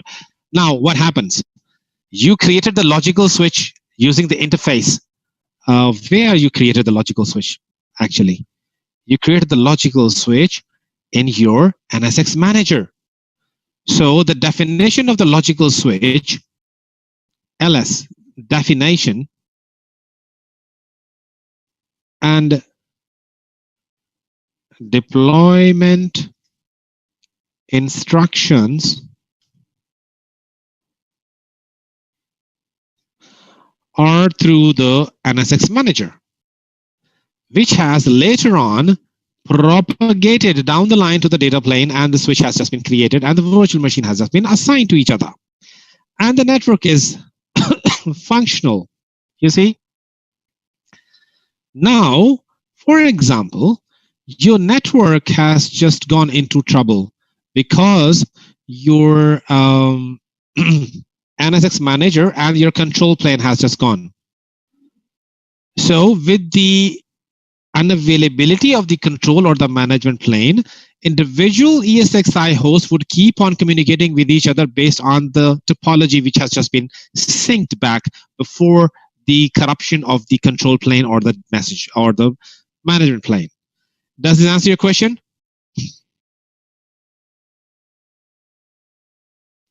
The second part of your question is, if we are going to have a third node of KVM host, and we got our finance department switch to be expanded. So let's see. I just use this and I put it over here, and I simply expand it with the black line. Used it, and I place a different box. So that is the KVM. It is not ESXi host. So I say this is the KVM hypervisor. So the KVM hypervisor got a separate switch. So consider this is the fin department switch, which has just been expanded its network, and the virtual machine, one of the VM is located on this switch, connected onto this particular switch. So how the virtual machine is going to have its communication? So what actually we are doing, we have built another switch inside every ESXi host, which contains NVDS switch type. So NVDS is the only switch, which is also known as open source virtual switch. So NVDS is such a switch which is used by KVM itself, right? So in that case, you got your fin department switch connected to your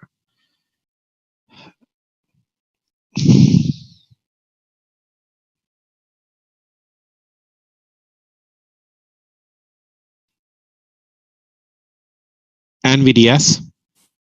So NVDS is used by both. So in that case, we are not going to use this switch anymore. Why? Because I got a heterogeneous environment in which I got two separate different hypervisors. So in that case, I rather remove this. I simply remove this connectivity. So you got no connectivity through VDS, but through NVDS. So in that case, the switching mechanism would be common across the board. And the virtual machines are going to connect with each other through the same construct, which is recognized by your ESXi and KVM both. So in this case, you got your virtual machine, which is running on KVM as well as on the other interfaces that are running on ESXi host, are going to have their same logical network configuration. So same network extension. Same network extension. Guys, you got the basic idea?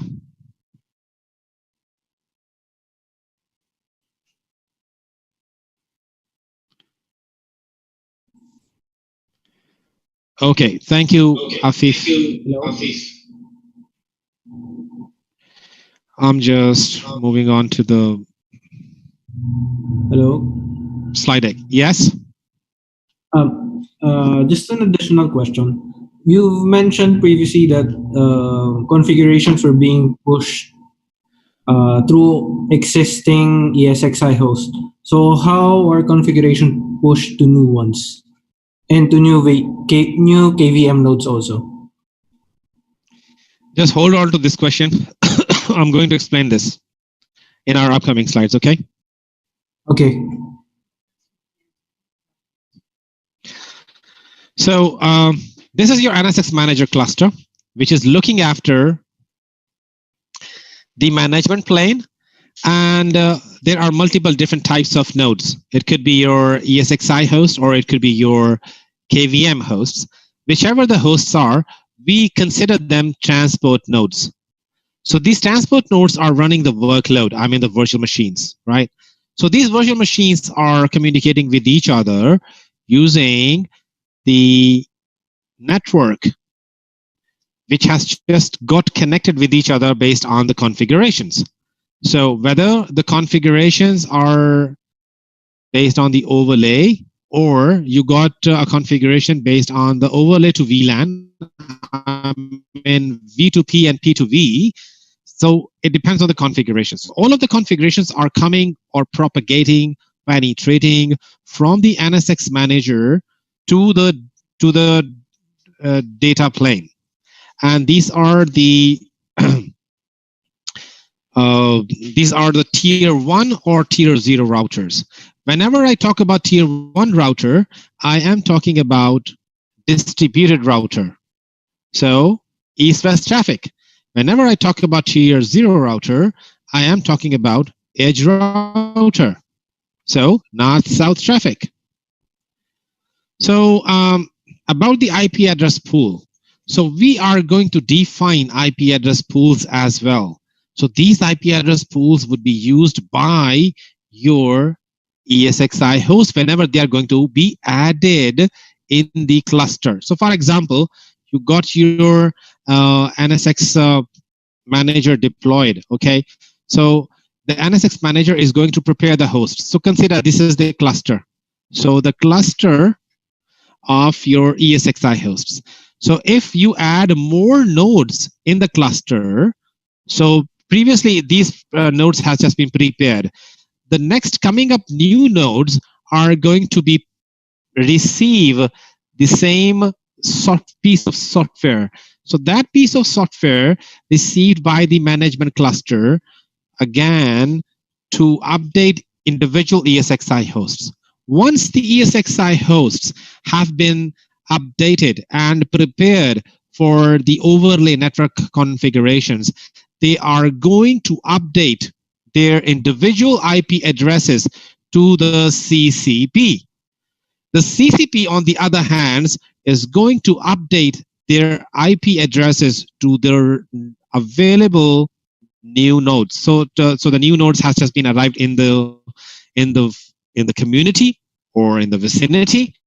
So this is just like you are an employee of an organization hired by an organization.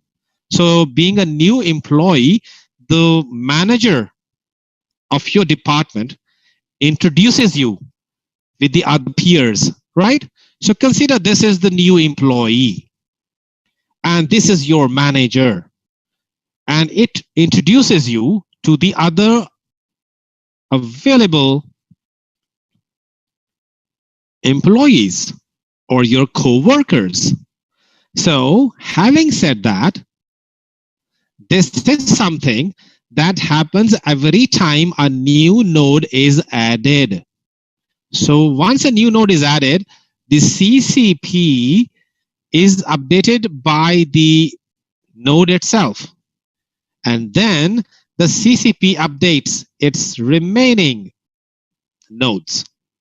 There could be more than one CCPs, I mean 3 CCPs. So if some other nodes are falling under another CCP, so another CCP is going to receive it, and then it forwards the same introductory information which contains the IP address of the endpoint and some other piece of information. Now, if any node which was added in the cluster has just gone unavailable or evicted from the cluster, or even in that case, CCP knows the information to be updated. So that kind of information update is again forwarded by the corresponding CCP to individual transport nodes. Does this answer your question?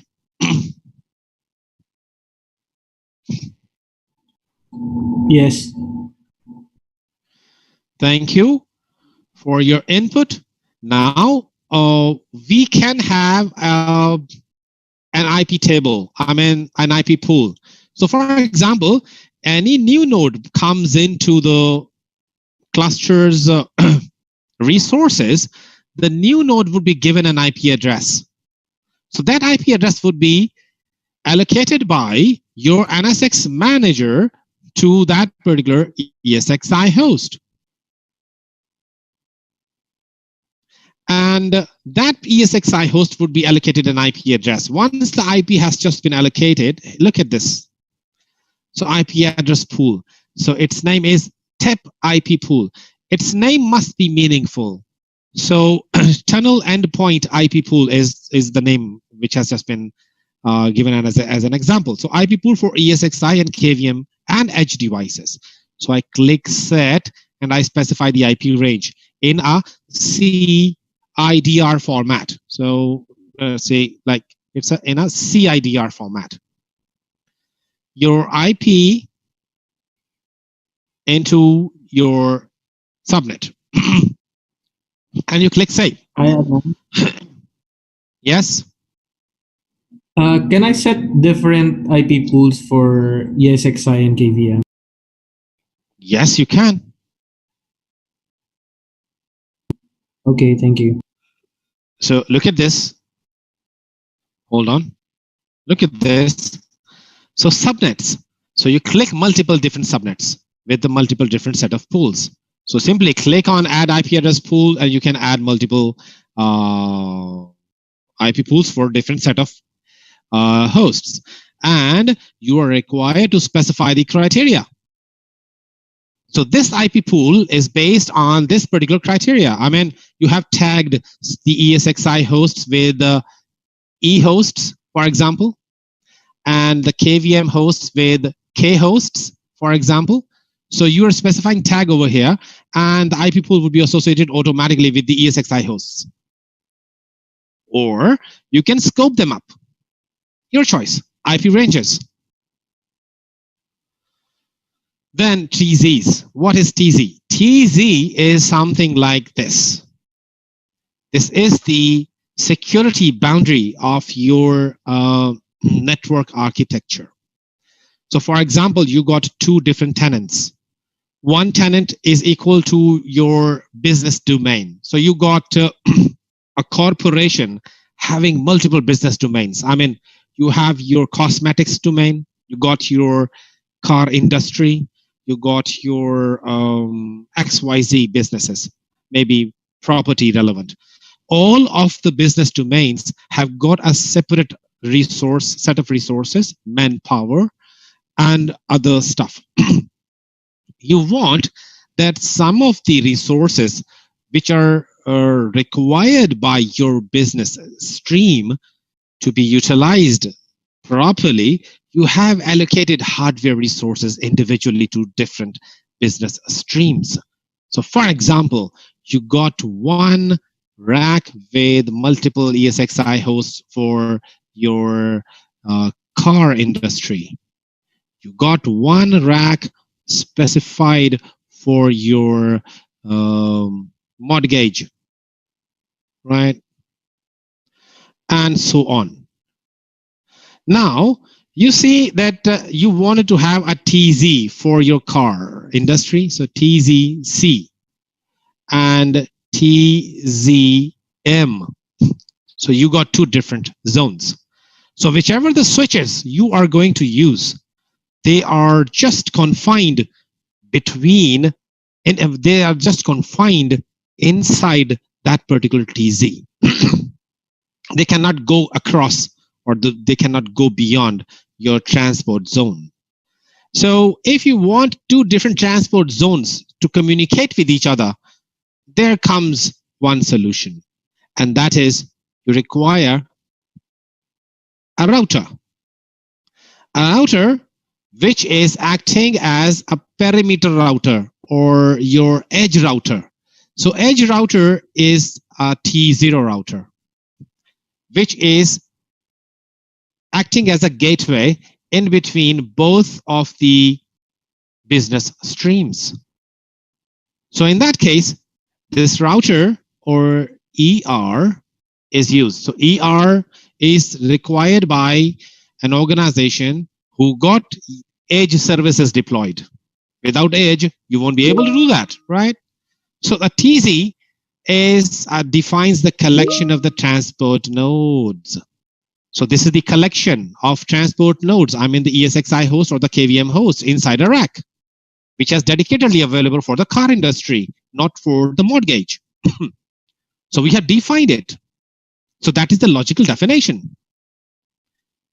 So in this logical definition, I got all my hosts, whether 2, 4, up to 64 nodes.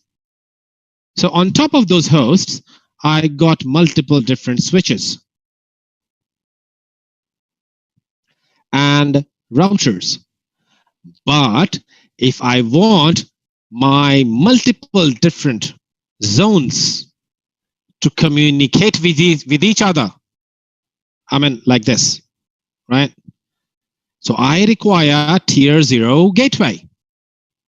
How can I achieve tier 0 gateway?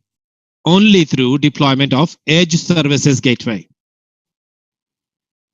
You got the idea, guys?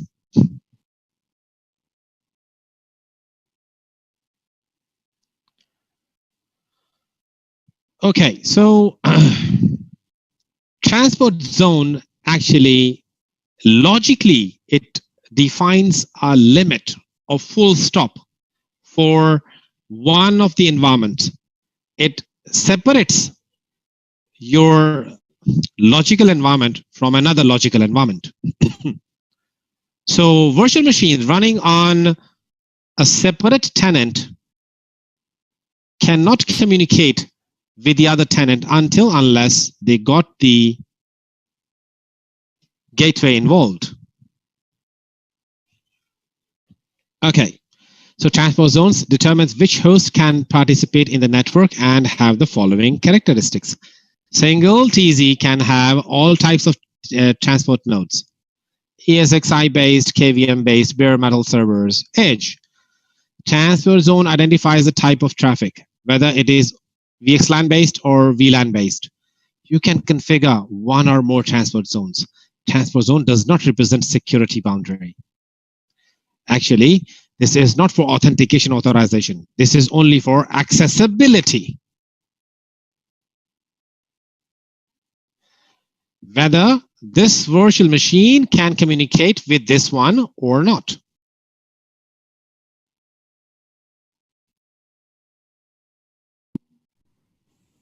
Adnan? Okay. So transport node switch. Yes. Hello? Yes, I can hear you. Yeah. Just for clarification, if I have multiple switches but only needs layer 2 communication, I won't need T1, right? But if I need inter VLAN routing, I would need T1. No. If you are looking for inter VLAN routing, then your traffic is going out of your virtualized architecture to the physical architecture, right? In that case, you require T0. But if you got multiple different networks, which are connecting multiple different virtual machines, and you want the virtual machines to communicate across or with each other across multiple different networks, then you require T1 router, because T1 router is known as the distributed router. A distributed router is a router which helps you to get your east-west traffic communicated. For example, you are a user. You wanted to access the application interface. So you are using your laptop, or you are using your desktop to access your application. Am I right? In that case, you are using the physical machines. These physical machines are connected to the physical switches, and the traffic is going through the tier 0 router because your physical environment should have a proper interface to connect with the virtualized environment. So that interface is given by the physical router or your physical switch, which is going through the network. You got the understanding, or you want me to draw on the whiteboard, guys?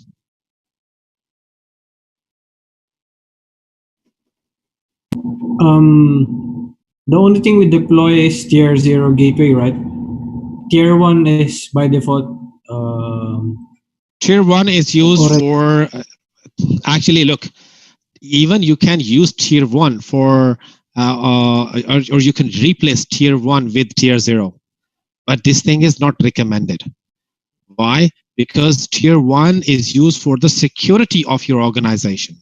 I mean, you got one application which got a high availability architecture. So the application interfaces are communicating with each other. I mean, this is known as server to server communication. So in that server to server communication, you would not allow any person to directly intervene. So you should go through a proper channel, which means your traffic must be filtered through the firewall, and then it enters into the secure environment where the applications is being consumed by a user. So in that case, in either of the situation, you are using desktop or you are using a laptop, how you are going to connect with the internal virtualized architecture? So for example, I don't explain you in my language, but I explain you in your own way how the virtual machine is going to communicate with the physical computer system. How are you going to elaborate this? So I just draw what you people tell me about. So let's see. Yes? Adnan question. Am I correct? One uplink from the BDS, virtual distributed switch, would mean one logical switch? Yes. Okay. Okay, now, who is going to answer my queries? I want, who asked this question? I just couldn't see the name of my student. I mean, who were asking this question that how the T0 is not required, or can you replace T0 with T1? May I know the name? Rodney.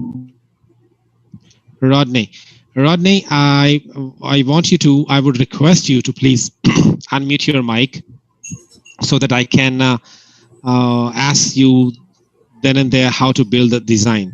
And all of you guys also, okay? Because Rodney got a very good question, and I want to explain it in more details. So consider, Rodney, that this is your this box is your KVM switch, okay? I mean, or KVM or your ESXi host.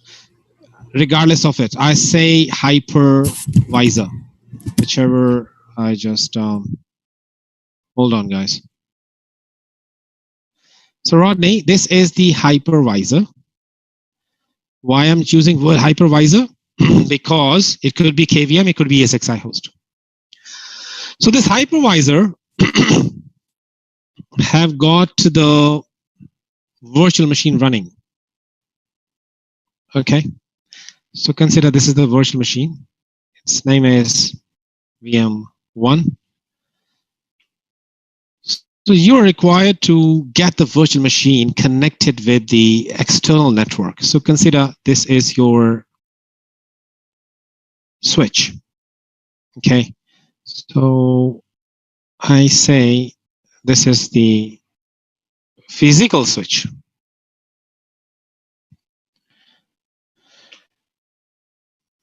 And this is you located outside. You are using your laptop.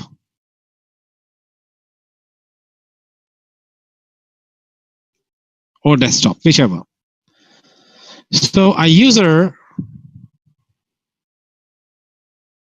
in physical environment wanted to access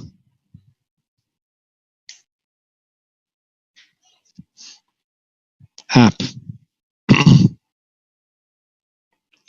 So the very first thing is required is to get the user's machine connected with the physical switch, right? Then this ESXi host must have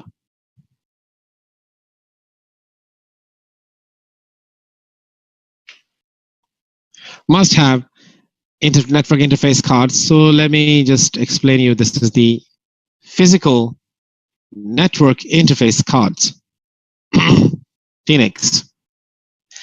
And these network interface cards are connected with the switch. Okay. Am I able to communicate with the virtual machine 1? Rodney? Via the T0. No, it could be the simple switch as well. So consider this is the VDS. There's no T0 as of now. It is VDS. And the VDS got connected with its uplink. So this is how the, hold on. This is how the VDS is connected with the uplink, okay? Simple. Now, you got the VM1. You require the VM1 to be connected with the switch. That's how your path or the data path is completed, right? But if I wanted to build a VLAN for the virtual machine to communicate with, the VLAN requirement is to configure VLAN either on the virtual switch or to the physical switch or to the guest operating system. And this particular VLAN is required to be configured on 2 points. One at your virtualized environment and second in your physical environment. So the VLAN configuration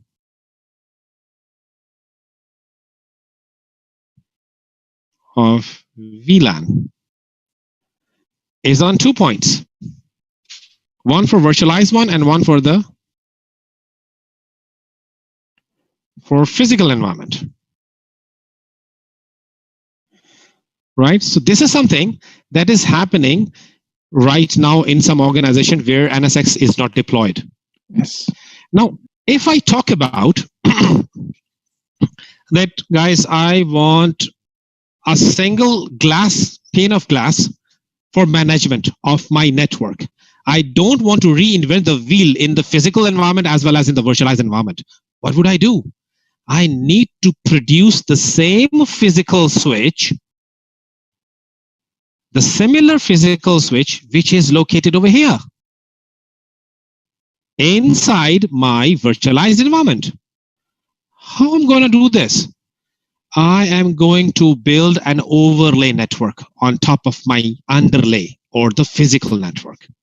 So whenever I talk about the physical network, I'm talking about physical network. I'm talking about underlay network. Keep one thing in mind. Whenever I talk about the virtual network, I am talking about overlay network. You got my point?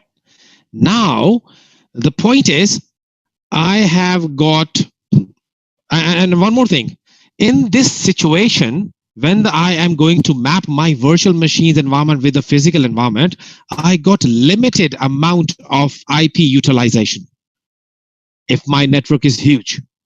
And there are some more constraints I need to face, like I cannot extend my network on the cloud unless I got some manual functions to follow. So what actually I'm going to do now, I am going to build a virtualized network that runs on top of the physical network. Let me just draw a line. So this virtualized network give me a streamline access to my interface accessibility of the virtual machine. In this case, this physical switch has just been moved. What should I say? Like this. It's just been moved or transformed,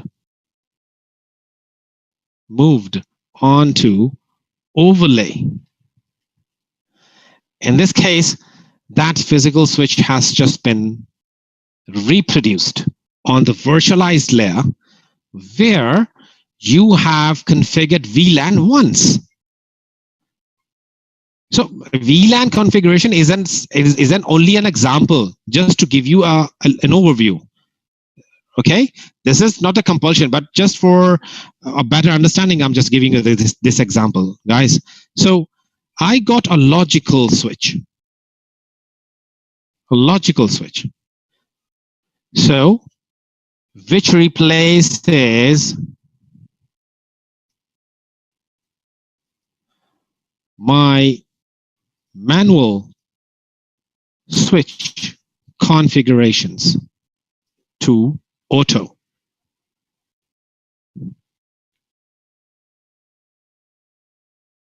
Got it?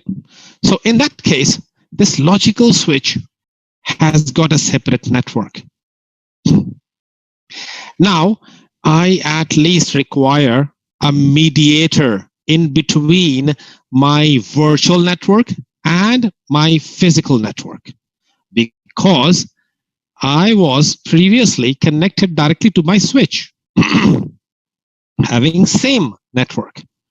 Now, this network accessed by the virtual machine have got some security. So, and one more thing, you guys are from the network background, you know the difference in between the spine and leaf architecture and the three-layered approach of access layer, distribution layer, and the core layer, right? So the spine and leaf architecture is the most hot cake in today's industry. They are transforming from this three-layered approach to spine and leaf architecture, which got the mesh topology and directly accesses the core features from the access to core. And the distributed or the distribution layer, where you are just configuring your firewalls and other stuff, has just been reaching up to the core layer where you are just going to configure them. So now, at this particular point, you got your user in the physical environment. So you got a router in between. And this is again, an overlay router. So being a user who is going to access our environment, virtual environment. So what happens? This is the virtual or overlay router, which got two interfaces. So one interface is the gateway for or the peering IP address or the LIF. So you can say this is the uplink LIF, and this is the internal LIF, and your application is connected onto the internal LIF, and you got connected with, let me just change its color, because you won't be able to then distinguish in between the two routers are communicating with each other. So let's see, this is its color, and I use this as a virtual router, and I build another router which would be black and having the physical communication in this case. So you got maybe directly connected or through the switch, no idea, whichever the topology you use. But just for your information, I'm just explaining you all this thing. So we got a logical diagram, because conceptual diagram would never tell you about the IP addresses and other stuff. Neither I'm going for the physical diagram, which contains some vendor names and other stuff. So this is another router which got its, okay, so it got its LIF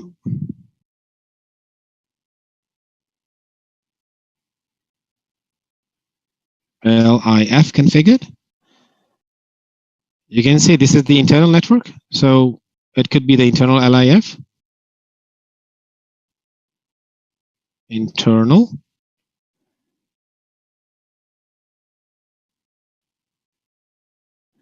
And they are connected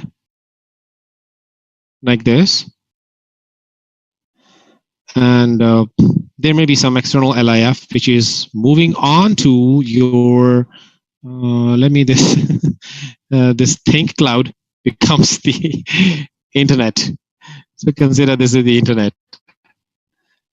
So the internet or external net, whichever you consider. So there comes the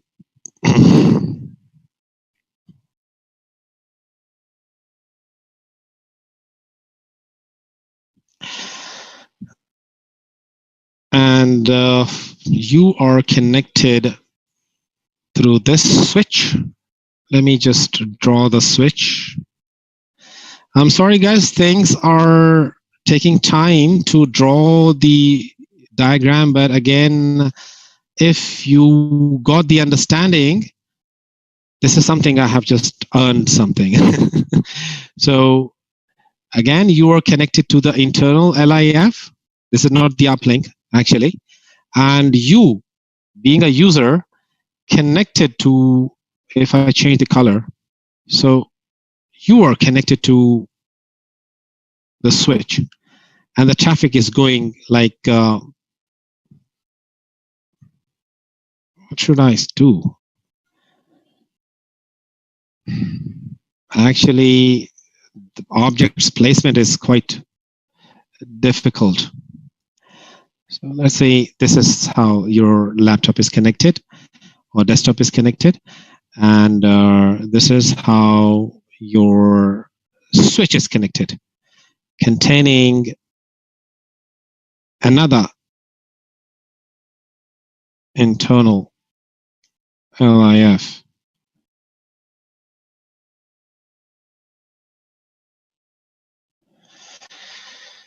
Guys, is it okay for the understanding? So this is your T1,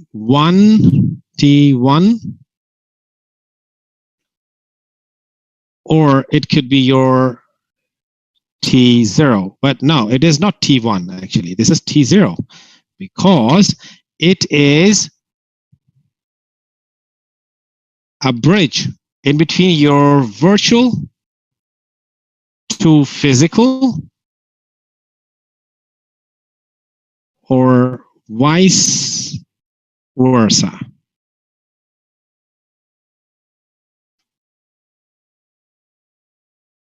routing. So if you wanted to get your virtualized environment connected with the physical routers or the physical environment, this is how, or in this example, you can even replace this with the bridge. So the bridge, but bridge is used in some situations like VXLAN to VLAN communication or vice versa. So Rodney, is it understandable? Yes. So this is how you are going to have your TZs configured. So transport node is equal to the Hyper-V, or your ESXi host or your KVM. So NVDS is something that you are using. So NVDS is the one which is being used by your nodes for, it could be your ESXi host to KVM communication, or if it is ESXi host to ESXi communication, you would be using your VDS as well. So it depends. So based on the topology, it is used by the ESXi host automatically. And the VDS or the NVDS. So the NVDS switches are created and are identified by a separate icon. You can see apps DB segment. So you see this is the NVDS icon. Whereas the other one is known as the other icon, which is, you can see the icon is different. So this icon, which is coming up with N, is the ESXi host configured VDS icon.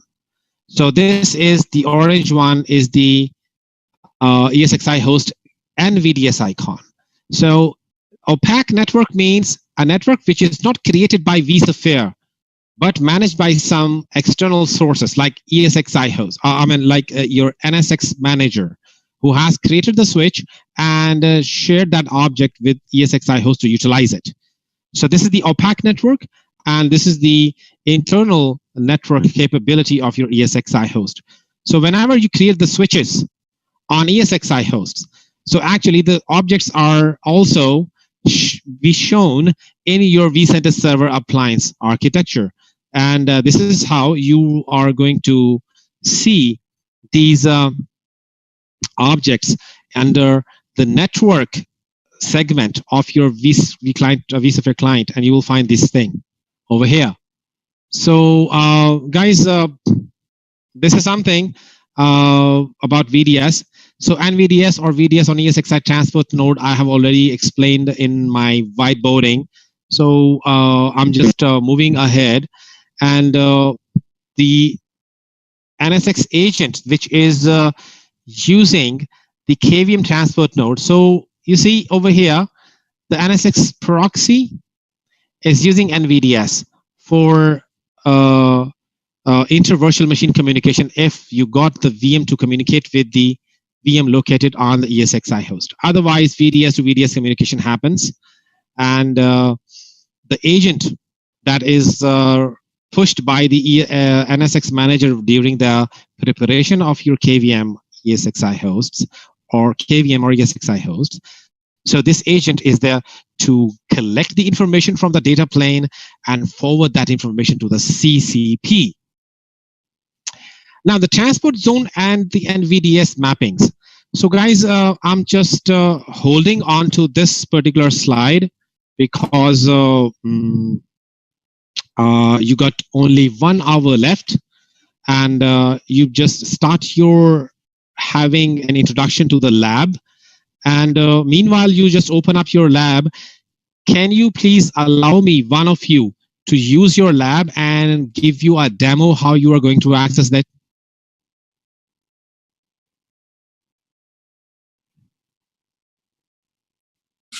You could use mine, Adnan. Rodney, you're talking. Okay. Thank you, Rodney. Can I know, may I know your user account?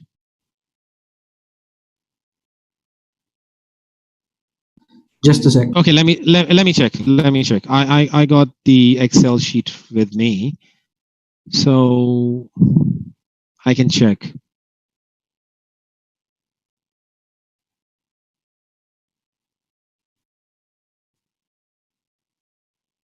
So it is caret 05B. So guys, I'm sharing my screen with you. Now all of you can see my screen, right? So I open up, you please follow my instructions. So you open up run command and you type mstsc. In the dialog box, you punch in the URL, which is vdc dash carrot caret dash a dot vmeduc.com, and you click connect. But instead you move on, you need to check which username are you punching in. So the username should be like vmeduc backslash, then you got your username, which is caret 05B, and you click connect. So after a while, you will be asked for username which you have just presented. You will be asked for the password. So the password is V capital, M capital, WARE in small, one bang or exclamation mark. And you click OK.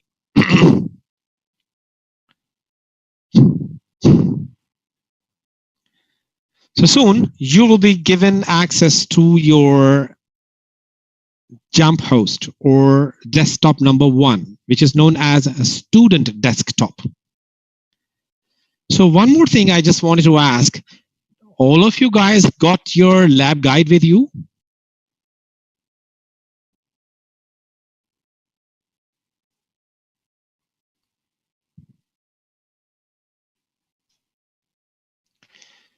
So please open up your lab guides and okay, thank you. Okay, guys, so if you don't find your username there, so it is VM dash caret 05B dot vmeduc.com. And in the options, you select V class slash administrator. It asks you for the password. The password is same, VM capital WARE in small, one exclamation. And this second desktop would lead you towards your actual lab. Now, you need to open up your lab guide and start following the steps. So guys, I'm muting myself.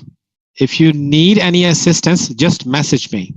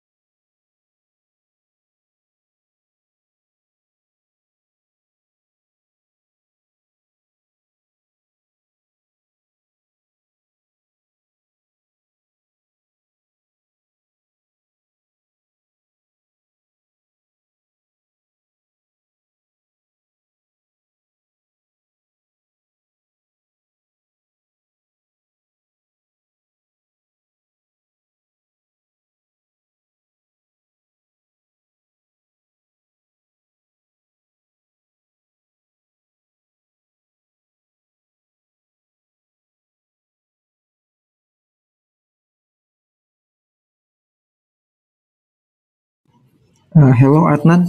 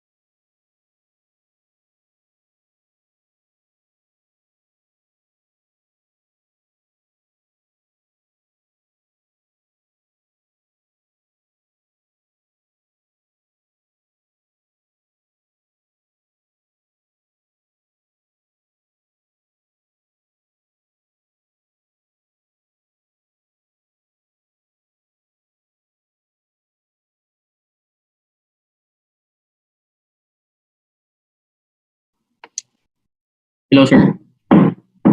Sir?